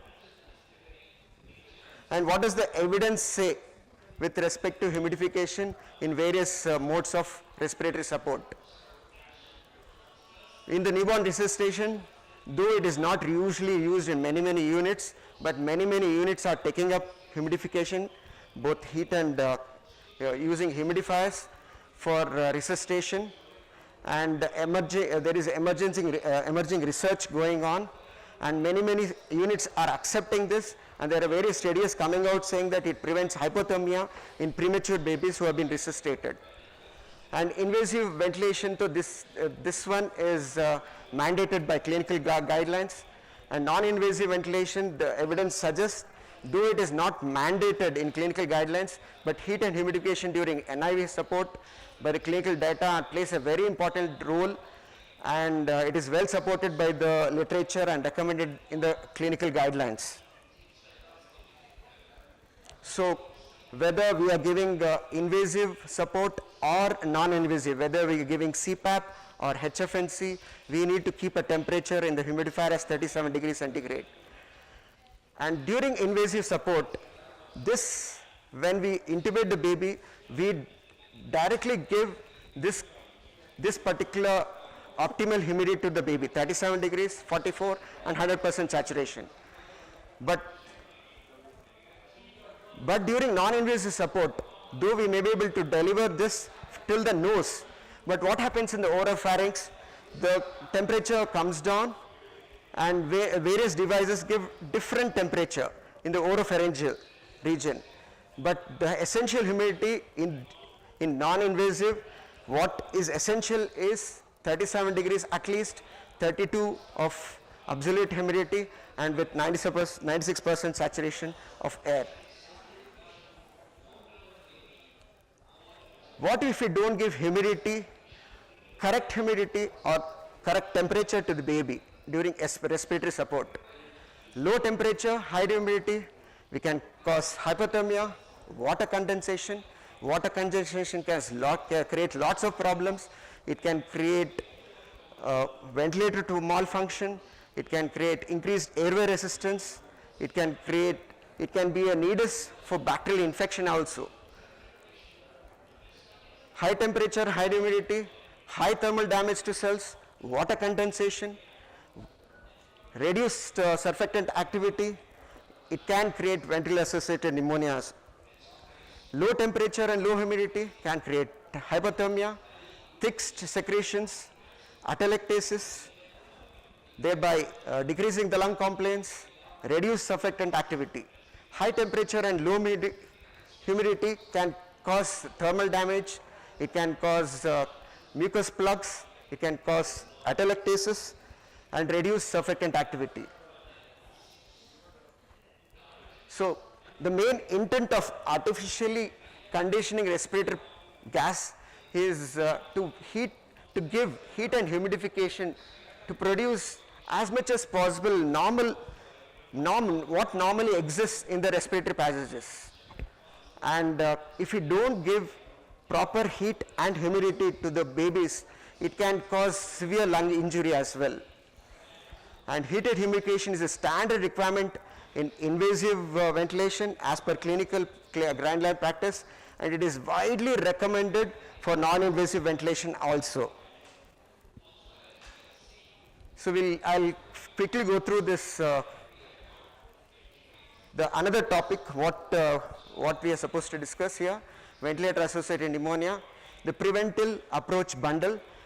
This what applies to many recommendations what is given here applies to the non-invasive practices also. So ventilator associated pneumonia we know, but hospital acquired pneumonia is a pneumonia that occurs 48 hours or more after admission and did not appear to be incubating at the time of admission. The ventilator associated pneumonia is a pneumonia occurs more than 48 hours after once we start intubating the baby.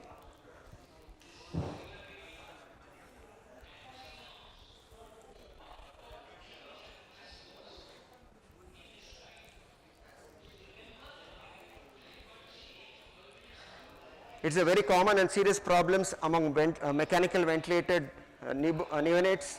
It is associated with increased morbidity, mortality and prolonged length of hospital stay.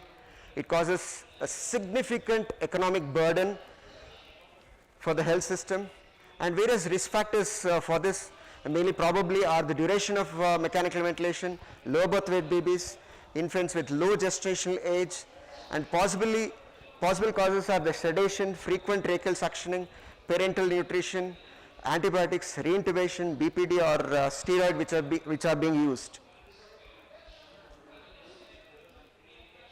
The diagnostic criteria for this, the CDC defines VAP, especially this mainly for infants less than 1 year. A mechanical ventilation baby at least 48 hours with a combination of these three criteria: radiological, clinical and lab criteria. The radiological mainly is a new or progressive or persistent infiltrates, consolidation cavity or pneumococcyles, clinical signs and symptoms, worsening of gas exchange, and one of these three at least: temperature instability if the baby goes in for hypothermia, especially in premature newborn babies, WBCs count either more than 15,000 count, or it's sudden onset of wheezing, rales, or there is a bradycardia or a tachycardia with a heart rate of more than 170. The other criteria which are essential is the microbiological findings. At least one of the following are essential: positive blood culture, positive pleural fluid culture, or a positive alveolar fluid aspirate culture. And coming to this VAP bundle, what exactly is bundle approach? It is a set of evidence-based practices that when performed collectively and reliably have shown to improve the patient outcome. And the prevention of ventilator associated pneumonia is a key issue which we need to deal with. And to decrease this rate, a group of interventions called VAP bundle has been used for the last 10 years in adult intensive care units, and the same thing, many other newborn units also have started using their own VAP bundles. And this VAP bundle predominantly includes the following: the healthcare professional training. This healthcare professional, the healthcare workers need to be trained in the various strategies, important preventive aspects here: the strict adherence to hand hygiene guidelines, and especially when we wear this sterile gloves. And the sterile airway management is very essential, especially when we are intubating a baby. Of course, we all use the ET tubes, disposable ET tubes, especially we need to be very careful with the laryngoscope. We need to properly disinfect them before we use it. Proper positioning of the head, bed to head ratio, elevation at an angle of 30-40. Some people advocate around 15-degree angle. This is mainly to prevent gastric microaspirations. Intubation, reintubation, and ET suction, as much as possible not to keep on intubating, prevent reintubation. That is very, very important. The change in circuit only if it is visibly soiled or if it is malfunctioning, and periodic draining and discarding of ventilator circuit condensate is very, very essential. And the most important thing is, whenever we are ventilating invasively ventilating a baby, we need to try and as much as possible to try wean off from the invasive mode to a non-invasive mode like nasal CPAP or other modes of non-invasive ventilation. Thank you.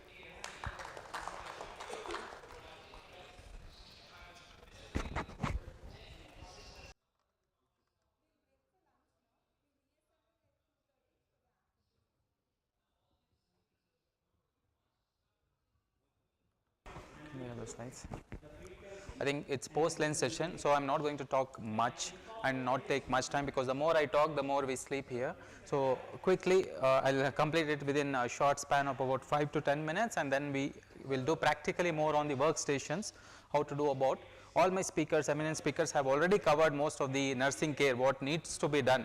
In few of their slides, it has been overlapped, so I'm not going to take much time on discussing of all those.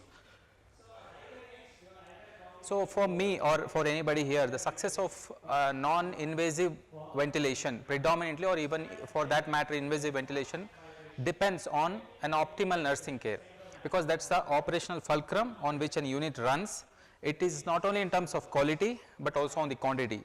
If you are giving them 1:5, 6 babies, then the quality would obviously deteriorate, especially in non-invasive ventilation, where the chance of injuries, if the interfaces are not appropriately placed, are much more. So why do we need this topic of nursing care? You can clearly see, and my previous speakers have already spoken about, is the importance of nursing care, which can lead to these devastating complications. Although they look very trivial for you, but for parents and for the babies, this is for a lifetime injury. If you are going to do the last one, the destruction of the nasal septum, it's going to have a long lasting effect on the babies. So we need more nursing care, and how optimal we can do, we'll discuss here, and more so in the workstations. And we have been taught from our MBBS days is first, our first job is to do no harm, that is primum non nocere. No sick baby should be harmed, then you treat it. First you should not do any harm to that babies. So when I was going through what constitutes optimal nursing care, there could be handling the babies, positioning the babies, then I thought predominantly these are the few factors which determine the quality of a nursing care of a unit and the outcome of the babies. So for me, hand hygiene, it tops the list for any care for that matter. I'm not going to discuss much on that nonetheless. Selection of appropriate size and mask. This is the most important factor for a success of NIV. Again, the more leaks, or if you do an undersized mask or prongs, that again leads to inadequate supply of pressures or excess supply of pressures. Proper securing and fixing of the nasal interfaces. Monitor and scoring of nasal injuries, how we are going to score these nasal injuries, how often we need to score that. We'll just take a quick glance on that. Heating and humidification, my previous speaker has already spoken about it, so I'm not going to overlap that again. Ongoing assessments, which is pain. If we need to assess whether the baby is having pain, whether he needs sedation or not in non-invasive ventilation. Suctioning, how often we need to do, how we need to do, quick glance on that as well, and routine care, like blood gases, clinical examination and stuff. Physiotherapy and positioning, how important, and last but not the least, which is, in the current era, we should not miss any baby for that matter, nutrition and early nutrition and developmental supportive care. Interfaces, this again we are going to speak much more in the workstations, like how to select an appropriate interfaces. As we have already seen in the previous slides, or previous speakers have spoken, what kind of interfaces we already have. It could be masks, Hudson prongs, it, you can use the short binasal prongs as well, or HFNC, Ram's cannula or simple nasal cannula, whatever kind of interfaces, how we need to choose them. Variable sizes depends on the diameter, so we need to choose based on the prototype which we have, and the based on the companies. Bonnet or the head bonnet based on the head circumference. Headgear and chin straps rarely used. Of course, we need to use it whenever it's required. Sorry.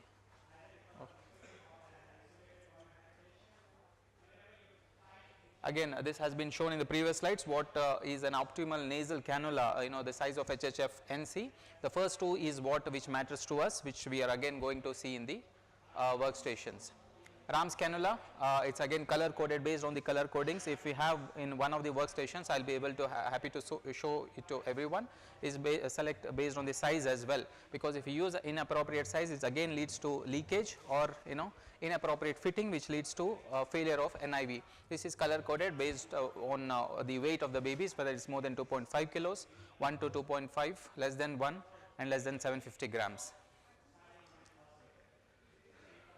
And how to secure this interface is again a practical question which will be discussed in the workstation. So, these are the three predominantly used methodologies in fixing this.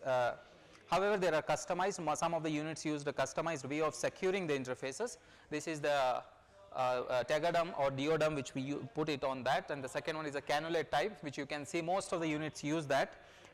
We often use the first one. Second one, in some cases, if you are using prongs, especially the short binasal prongs, the mid one is most useful, and the last one is you can also use the velcro types.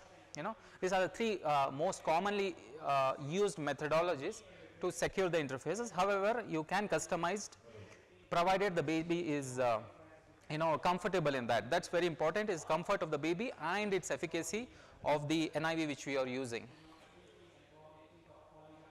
HFNC, again in CPAP we don't want a leak. In HFNC we want some amount of leak there, considering that the pressure generated can vary anywhere from 2 to 9 or even more if the mouth is closed, because you are giving a high flow there. That's the reason this is the first one is the correct one, and the second one, because it's very tightly fitted, it's incorrect one.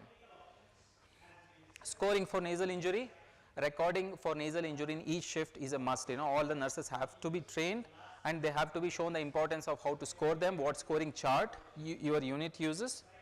Any documented injury, if your scores tells, okay, there is some injury which is just starting now, take it serious, because it's going to become worse and worse if you neglect it. So, even if it's a blanching, take it serious. Okay, this has started, we need to do either rotation policy, we need to change the interface, or we'll move on to something much more comfortable, which is HFNC for a brief amount of time. So, cycling also helps. Use barrier dressing, which we have spoken about, tegadum, silicone plaster, diodum, or a velcro, that's long term CPAP or NIV, rotation of mask with prongs. Some of the speaker has also mentioned about the importance of rotation if it's required for long term. This is a validated tool, which if some of the units are using this, it will be helpful for the nurses if they do this in each shift and see whether there is a beginning of injury, or if it's an injury, whether it's getting better if you are doing a rotation policy of mask and prongs. There are 4 components which are scored. One is tip of the nose, one is the nasal septum, third is the nostrils, and fourth is a nose shape. You can see, and it's already published very long back. Based on the scorings, we say 0, no injury, 1 to 4 is mild injury, 5 to 6 moderate injury, and more than 7 severe injury. And in workstation we will discuss what to do with these injuries. This is the other scoring methodologies. It's simple, which is stage 1, 2 and 3. It's again used in a few of the trials, how to score based on the type of nasal injury. The first one is, you can see just the erythema which has started. So, that's the starting point. So, we need to pick up those and then try to intervene at that point of time. The second one, you can see there is an ulceration which has started, and that leads to the deep tissue injury, which is the final stage, and that will lead to long lasting impact on these babies.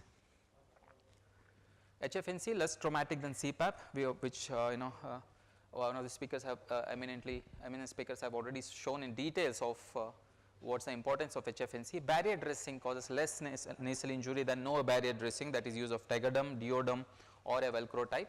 Nasal mask, perhaps not very convincing evidence, however most of us feel here, if you have used CPAP and by mask or prongs, you feel that masks are little superior than prongs in terms of clinical efficacy, however statistically you may not show that. This is the HFNC less traumatic than CPAP, which we all know based on many studies. Barrier dressing causes less nasal injury than no barrier dressing, again a few studies though, but the statistical significance is very significant, and nasal mask more than short binasal prongs. This is a monitoring chart, again shown again and again in these talks, previous talks. You need to know this. Heating and humidification, just adding to the points which is which the previous speaker has spoken. When the alarm is bleeping, make sure that you don't wait for it, just make sure that it is being filled immediately. That means the humidification and heating is done adequately, and we are not making the alarm bleep for long, because no condensation in the inspiratory limb and some in the expiratory limb. That is also the predominantly most of the babies will be jittery on the CPAP or something, because there is no adequate humidification or no heating. If the heating, if we are giving in the more cold air, dry air, they are going to be more agitated on CPAP, and if the humidification is not up to the mark, they are going to be more agitated. And some of the reasons for failing a CPAP, or if you tell the baby is not comfortable on CPAP, is perhaps one of these reasons. Pain scoring, you can use any of the pain scoring if you feel the baby is not comfortable. However, routine use of sedation in non-invasive ventilation is not required, or there is no evidence as such. Even in invasive ventilation, there is no routine use of sedation is not recommended. Use of non-pharmacological methods, like pharmacological methods of pain relief in neonatal care is kangaroo mother care. Then use of EBM, you can use, sucrose not available in India as far, I have not used in here. However, then what else? Swaddling, the first diagram is just swaddling them, also relieves gives lot of comfort to these babies. And clustered care, reducing the pricks, making them clustered and then doing the procedures. All these adds to the decrease or reduction of agitation in these babies getting non-invasive ventilation. Again, routine suction is not just you just have to insert the catheters too long. It's a non-invasive pharyngeal suction where patency of the upper airway, as we know, is very important for the success of non-invasive ventilation. Airway secretions can cause obstruction during or after NIV. So intermittent suction by catheter in nose, when you put the catheter inappropriately without saline, and if the mucosa is dry already, it can cause bleeding, and that again leads to vicious cycle of baby getting agitated, then again doing suction causing nasal trauma to the nasal mucosa, bleeding causing blockage. You are doing a vicious cycle, and then again leads to failure of NIV. So it's not moving.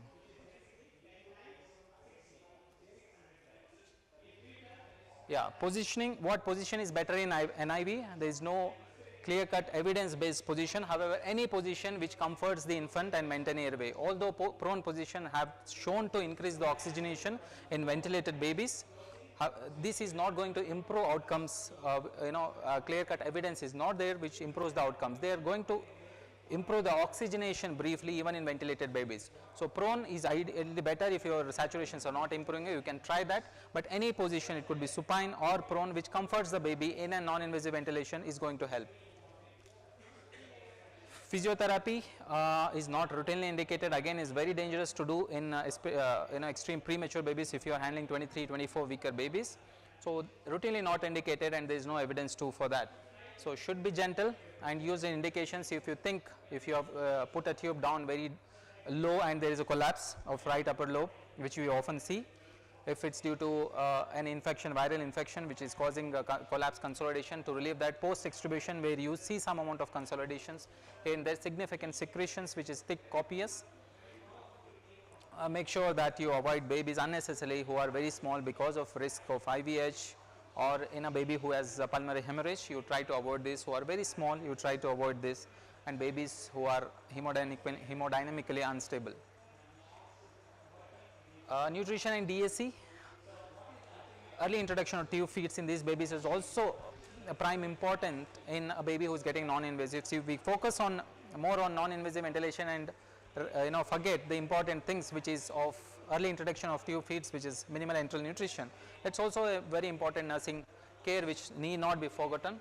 Can give full feeds if tolerated. Again, there is no contraindication as such. We all know babies who are on non-invasive ventilation can get full tube feeds. Developmental supportive care, although not related to topic, but I thought it's very important to know that it's a part of nursing care. When you are giving ventilation or non-invasive ventilation, that's predominantly what we focus on: minimal handling, cue-based care, KMC, and postural support or positioning. It could be making a nest, swaddling these babies. That minimal things add to the success of overall care what you are giving. Last, these are the general supportive care, like insertion of an NG tube or OG tube, which we should never forget if the baby is on non-invasive ventilation like CPAP, HFNC. Aspiration as on when required. Use of pacifiers can be used provided you maintain the asepsis. Chin straps, we will see what is the importance of chin straps in the workstation. Clinical monitoring like various RD scoring systems, which we have already read in the previous sessions, and escalation to the duty doctors in case of worsening. Last but not the least, which is forgotten if the unit is busy, is proper documentation by a nurse or by duty doctors. Of if I am on call, I need to document something, whatever I am doing, which is nursing. Documentation helps in a good clinical communication. These things are really very important. Whatever you do has to be documented so that it gets communicated, even for auditing purpose. It helps to improve your care. So if you do very good care and if you don't document, that won't get carried forward in future and you don't know how to improve on, correct? So good documentation helps in a good clinical communication. It helps to improve the care based on the effect of the audited interventions. It could be electronic or written, doesn't matter, whatever systems you are using, make sure it's documented whatever you do, structured and concise. Monitoring chart has to be filled appropriately on each shifts. We make sure the nurses do, and which also has medical legal importance. So I think that forms all the components of a proper nursing care. With the previous speakers have shown how to monitor things, how to maintain heating, humidifications and stuff. So I think that's it. Thank you. I'll end my slide with this great saying. Thank you one and all. Any questions? I'm happy to answer. Thank you.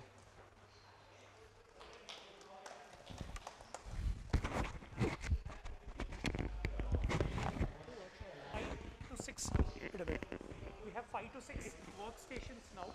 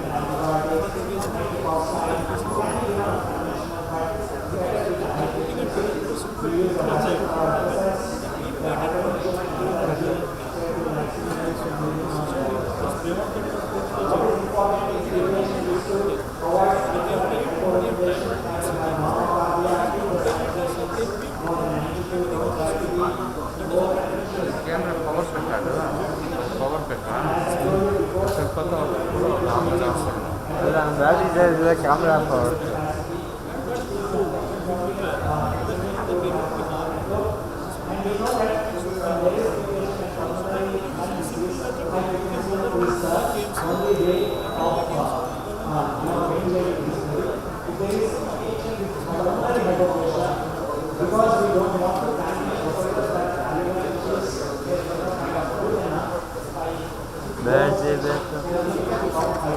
So in my unit,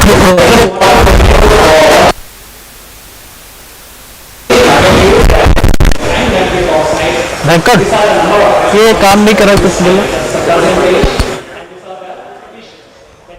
ठीक है. In my unit, we normally used to have a gathering of 40 units, 40 NISU. I have a largest unit in Eastern India. So almost tertiary level, we have ECMO, nitric oxide, everything is there. So when the people will be like on the last minute, no, they will send to us. So we have not luxury of getting this 28-weeker up there, I am the boss. We are the second boss or third boss. When the people has gone to different level, they will come to us. So almost all will get this type of baby on BPD most of the time. The 28-weeker will not get the luxury of giving antenatal steroids. So they have a complicated RDS and they might be requiring a high FiO2, high PEEP on initial setup, might have ventilated also. Then rest amount will be like a history for us. But you are treating and dealing a baby who is on CPAP for long time, for many days, 20 days, 30 days like that. So for that type of baby, what will do? CPAP is good, ideal, is fine. PEEP is generating good. But I told at the point of time you have to decide when the nasal injury is getting out. It's not a staging, it's just a gradual process. First they will see some nasal injury will be on the light of redness will be there. Then at that time we will manipulating, okay, prong versus mask. Initial part what will think, mask will give 12 hours, then prong by 12 hours, then we'll change, okay, another 12 hours prong is there. Then what to do, blow away, and the CPAP PEEP will get down. So your purpose is to give a distending pressure for a continuous time, but you are not able to achieve. So at that time what will happen? Just going on manipulating here and there. Just blow away oxygen, food box oxygen, mask, prong, these many things are there along with that. No other option is there. So at that point of time we thought, okay, what will put HFNC. And then now the evidence is so high by putting HFNC that you are equal efficacy to a CPAP when the baby is on improving trend. I am not telling you less than 28 weeker you try on giving a HFNC. Even a primary mode people has shown that is good efficacy. But for a sake of your initial point, when will be master of that after 2 or 3 years, I am sure that we will start HFNC first as a primary mode. But for the time being, for the next 6 months or something in your unit, try on HFNC as a secondary mode. On CPAP, when you are 2 or 3 days baby on CPAP and you are getting some problem in CPAP fixing, not delivering properly, or baby on dependent CPAP, you are unable to get down by 30% FiO2, PEEP of 5 or 6, you are fluctuating on that. Just trying on HFNC, switching up to HFNC, and that will be easily convertible. The patient will not get extra money because the circuit will be same. If you are putting air bow, the same thing will be there here also. So he's a very simple thing. Will be also bubble chamber will be there, but is flow driven. If you get into oxygen, the FiO2 you can set here. The 30%, 25% flow you can set here. 4 liters, 5 liters, 6 liters like that. And this is a humidifier chamber, and you will get connected to here. So there will be adapter. I think adapter is there, no? That adapter you just put. Yeah. So if you put that one, it will fix it out. And it will be very easy. And the patient will be like almost not completely like out of the NICU, but he will feel he is on the mother side. So yesterday also 126 weeker baby, we put into that after 24 to 48 hours. He's just after giving a CPAP, surfactant, insure, then we'll put back to HFNC. Because you know that this baby is going to be a long time for us. Yeah. I'm using for last 5 years. Yeah. So that's good. Means if who is using now, they will be more tending towards HFNC, not towards the CPAP. Because it's very friendly usually. And mother, nowadays all mothers are coming and asking you, can I hold my baby? Okay, so at that time you cannot discourage them like, okay, no, baby on CPAP or something you have to try after 15 days because they want to come, they want to do something. So you have to encourage them by the side of the machine. So put on KMC, put on HFNC with KMC. That will be ideal scenario. So what are the things we will have to monitor? That appropriate size, what I told in the morning, the size should be not snugly fit. In a CPAP and HFNC, the difference between this one is the size of the prong. In CPAP, what will happen? This will be completely fit. There should not be any space. If space is there, there is loss of PEEP. But here you are allowing at least 30% leaks has to be there. So it will fit into 50% to 80%, not beyond that. Because you are allowing the PEEP or that flow to be go out, so that the CO2 what is there, it should come out. The CO2 has to go out by the leak of that HFNC prong. So at least 80% or 70%. If you like to tell also same thing, like 50 to 60% you put on nair size. So there should be a color code. Everybody know that, okay, this is color code. It's also written here.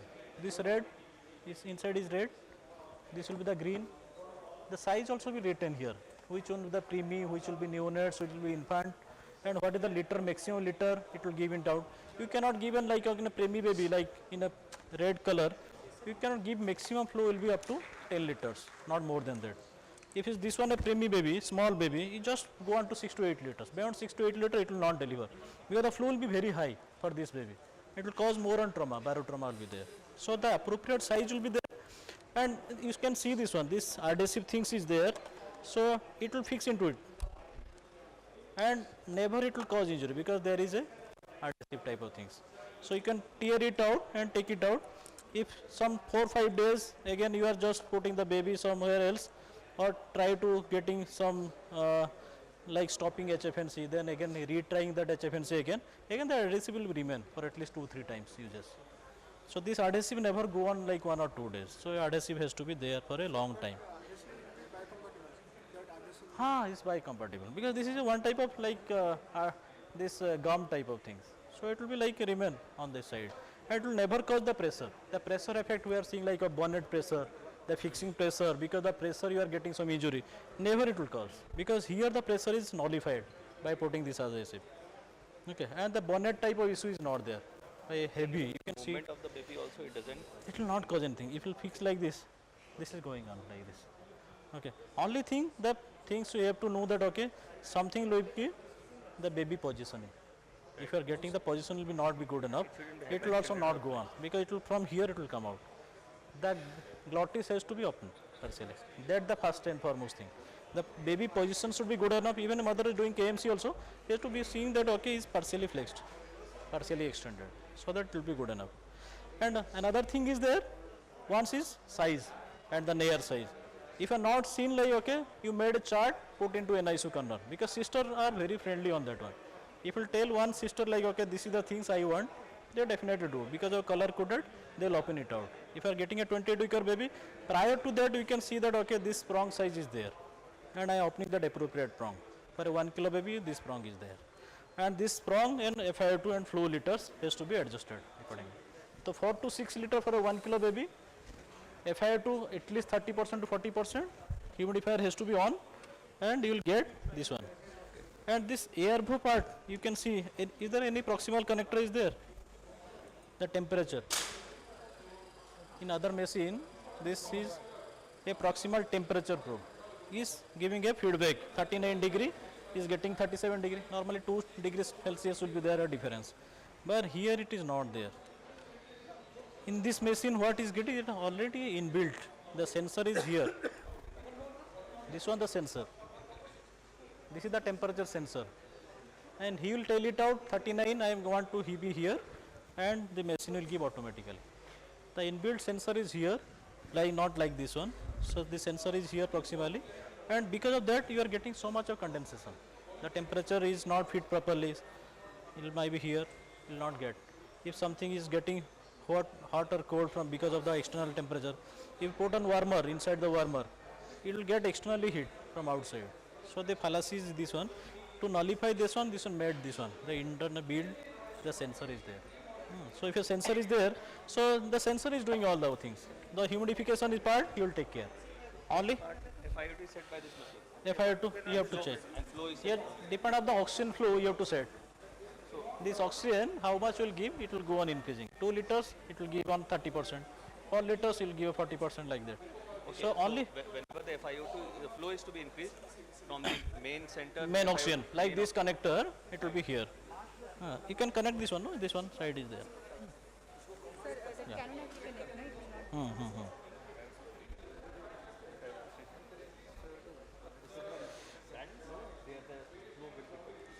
Yeah, it's a flow driven. So flow, if you're giving extra, it will give on 30%. Regulated by that The flow meter. flow meter. Flow meter. Yeah. So once the flow meter will be set, you are just increasing how much desired FiO2 you want, it will show, display it out. Okay.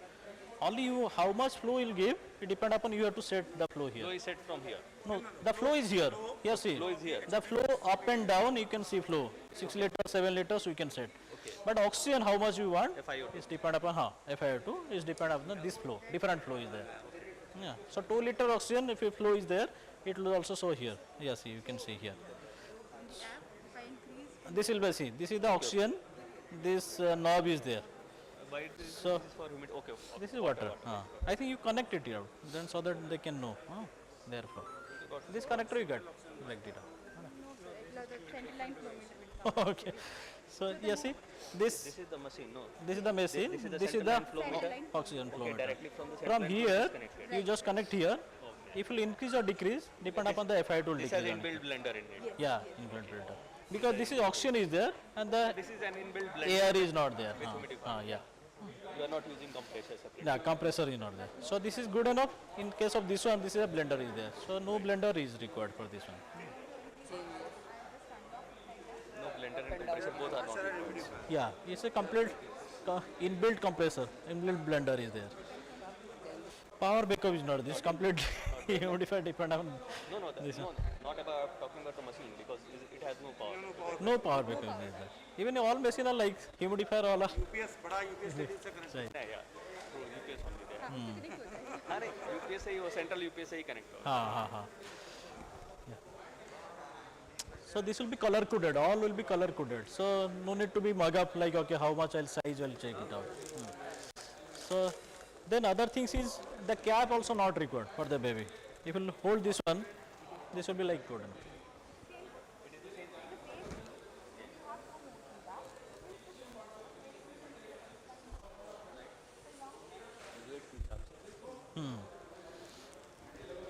The cap is for other things is a very fixed for CPAP. For a baby, the cap, all bonnet will come with appropriate things. There will be one connector for bonnet. But here no cap is there inside. You will see when you are opening a CPAP, the bonnet will be there, the cap will be there, all things will be together will be there. But for this is not there. So this will be always user friendly for the patient, for a baby who is taken care by NICU sisters and doctors.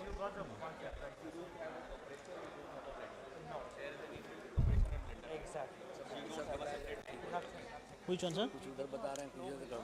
हाँ.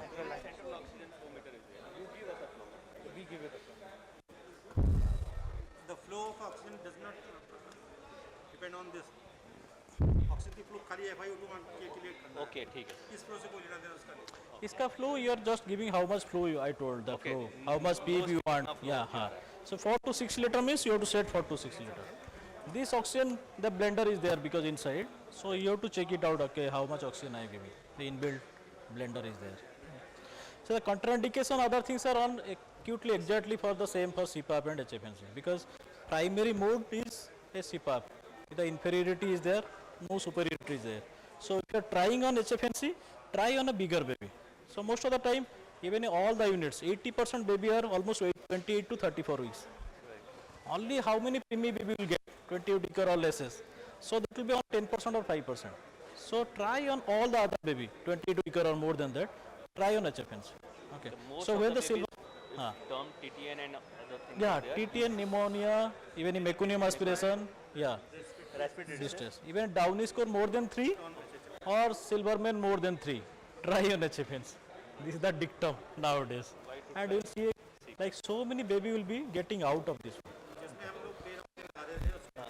हाँ HFNC लगा नहीं तो CPAP भी क्यों लगाना था? CPAP में इसीलिए वही तो प्रॉब्लम है कि अगर किसी को लगा रहे तो पहले लगाते थे अब तो हाँ लगाते हाँ and if you want to get that exact peep you just go and play with your flow.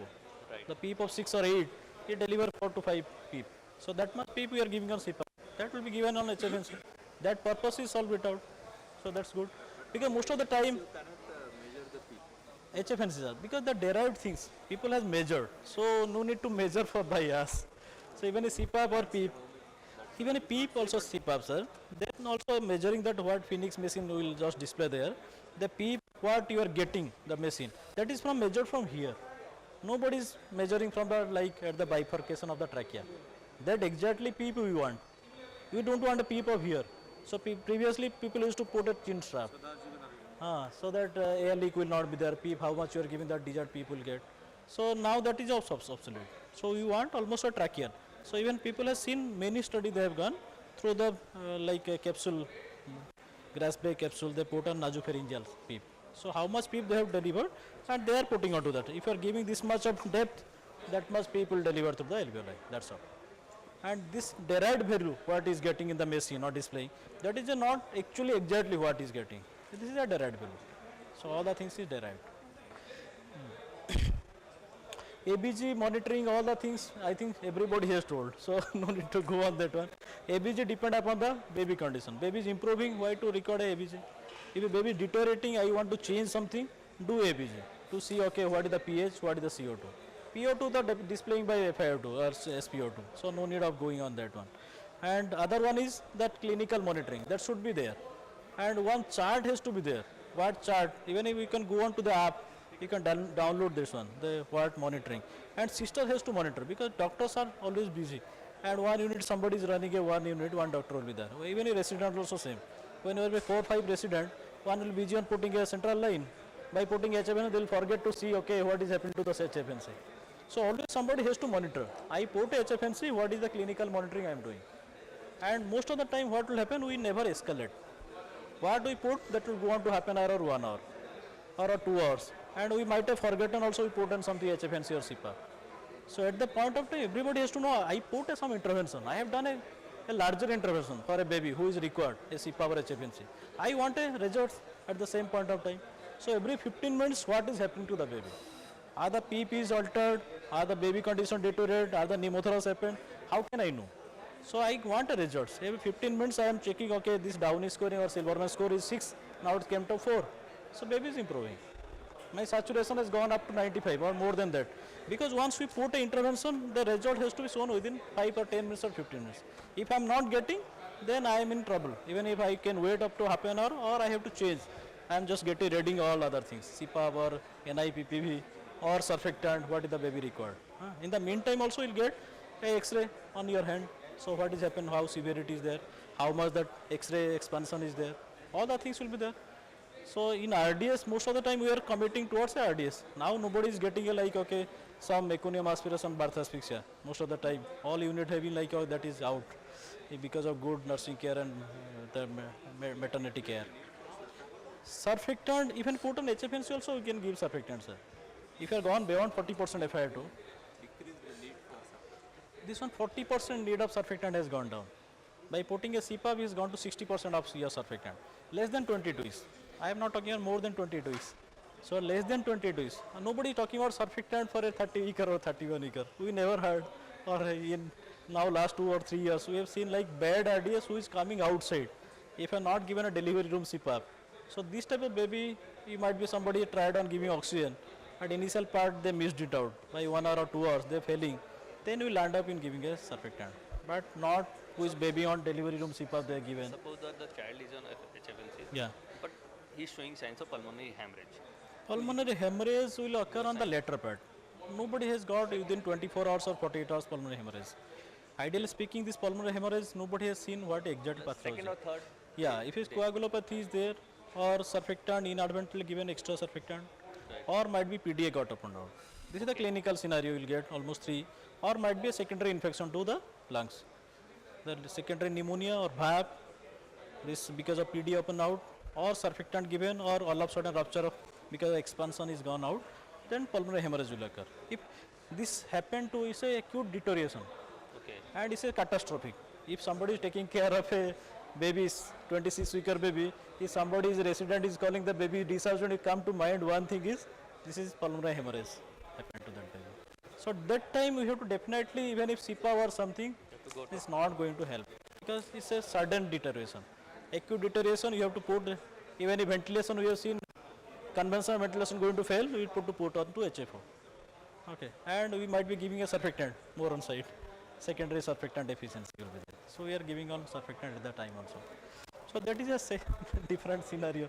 When HFNC is failing, CPAP is failing, NIPP will fail, conventional ventilators are going to also fail. If a massive hemorrhage will be there. Because it's nowhere confined to one area. It will be pulmonary hemorrhage, it's a massive hemorrhage will be there. So at your center, your primary mode Is HFNC. If it's more than 28 weaker, we normally used to tell the sister, even sisters are very comfortable on that one. Sir, HFNC will put. They normally used to tell us because very friendly. You just go and use, you will see the complete difference between a CPAP baby and HFNC baby. How the baby will be after 2 weeks or 3 weeks, you will see never cause injury. And the baby are very happy and the mother will be happy because the most of bonnet the parents will see, no, this will be, and they cannot see the baby. Have you seen this one? Even putting the CPAP also, you will see the eyes will get puffiness on the second day because of the pressure effect. It's not because of, and venous return will be not be there. If you put a string strap here, if it has gone to this one, other side, most of the time we will manipulate here because here we are fixing, then it's coming up and down, then second day it will get laxity because the elasticity will go on by 1 or 2 days. Then we will put some plaster, then it will come to the dynaplast. Then after the dynaplast will not work, then septipin will come out. So by end of 1 week, we might have changed the bonnet or might be that cap is completely removed out. Second cap will come to play on second week. Then another cap will be on third week or fourth week. So by the time ending on second or third week, we might have changed 2 or 3 CPAP.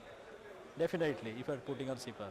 So this is ideal scenario when putting a CPAP. Even if put a CPAP, RDS baby severe RDS, you put on CPAP. But day by day, you just think of, can I switch up to something which is there? This is called HFNC. Like previously, like invasive ventilation, we normally used to change. Can I change to NIV? Can I extubate the baby? Like that, can I change from CPAP to NIV to HFNC? That will be the norm if you are putting. Yeah, because the innovation is going on. Even other people also like same thing, the delivery room CPAP. Design perspective, the difference between CPAP and the HFNC is this one only. expiratory.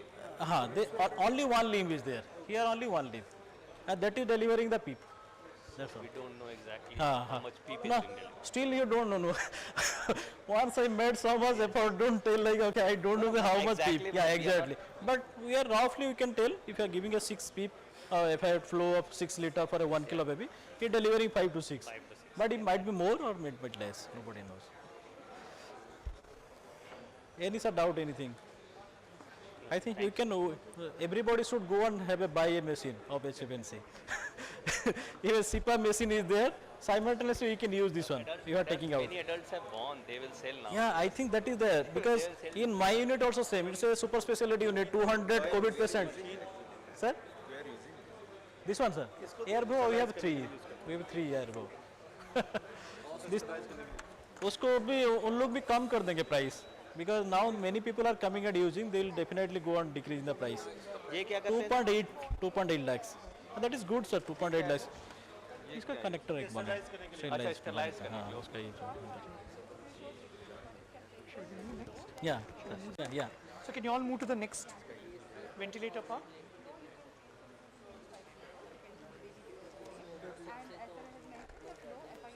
The problem because that injury is causing because you are putting snuggly feet. Sometimes you'll put more on like on tight enough in the CPAP, no, that nothing is there and it will get that.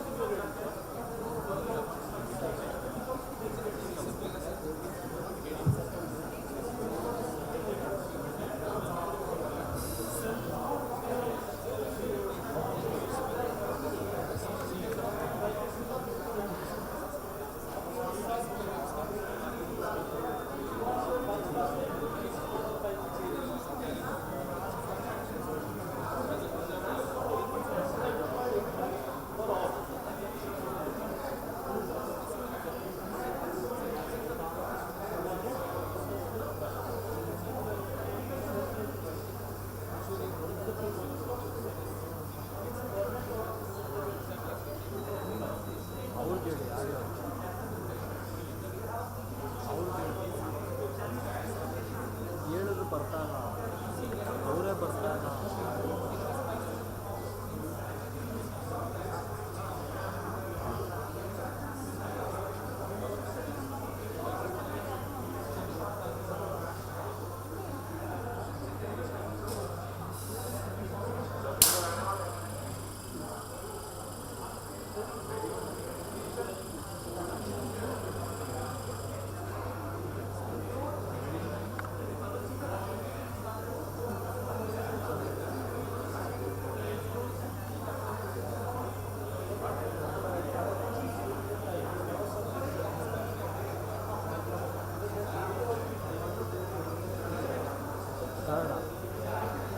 Battery ಇದೆ ಬೇಕಾ?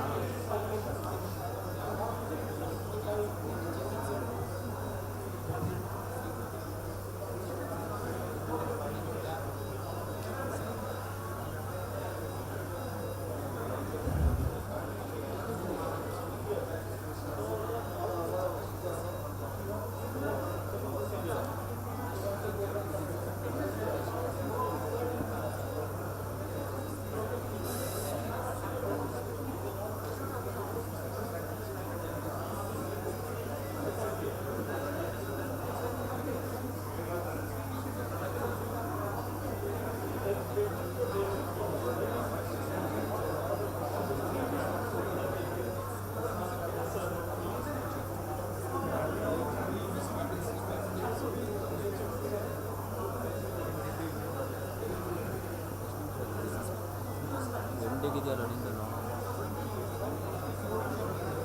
ನೋಡ ಅದು ಬ್ಯಾಕಪ್ಗಳು ಬೇರೆ ಬರೋಲ್ಲ ನಮ್ಮ battery.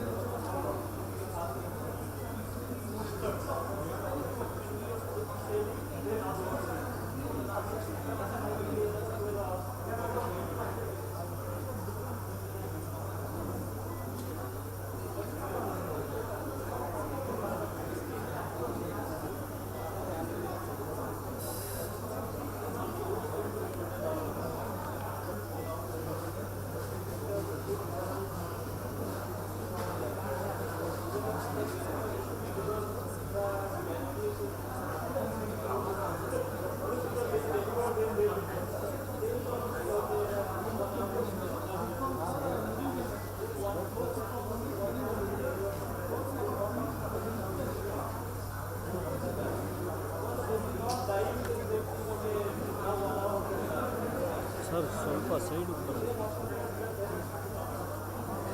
Cross ಆಗಿ demonstration ಆಗ್ತಾ ಇದೆ ಸರ್, ಗೊತ್ತಾಯ್ತು, ಲೈವ್ ಹೋಗ್ತಾ ಇದೆ. ಹೌದಾ? ಡಾಕ್ಟರ್ಸ್ ಏನೋ ಲೈವ್ ಹೋಗ್ತಾ ಇದೆ, ಸ್ವಲ್ಪ ಕ್ರಾಸ್ ಆಗಿ ನಿಂತ್ಕೊಳ್ಳೋದಿದೆ ಸರ್.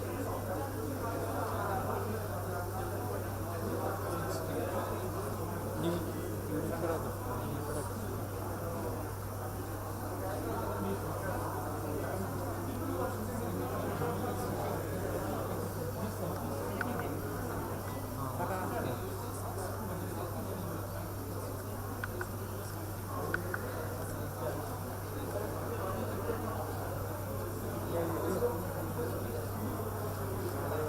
किधर जा रहे हैं लाइव? हाल में नहीं सर, जूम मीटिंग है. अच्छा, many people are attending lecture. हाँ, people are attending Zoom.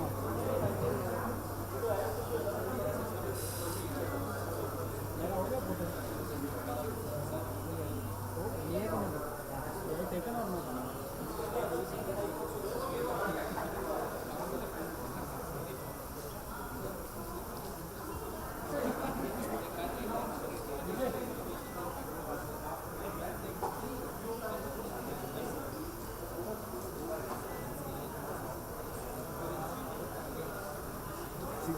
ಎಲ್ಲಿ ಬರ್ತಾ ಇದೆ ಲೈವ್? ಝೂಮ್ ಮೀಟಿಂಗ್ ಅಲ್ಲೇ ಹೋಗ್ತಾ ಇದೆ. ಡಾಕ್ಟರ್ ಮಾಡಿದ್ದೀವಿ.